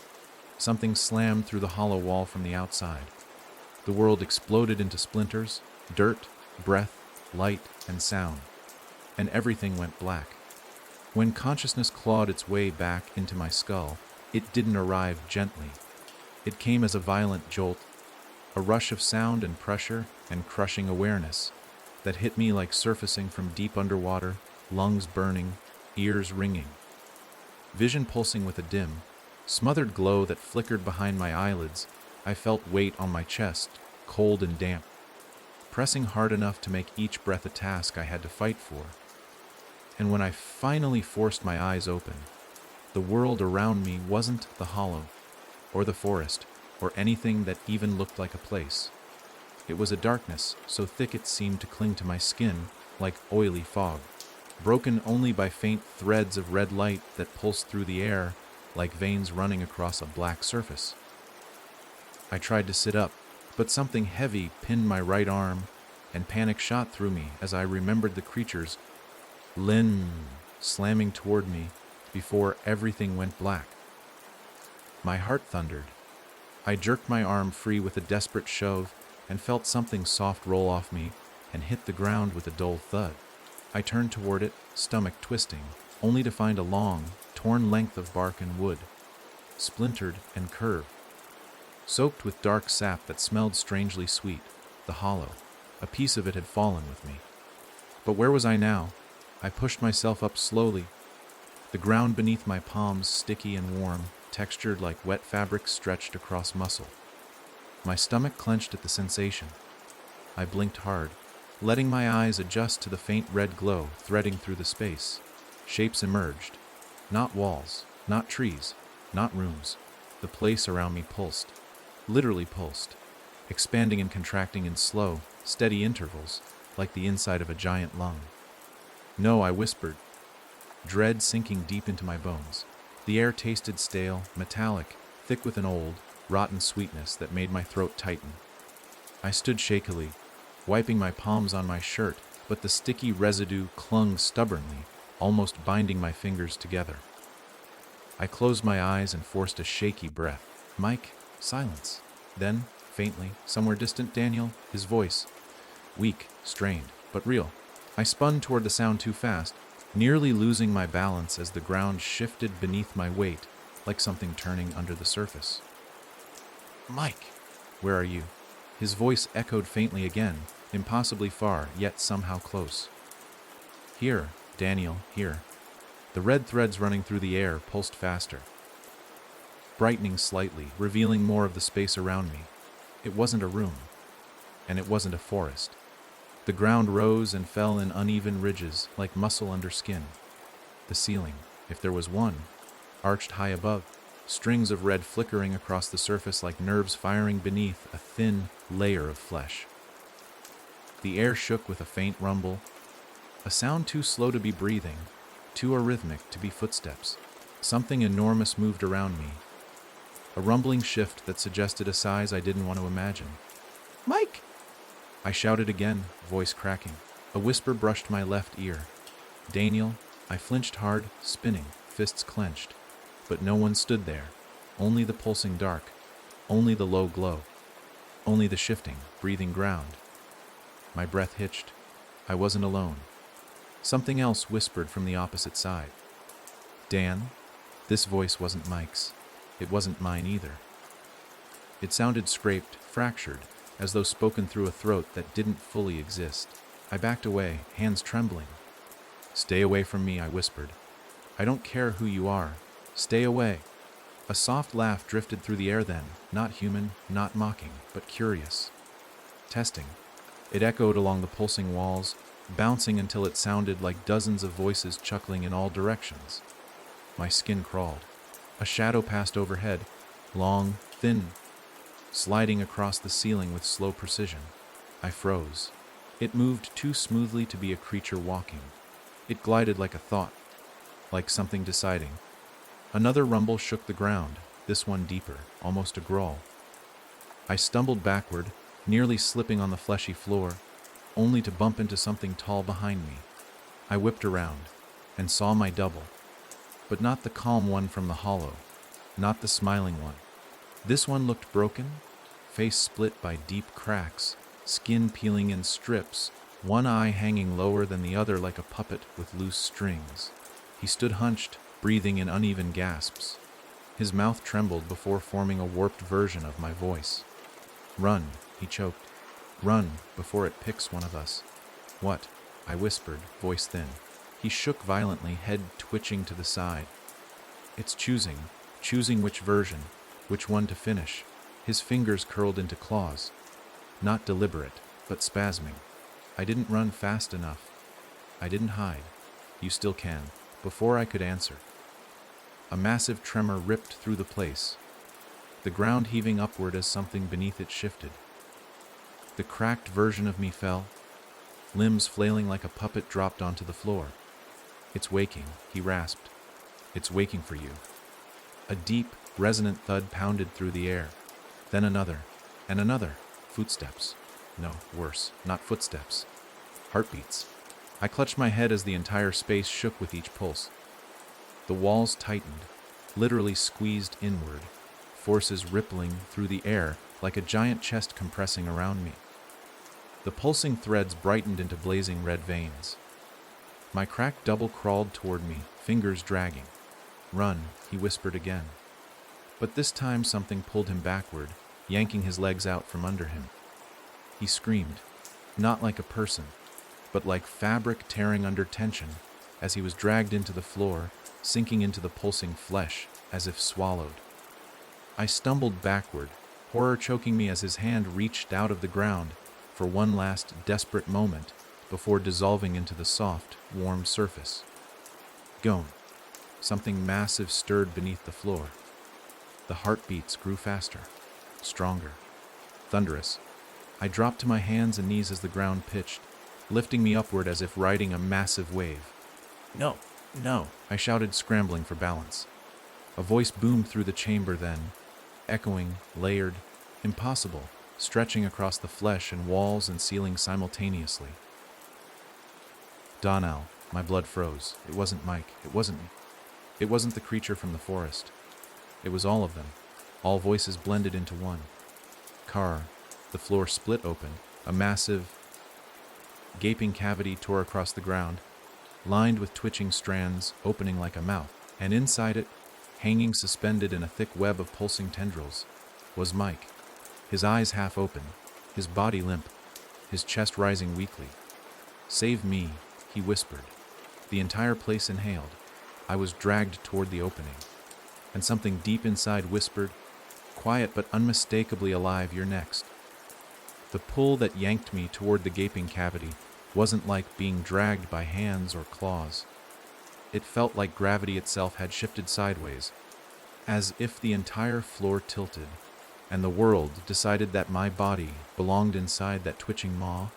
I clawed at the heaving surface beneath me, fingers sinking into warm, fleshy ridges that flexed and contracted with every desperate grip I tried to hold.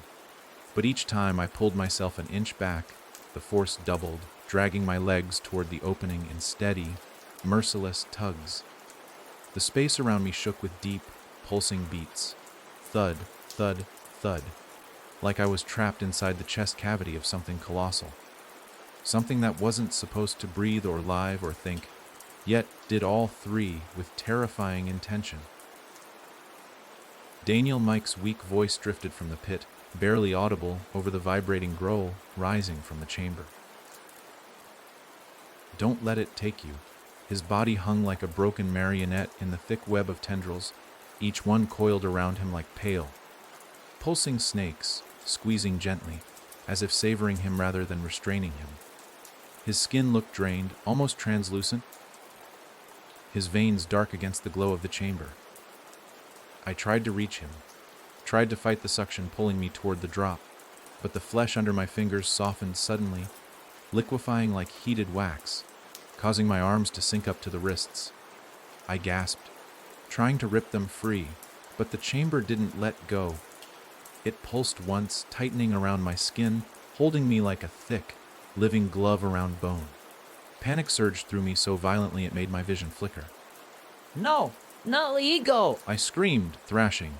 The chamber answered, not with words, with a sound, a low, rising vibration that traveled up my arms, into my shoulders, into my skull, shaking my teeth, rattling my bones, like the place itself was humming in hunger. My arms stiffened. My fingers went numb, and then the cavity below widened further, revealing depth beyond depth, layers of twitching tissue pulling back like curtains, exposing a spiraling descent that seemed endless. Mike dangled far above the bottom. God knew what waited below him. Daniel. Don't, Mike choked again, his voice cracking. A tendril tightened around his throat. His legs jerked. I lunged toward him on reflex, even as the floor gripped my wrists tighter. My double, one of them, maybe the cracked one, maybe another, whispered from somewhere behind me in a trembling voice, "Don't reach." That's what it wants. But it was too late. The chamber reacted to my attempt to move closer. The suction intensified. My knees slid across the flesh, leaving faint streaks of sweat and torn fabric behind. I planted my heels, trying to dig them into anything solid. But the floor beneath my feet softened again, turning into a mushy, writhing layer that swallowed my shoes halfway. I screamed in frustration, ripping one foot free with a sickening squelch. But the other foot remained trapped, held tight like a mouth gripping prey. "Daniel," Mike whispered again, voice cracking like a snapped twig. Don't come down, run." My chest burned, heart pounding so hard it shook my ribs. I'm not leaving you. I roared, voice shredding in my throat. The chamber reacted again, violently. It shrieked, not like an animal, not like a person. The sound was layered, thousands of overlapping tones, some low, some impossibly high. Some whispered, some sobbed. Like every face in the forest screamed at once. It vibrated so violently the air itself became a blade, slicing into my ears. I clapped my hands over them, forgetting my arms were sunk into the floor. Pain flared as the flesh stretched with my movement, but the grip loosened just enough for me to rip free with a tearing yank. The chamber's shriek peaked. The tendrils holding Mike flailed wildly, slapping the air like blind serpents. One brushed my shoulder, leaving a hot streak that burned like acid. I scrambled backward, hands slipping on the wet surface, smearing streaks of dark, sticky fluid across the floor. The suction pulled again, stronger, so strong my hips lifted off the ground. I dug my nails into the flesh, feeling it pulse under my grip. Stop! Stop! I screamed at the chamber, at the house, at whatever controlled this monstrous body of walls and memories. You can't have me! The chamber answered immediately, this time with a voice, not the layered, echoing one from before. This one was calm, patient, familiar, my own voice. It already does. I froze. My breath vanished. The cavity below throbbed like a heartbeat, and from the center of it, not from Mike, not from the tendrils, but from the pulsing walls themselves, came a distorted projection of me, my face. Not the smiling double, not the cracked one. This one was expressionless, still, watching. "You are inside me," it whispered. "You walked into me. You breathed inside me. You grew inside me. You fed me." Its eyes, my eyes, glimmered with quiet certainty. "Everything you touch becomes mine." "No," I said, shaking, tears burning hot trails down my cheeks. "No, this isn't real. This isn't anything. This isn't." "You're already a face in the forest," it interrupted, voice soft and steady. "Not yet finished. Not yet placed. But close." The cavity's walls trembled, threads of red pulsing faster. Mike let out a choking gasp as the tendrils tightened again, lifting him higher, pulling him closer to the mouth of the chamber, as if presenting him for me to see. "Daniel," he whispered. Run, I'm not leaving! I shouted, "I'm getting you out." The floor rose under me like a wave, pushing me closer to the drop. My body slid across the slick surface. "You can't save him," my own voice whispered from the walls. "You can only replace him." Ice shot through me. "What?" "One version out," the voice murmured. "One version in." The cracked double's voice echoed faintly from somewhere distant. "That's how it works." My stomach twisted violently. "You want me instead of him?" "Yes," the house answered in my voice. "You fit better." The ground dropped suddenly beneath me, angling me directly toward the opening. My hands shot out, grabbing at anything. Tissue, veins, pulsing strands. My fingers wrapped around something firm. One of the thicker cords near the rim of the cavity, and I held on as the chamber tried to yank me forward. My body swung over the opening, legs dangling over the darkness. Mike hung inches below me, limp, eyes half-lidded. "Daniel," he whispered, voice barely audible. Don't let it finish you." Tears blurred my vision. My arms shook with strain. The cord pulsed under my fingers like a beating artery. "I'm getting you out," I said through clenched teeth. "I swear, I'm getting." Something slammed into my back. I slipped. My fingers tore free, and I fell headfirst into the gaping mouth of the house. As the darkness swallowed me, the last thing I heard wasn't Mike, wasn't the creature, wasn't the forest. It was my own voice whispering, "Now you're finally mine." The fall didn't feel like falling at all. It felt like being swallowed whole, dragged downward through a tunnel of rippling heat and cold that kept switching without pattern, as if I were plunging through layers of something alive, warm. Slick membranes brushing past my arms, pockets of freezing air punching into my chest, strands like wet hair clinging to my wrists and ankles as I tumbled in blind spirals that twisted gravity into knots. There was no sky, no floor, no walls. Only the sensation of sliding through a long throat that shuddered around me in pulses, tightening then loosening, like the house was tasting me, dragging my body deeper into its depths in slow, possessive draws. My breath tore from my lungs as I spun, my fingers grasping at nothing but warm, quivering tissue, and every second I moved downward the shape of the fall changed. Straight one moment, sideways the next, then twisting into a steep curve that hurled me through a slick funnel of darkness so thick it clung to my skin like tar. My scream never made it out of my throat. The air pressing around me muffled every sound, swallowing it instantly. Far above me, too far, I heard a faint echo, maybe Mike, maybe not, maybe only memory. The house wanted me focused downward. It wanted me to accept the descent. I felt something brush my shoulder, something soft, like fingertips coated in moisture, tracing the line of my collarbone as I plummeted, following me down. Then another touch. Then another. Soon dozens. Cold, wet shapes trailing down my arms, my ribs, the back of my neck, stroking gently as if soothing me into letting go. The fall slowed, not in speed, but in sensation, as if my mind began to adjust, accepting the rhythm of being pulled instead of dropped. Then I hit something. Not hard. Not like ground. Something buoyant. Something that caught me. I let out a broken gasp, limbs flailing in thick air as I landed on a surface that felt soft, spongy, warm. It dipped under my weight, giving like a water made of flesh. I rolled onto my side, coughing, my fingers sinking wrist deep into the surface.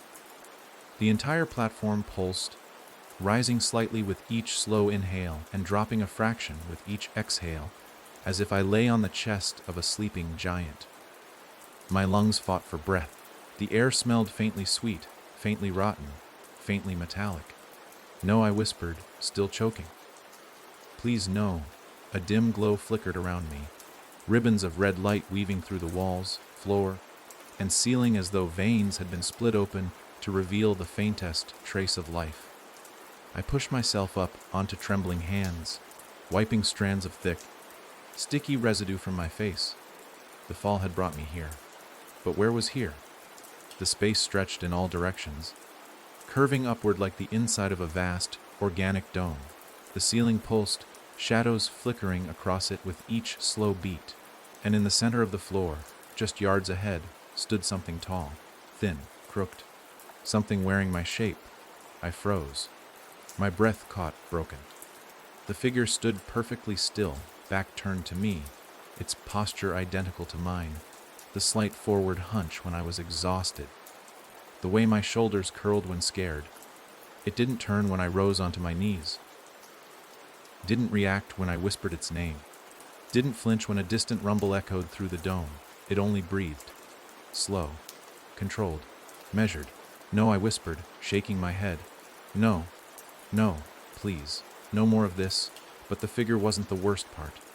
Behind it, farther ahead, lay a pit. A circular drop sunk into the pulsing floor, jagged edges dripping with thick strands like saliva. The pit breathed too, rising and falling with slow, heavy rhythmic pulls. Every inhale sounded like something drinking. Every exhale like a low moan hidden beneath the flesh. The figure turned then, slowly, too slowly. Its head pivoted first, rotating with a soft crack as the neck twisted farther than any spine should allow. Its face came into view. My face, but not mine. Not like before. This one looked stretched, drooping slightly as though weighed down by something inside it. The skin swelled at odd places. The eyes bulged too widely. The lips barely clung to the teeth beneath. It smiled, my smile, but wrong, sagging as if sliding off. Daniel, it whispered, each syllable watery and faint. You made it. I staggered backward on instinct, hands slipping against the pulsing floor. Stay away from me. The figure tilted its head, as if trying to puzzle out why I wasn't welcoming it. You're shaking, it whispered. I remember how that felt.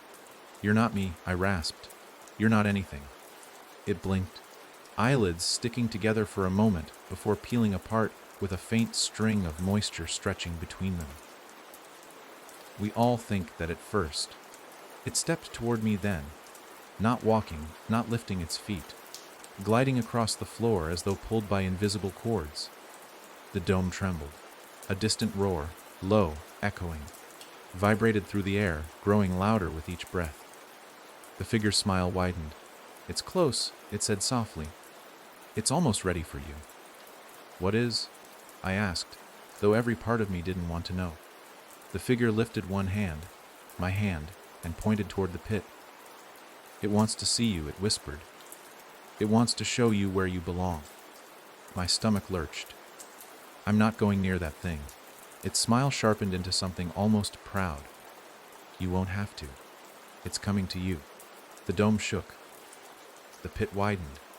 Something enormous stirred beneath the surface, pressing upward, denting the fleshy floor as it moved. The figure lifted my hand again, touching its chest. We were made for this, it whispered. You and me, we're the best fit. I backed away, stumbling in panic. Stay back. Stay away from me. The figure glided closer. Don't be scared, it murmured. Fear helps it find your core, and it makes the finishing faster. A massive crack split across the pit's surface. Hot air blasted upward, carrying a smell like wet stone and deep rot. The dome lights flickered. The veins pulsed faster.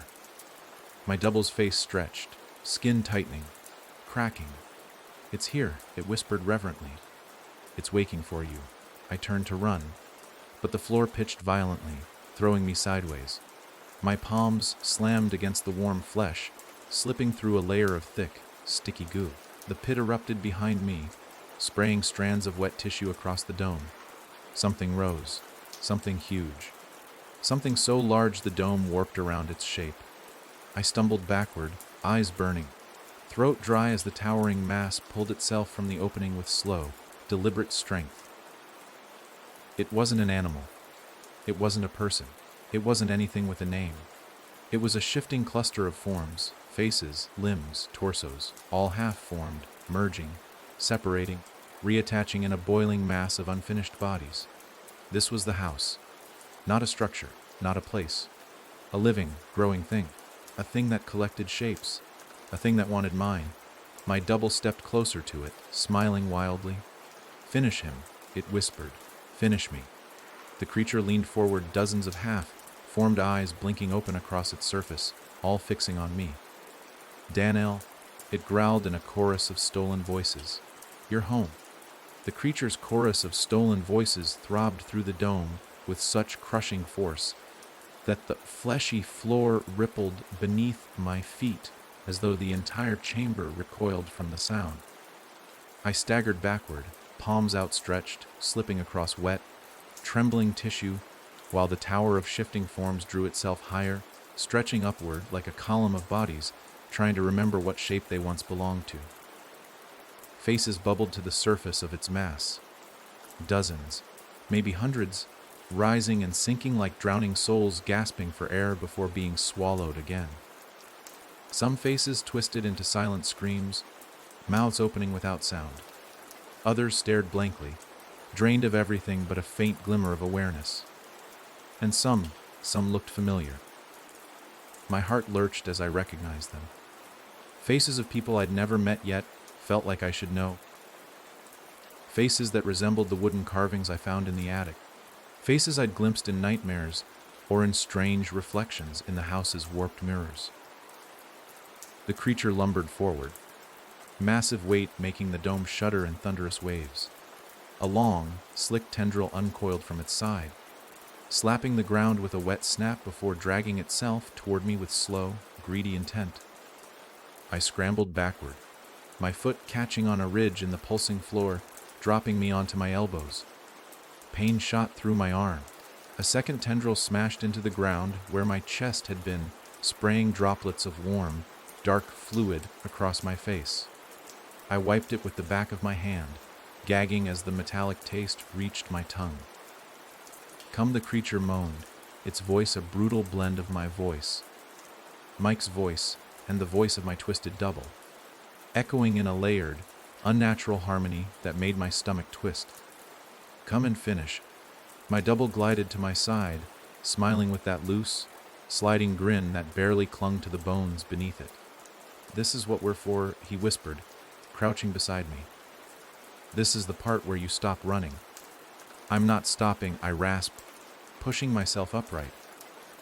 My voice cracked, limbs shaking from exhaustion. "I'm not letting this thing take me." His eyes widened, hurt flashing across them with strange sincerity. "Why do you fight so hard?" he asked, tilting his head, his neck bending too far. "You're only delaying what can't change." I shoved him away with a burst of panic-driven strength, but his body offered no resistance. It folded backward like a limp doll before snapping upright again, his bones shifting under his skin with soft pops.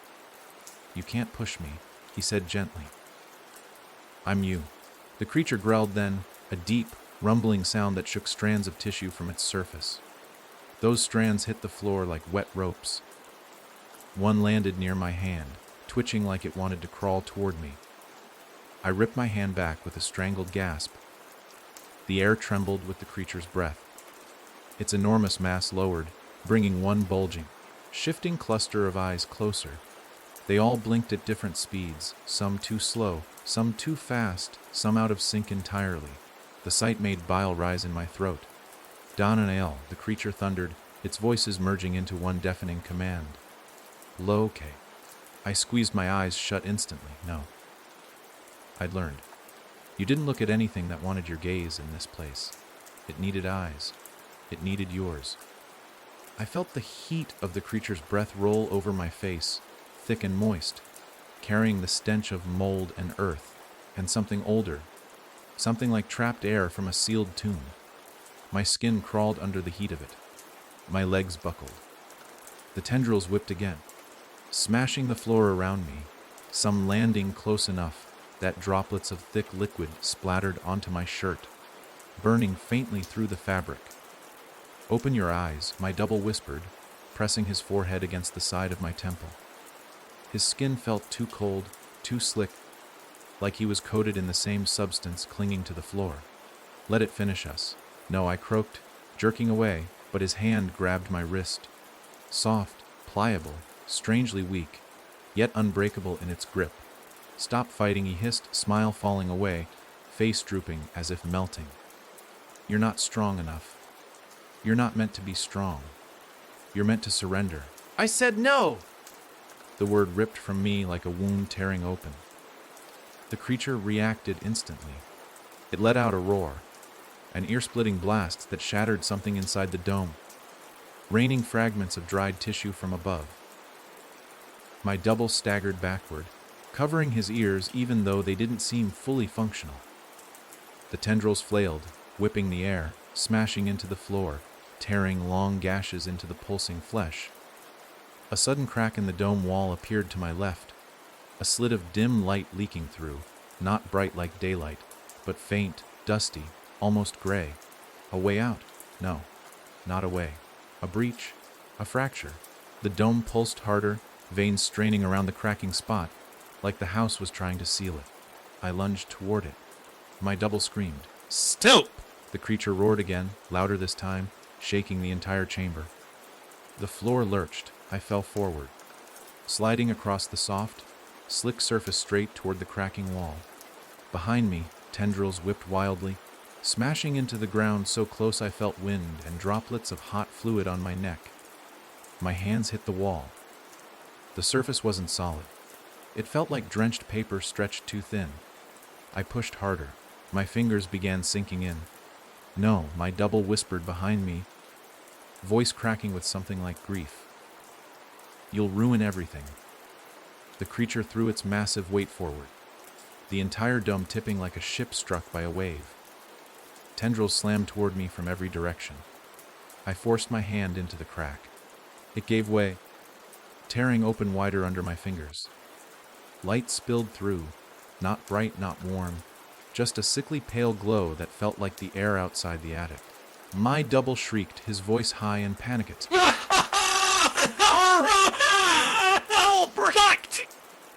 The creature let out a wounded bellow that shook the floor, so violently I was thrown forward, my shoulder smashing through the thin membrane of the cracking wall. My body slipped through up to the chest. Something grabbed my ankle. A tendril.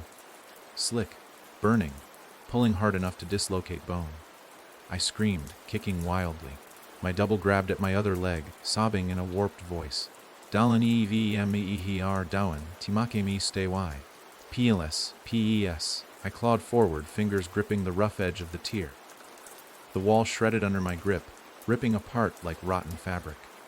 More pale light spilled through. The dome shrieked, actually shrieked, like the entire place was a living throat torn open. The creature lunged one last time, slamming its mass toward me. The ground pitched. My grip slipped. The pale light swallowed half my body. The tendrils pulled harder. My double wailed my name. The crack widened, and the world inverted. A violent rip, a sickening pop of pressure, and I was pulled through the tier, tumbling headfirst into the unknown beyond as the house roared behind me in fury, pain, and something far worse, hunger.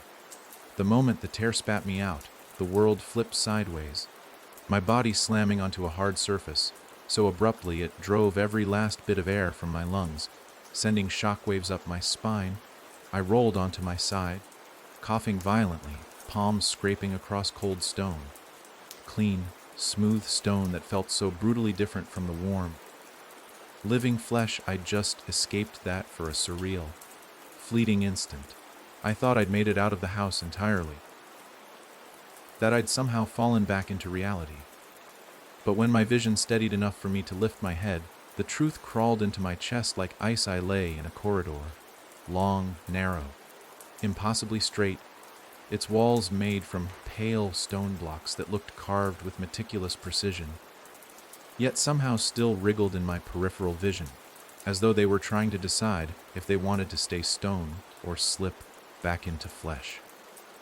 The floor was polished to an eerie shine, clean enough that I could see my reflection rippling across its surface. Except my reflection wasn't matching my breathing. My chest rose and fell in frantic bursts, but the version of me in the polished floor inhaled slowly, exhaled calmly, its face slack and too still. watching me with the faintest hint of a smile forming at the edge of its lips. A choking panic climbed up my throat as I scrambled backward on all fours, keeping my eyes locked on that wrong, steady reflection as it continued to watch me. Then, in one slow, deliberate movement, it blinked. I hadn't blinked. Only it had. My hand slapped the wall behind me, seeking any kind of anchor, but instead of stone I felt a faint tremor beneath the surface, a pulse so soft it might have been imagined if I wasn't already shaking. No. No, no. No, I whispered, curling my fingers against the cold wall. The corridor stretched endlessly forward and endlessly backward, a perfect, suffocating tunnel of pale stone with no doors, no windows, no cracks. Only the rhythmic flicker of faint lights embedded in the ceiling, small bulbs spaced evenly, glowing with a cold, ghostly brightness that cast no shadows. That was the worst part. No matter how I moved, no matter what angle I twisted my hands or arms or body, the corridor refused to give me a shadow. The reflection had won. I didn't. Daniel, the whisper echoed from behind me. I froze, my muscles turned to stone. Slowly terrified, I turned my head. The tear I'd fallen through, the pale, cracked wound in the dome, was still there, suspended in the air like a jagged, trembling scar. But now it was shrinking, closing like a mouth sealing itself, its pulsing edges knitting together with wet pops. Through the narrowing slit, I saw movement, massive, violent movement, the house creature thrashing, its tendrils lashing the chamber, smashing into walls as its entire bulk writhed in fury. My double's warped face appeared for a moment, distorted through the shrinking gap.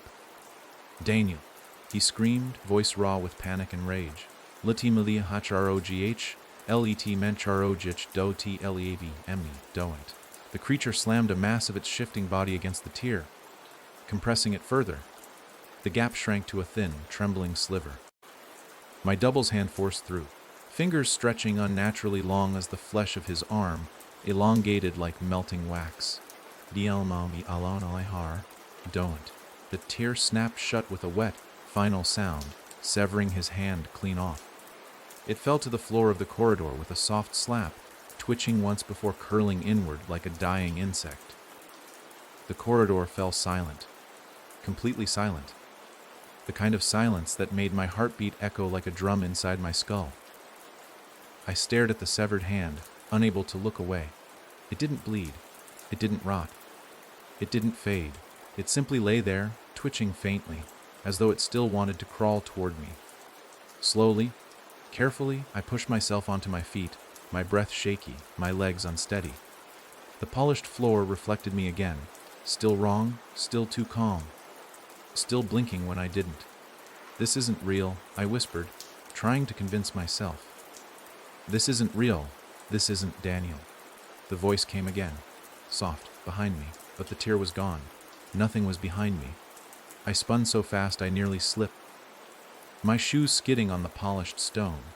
The corridor was empty from end to end, a long path that seemed to stretch forever. I took one slow step forward, then another. The floor rippled under my foot, a faint wave like the surface of a drumhead being tapped. I froze. My reflection kept walking, 1 step, 2 steps, 3. Even though I had stopped, it moved ahead of me down the corridor, its shoulders rising and falling with slow, peaceful breaths. Then it turned its head toward me, an impossible angle, rotating far too smoothly, and smiled. "Keep going," it whispered. Its voice was my voice, but softened, soothed, coaxing. "You're almost where it needs you." My throat closed. "I'm not going anywhere," I rasped. "You can't make me go anywhere." The reflection tilted its head, amused. "We already made you come this far." The lights above flickered, then buzzed, then dimmed. For a moment, the entire corridor seemed to breathe inward, as if the air itself inhaled in anticipation. Then, far ahead, so distant it almost looked like a trick of the flickering lights, I saw something move. A silhouette. At first, it looked small, weak, someone hunched over, limping slightly. But as it drew closer, slowly, steadily, it grew clearer, familiar, wrongly familiar, a person wearing clothes I recognized. Clothes I had been wearing, months ago, years ago. Childhood clothes. A small figure stepped into the pale light at the far end of the corridor. It was me, 8 or 9 years old, face pale, eyes hollow, skin stretched tight, his head tilted, and in my own childish voice, he whispered down the endless corridor, "We've been waiting a long time." My stomach dropped, then the lights shut off, all at once. The corridor vanished into absolute darkness. No shadows, no walls, no reflections, no light, only breathing. Not mine, close, too close, to my left, then my right, then behind me, then in front of me. A soft whisper brushed my ear. "Run." The darkness swallowed everything so completely that I couldn't tell if my eyes were open or shut, if I was standing or sinking, if the corridor still existed around me, or if I had been dropped into some void where sound twisted and curled like living threads.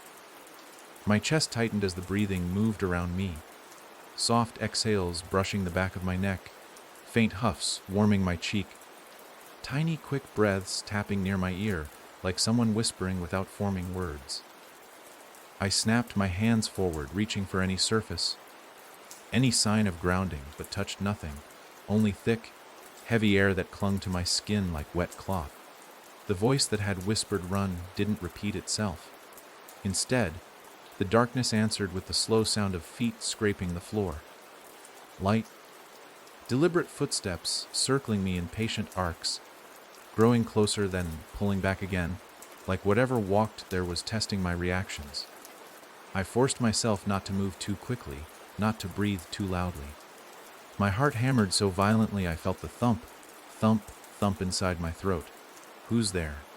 I whispered, though I already knew it wouldn't answer in any way I wanted.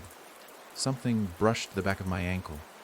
Cold, thin, like a fingertip. I flinched hard, stumbling backward, my heel slamming into what felt like a wall. But there hadn't been a wall behind me before. I froze, palm sliding across the surface. It wasn't stone. It was warmer.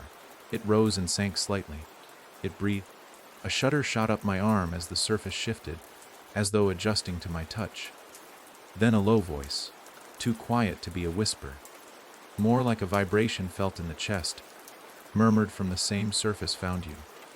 I leapt sideways instinctively, expecting to fall into open space, but my shoulder collided with another warm surface. Another breath. Not mine, not the one behind me. Another one, right against my ear. I jerked back in horror, pressing my hands in front of me like that could make distance, but something else brushed my fingertips. Soft hair, a forehead, and then a small hand curled around my wrist. A child's hand. "Don't run," the child version of me whispered in the dark, his voice trembling with a mixture of pleading and hunger. "It's scarier when you run." I tried to rip my arm free, but he tightened his grip with a strength that didn't match the size of his fingers. "Let go," I gasped, kicking blindly, my foot connecting with something tall, something that groaned in a tone that mimicked my adult voice.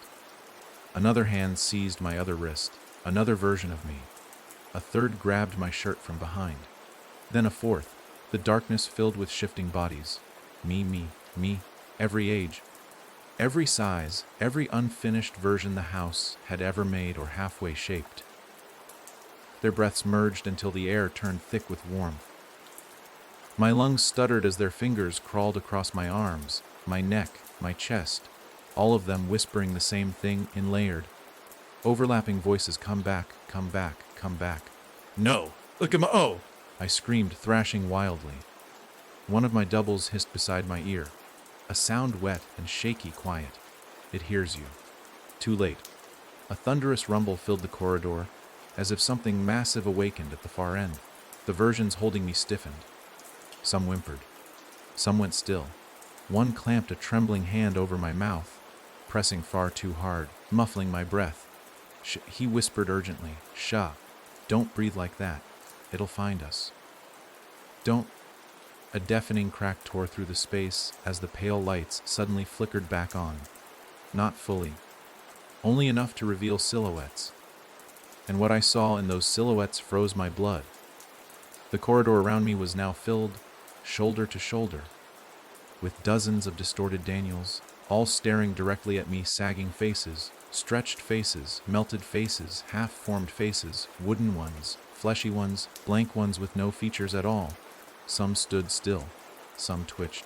Some copied my panic, mimicking my frantic breaths in delayed gasps. But deeper down the hallway, so far it should have been impossible to see, the light caught the outline of a colossal shape approaching. Slow, heavy. Every step shook the corridor. The Daniels surrounding me began backing away, not letting go of me fully, but easing their grips, scuttling aside in fear like cornered animals sensing a predator. "It's here," one whispered with a cracked version of my voice. "It always comes when you scream." The corridor trembled with another step from the colossal shape. My reflection in the polished floor flickered, no longer calm, no longer smiling. It looked terrified. And then, worse, its hands, seen only in the reflection, began reaching upward through the surface as though it were water. I scrambled backward, stumbling over my own feet, Daniels brushing past me as they retreated toward the walls, or melted into them like shadows dissolving. The reflection's hands rose higher, breaking free from the smooth floor with a thick, wet tear, fingers bending in unnatural arcs as they reached toward me. I fell onto my back, scrambling backward on my elbows. The colossal shape at the far end of the corridor let out a low, booming inhale, drawing the air tight, pulling everything toward it as though the whole corridor had become a giant lung. No, no, no. My nails scraped against the floor, leaving thin lines as I pushed myself farther back. But the reflection of me kept rising, my twisted reflection, dragging its torso out of the polished stone like something climbing out of a mirror made of water and bone. It opened its mouth, my mouth, but stretched far too wide, far too thin, tearing at the edges, its jaw unhinging with a brittle crack. And in my own broken voice it whispered, "Let me in." The colossal shape lunged. The reflection lunged. The corridor bent inward. And I shut my eyes and screamed. The scream tore out of me so violently it felt like something cracked inside my ribs, but the instant it escaped my throat the corridor twisted. Not bent, not distorted, but split, as if the sound of my fear sliced the space in half. The floor rippled under me like disturbed water, my limbs sinking an inch into its glossy surface, before stiffening again, and the reflection clawing its way out froze mid-lunge, its stretched face hovering inches from mine, jaw locked open in a silent howl that mirrored my own. Every version of me that had been scattered along the corridor, child-sized, aged, half-formed, broken, blank-faced, jerked in unison, snapping their heads toward the colossal silhouette that thundered closer at the far end. The air tightened, drawn hard toward the approaching shape, like I was inside a room where someone had opened a vacuum. My body slid forward against my will, scraped across the polished floor, straight toward the frozen reflection whose fingertips were still reaching for my face. I shoved my palms against the ground, desperate to anchor myself, and felt the stone tremble beneath me as if the corridor strained to hold itself together. "Movi," a voice behind me shouted. A voice not mine, not twisted, not warped, but Mike's. Daniel Movie! My heart lurched. I whipped around. At first all I saw was rippling darkness. Then, through a thin shimmer in the corridor's air, almost like the reflection of a reflection, I saw him. Mike. Real Mike. Or at least a version that wasn't decayed or twisted or unfinished. His face was pale, streaked with sweat and dirt, eyes wide and frantic, body half phased through a section of the wall that flickered like a glitching doorway. Get up! No! He yelled. You have to move before it. The colossal shape at the end of the corridor slammed a limb down, and the entire space buckled. The ceiling bowed. The floor cracked. The lights flickered like dying fireflies. My reflection snapped out of its frozen state with a wet jerk, mouth stretching wider, fingers unfurling toward my throat. I stumbled to my feet at the last possible second, barely dodging, as the reflection's face shot upward and smashed into the floor where my head had been, shattering the polished surface like breaking glass. But instead of shards, the fragments dissolved into liquid darkness, dripping upward instead of down. The reflection screamed, an awful, guttural noise of frustration, and twisted its neck toward me, tendons snapping like overstretched rope. Bloody Minien, it shrieked, scrambling forward on misshapen hands. I ran, heart in my throat, legs shaking under me as I pushed myself toward the flickering opening, where Mike's form trembled like a faulty projection. The corridor behind me tore itself apart, the colossal thing ripping chunks from the walls, roaring with layered voices so loud they rattled the air. My twisted reflection raced after me with jerky, frantic lunges, its limbs bending at impossible angles as it skittered across the floor like a frantic insect wearing my face. Faster! Mike screamed, reaching an arm through the flickering doorway. His hand glowed faintly, as if caught between two worlds. I sprinted, breath tearing out of me, but the floor suddenly warped under my feet, turning soft, sinking. My legs plunged knee deep into the stone as if it had liquefied. I screamed, falling forward. The reflection pounced, grabbing my ankle with fingers that felt like cold knives, skin splitting at the seams as its grip tightened. Cambiesque, it begged in my voice, but broken, watery, desperate. Cambiesque to moa obilungi. I kicked wildly, heel connecting with its jaw with a sickening crack. Its head twisted too far, but instead of snapping, it spun fully around, resetting with a wet pop. It crawled closer, dragging its broken face toward mine. Lidi finishoyu, it whispered. Levitimimi bou. Daniel, Jibarabim in my hand! Mike roared. I reached. The floor sank deeper. The reflection lunged. Our fingers brushed. And at that exact second, the colossal shape at the far end roared, so thunderously the corridor ripped down the middle. A jagged tear exploding through the floor and wall, splitting the space open like a cracked shell. Wind, no suction, erupted from the rupture, pulling everything inside toward an infinite drop of swirling darkness. Daniels, the duplicates, were yanked screaming off the floor, bodies sucked into the void like scraps in a storm drain. My reflection's grip slipped as the pulling force tore at its limbs.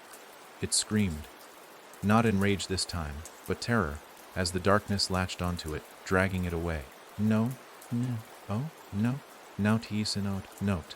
Its voice cut off as it vanished into the void. The floor beneath me cracked again. My legs sank to the thigh. The suction dragged at my chest, yanking the air out of my lungs. Mike reached farther through the flickering doorway, his arm shaking, half disappearing with static bursts. Daniel, take him my hand! I stretched with everything I had, fingers clawing at the air. The corridor tore open behind me with a final, thunderous rip. The suction intensified, violent, unstoppable, pulling me backward so hard my ribs felt like they might snap. Mike screamed my name. I screamed his. Our hands finally locked, and the world pitched sideways. The corridor dissolved. The void swallowed the floor. Mike pulled. Something else pulled harder. My body stretched between two worlds, and then, in a blinding flash of white, the tension snapped. I was ripped free, but I had no idea which side I'd landed on. For a moment I didn't know whether I was standing, falling, or floating. My entire body felt stretched thin, like my bones had become threads woven between two different worlds. And when the tearing sensation finally stopped, I collapsed onto something solid with such violent force that stars burst behind my eyes. I gasped, rolling onto my side, clutching the floor beneath me until the world stopped spinning. The ground felt cold, real, not pulsing or breathing, smooth like polished wood. My fingers traced the floor instinctively, half expecting it to twitch or soften. But it didn't. It stayed still beneath my touch. My chest rose and fell in shaky, uneven bursts as I managed to lift my head. Slowly, terrified of what I'd see, I forced my eyes open. I was in a room, a normal room. Ceiling, corners, walls, no wet tissue, no red veins, no flickering organic lights. For a heartbeat, I thought, maybe I had escaped. Maybe Mike pulled me through at the last second. Maybe the house lost its grip. I pushed myself upright, ribs aching, shirt torn, skin sticky with goo from the corridor, and stumbled to my feet, swaying. The room was dim, lit by a single bulb that swung gently from the ceiling, casting shaky patterns across the walls.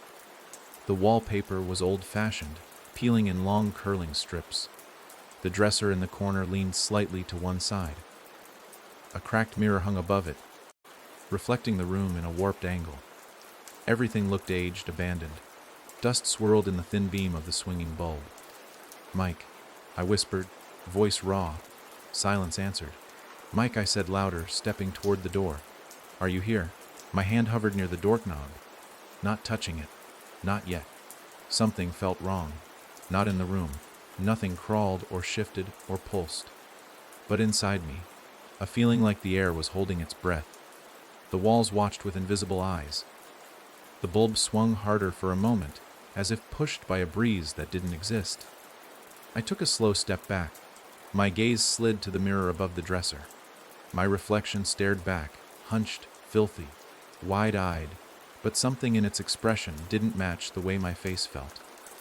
My reflection looked calmer, too calm, like it was observing me rather than copying me. Its eyes blinked a half, second too late. "No," I whispered, stepping backward. "Not again." My reflection tilted its head before I did. My stomach dropped into a deep, suffocating pit. I spun away from the mirror, refusing to look at it again, forcing myself toward the door. The wooden knob felt cold beneath my fingers, but not cold enough to be real. Cold like metal left too long in shadow, I pressed my ear to the door. Silence. Then, very faintly, a whisper.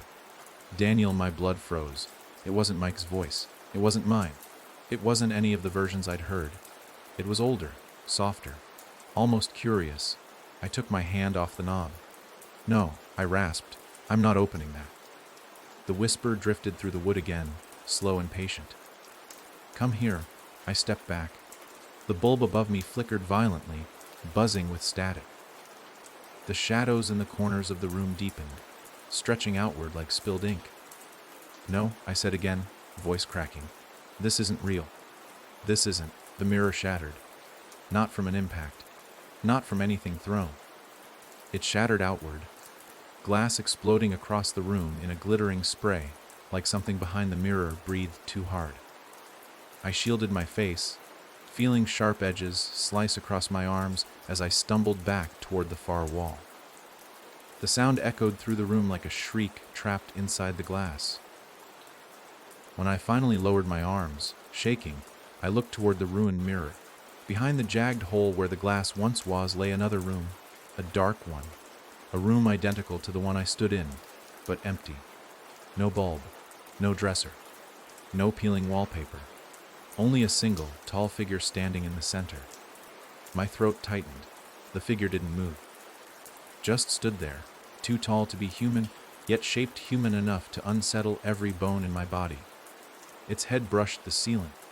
Its limbs hung straight, long, and rigid. The darkness around it clung like fabric, hiding every detail except the faint outline of its posture. Then, it stepped forward. One slow, deliberate slide. Not a natural step, a glide. I stumbled backward until my shoulders hit the opposite wall. Heart pounding so hard it felt like it would burst out of my chest. "Stay away from me," I whispered, though I knew it wouldn't listen. The figure moved again, closer to the broken mirror, its body pulling into the dim light. For a second, I thought the bulb flickered over it. But it wasn't the bulb. It was the figure itself, shifting, fading in and out, like it struggled to stay in the same shape. My breath stuttered. "Daniel," it whispered again, but the voice didn't come from its mouth. Not that it had one. It came from the walls, the floor, the air itself. "Don't run." I slid along the wall, my eyes locked on the widening hole where the mirror once hung. The figure pressed one long, pale hand against the frame, its fingers extending, thinning, stretching enough to slip through the crack. The tips brushed the air like spider legs feeling for vibrations. Then, its fingers curled inward, gripping the broken wood, pulling itself closer. "Please," I choked out. "Please don't." The figure paused. For the first time it hesitated, as if considering me. Then, in a voice almost gentle, almost pitying, it whispered, "You left a piece of yourself behind." My stomach twisted. What do you mean?" The figure leaned forward, its dark form bending. "Pieces belong together." I shook my head. "I didn't leave anything." "Yes," it said softly, "you did." The bulb swung harder, shadows whipping violently across the walls. A cold gust rippled through the room. But the windows were boarded shut. "What did I leave?" I whispered, terrified to hear the answer. The figure's stretched fingers tapped the frame, lightly, like a heartbeat. "Your fear." My breath hitched. "My fear." "Yes." The figure pressed itself tighter against the broken mirror frame. "And it wants to come home." Before I could move, before I could even scream, something stepped into the doorway behind me. A shape. My shape.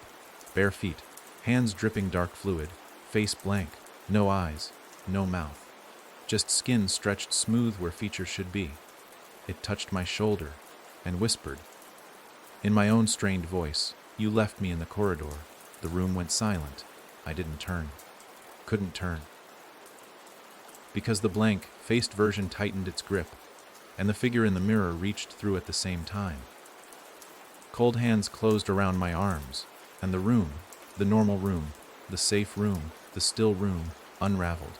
The walls rippled, the floor softened, the ceiling sagged, and I understood, with a hopeless, crushing clarity, I had never left the house at all. I had only fallen deeper inside it. The moment the walls softened, sinking like wet cloth around me, the blank-faced version gripping my shoulder tightened its hold until its fingers felt like clamps embedded in my skin, and the towering figure dragging itself through the broken mirror frame pulled harder, its long arms stretching farther than any bone should stretch. I felt myself caught between them, torn in two directions, neither escape nor surrender offering any chance of survival. Only different flavors of the same doom. My breath hitched, caught halfway up my throat, my ribs straining with every shallow inhale as the room pulsed in slow, dreadful waves, folding inward, folding outward. Like the space around me was breathing with anticipation. "Stop," I whispered, though my voice was barely a thread. "Stop, stop." The blank-faced version pressed its forehead against my back, its smooth skin cold as stone, its breath non-existent. Its presence unreal, like a memory made of flesh. The tall figure from the mirror bent lower, its head grazing the room's sagging ceiling as its fingers hooked behind my elbow, drawing me toward the widening cavity that once held only reflection. "Come," it murmured in that low, hollow voice that seemed to echo from the bones of the house itself. "The house wants you whole." I'm not missing," I choked, pushing my heels against the softening floor, trying to anchor myself in a place that offered no solid thing to cling to. "I'm right here. There's nothing missing, nothing." "Then why do they follow you?" the figure hissed. Its voice slowed, thickened, as though each word were dragged across rusted metal. "Why do they wear your face? Why do they speak in your voice? Why do they finish your breath before you take it?" My chest tightened, dread coiling through every part of me. It was right. Every version I'd seen, every double, every warped silhouette, every distorted mimic, none of them had been accidents. They weren't the house taking random pieces from me. They were pieces the house found already separated, already fractured inside me. Parts I had left scattered long before I ever stepped into that forest. The blank-faced version behind me leaned closer, its smooth skin pressing against my spine, its breathless voice echoing directly inside my skull. "You left me the day you stopped looking at yourself." I staggered at the words. "What? You feared yourself," it whispered. "You feared what you could be, what you might become." And fear left the first piece behind. The tall figure in front of me dragged me closer, its shadow swallowing my legs as the mirror warped into an open throat of shifting dark.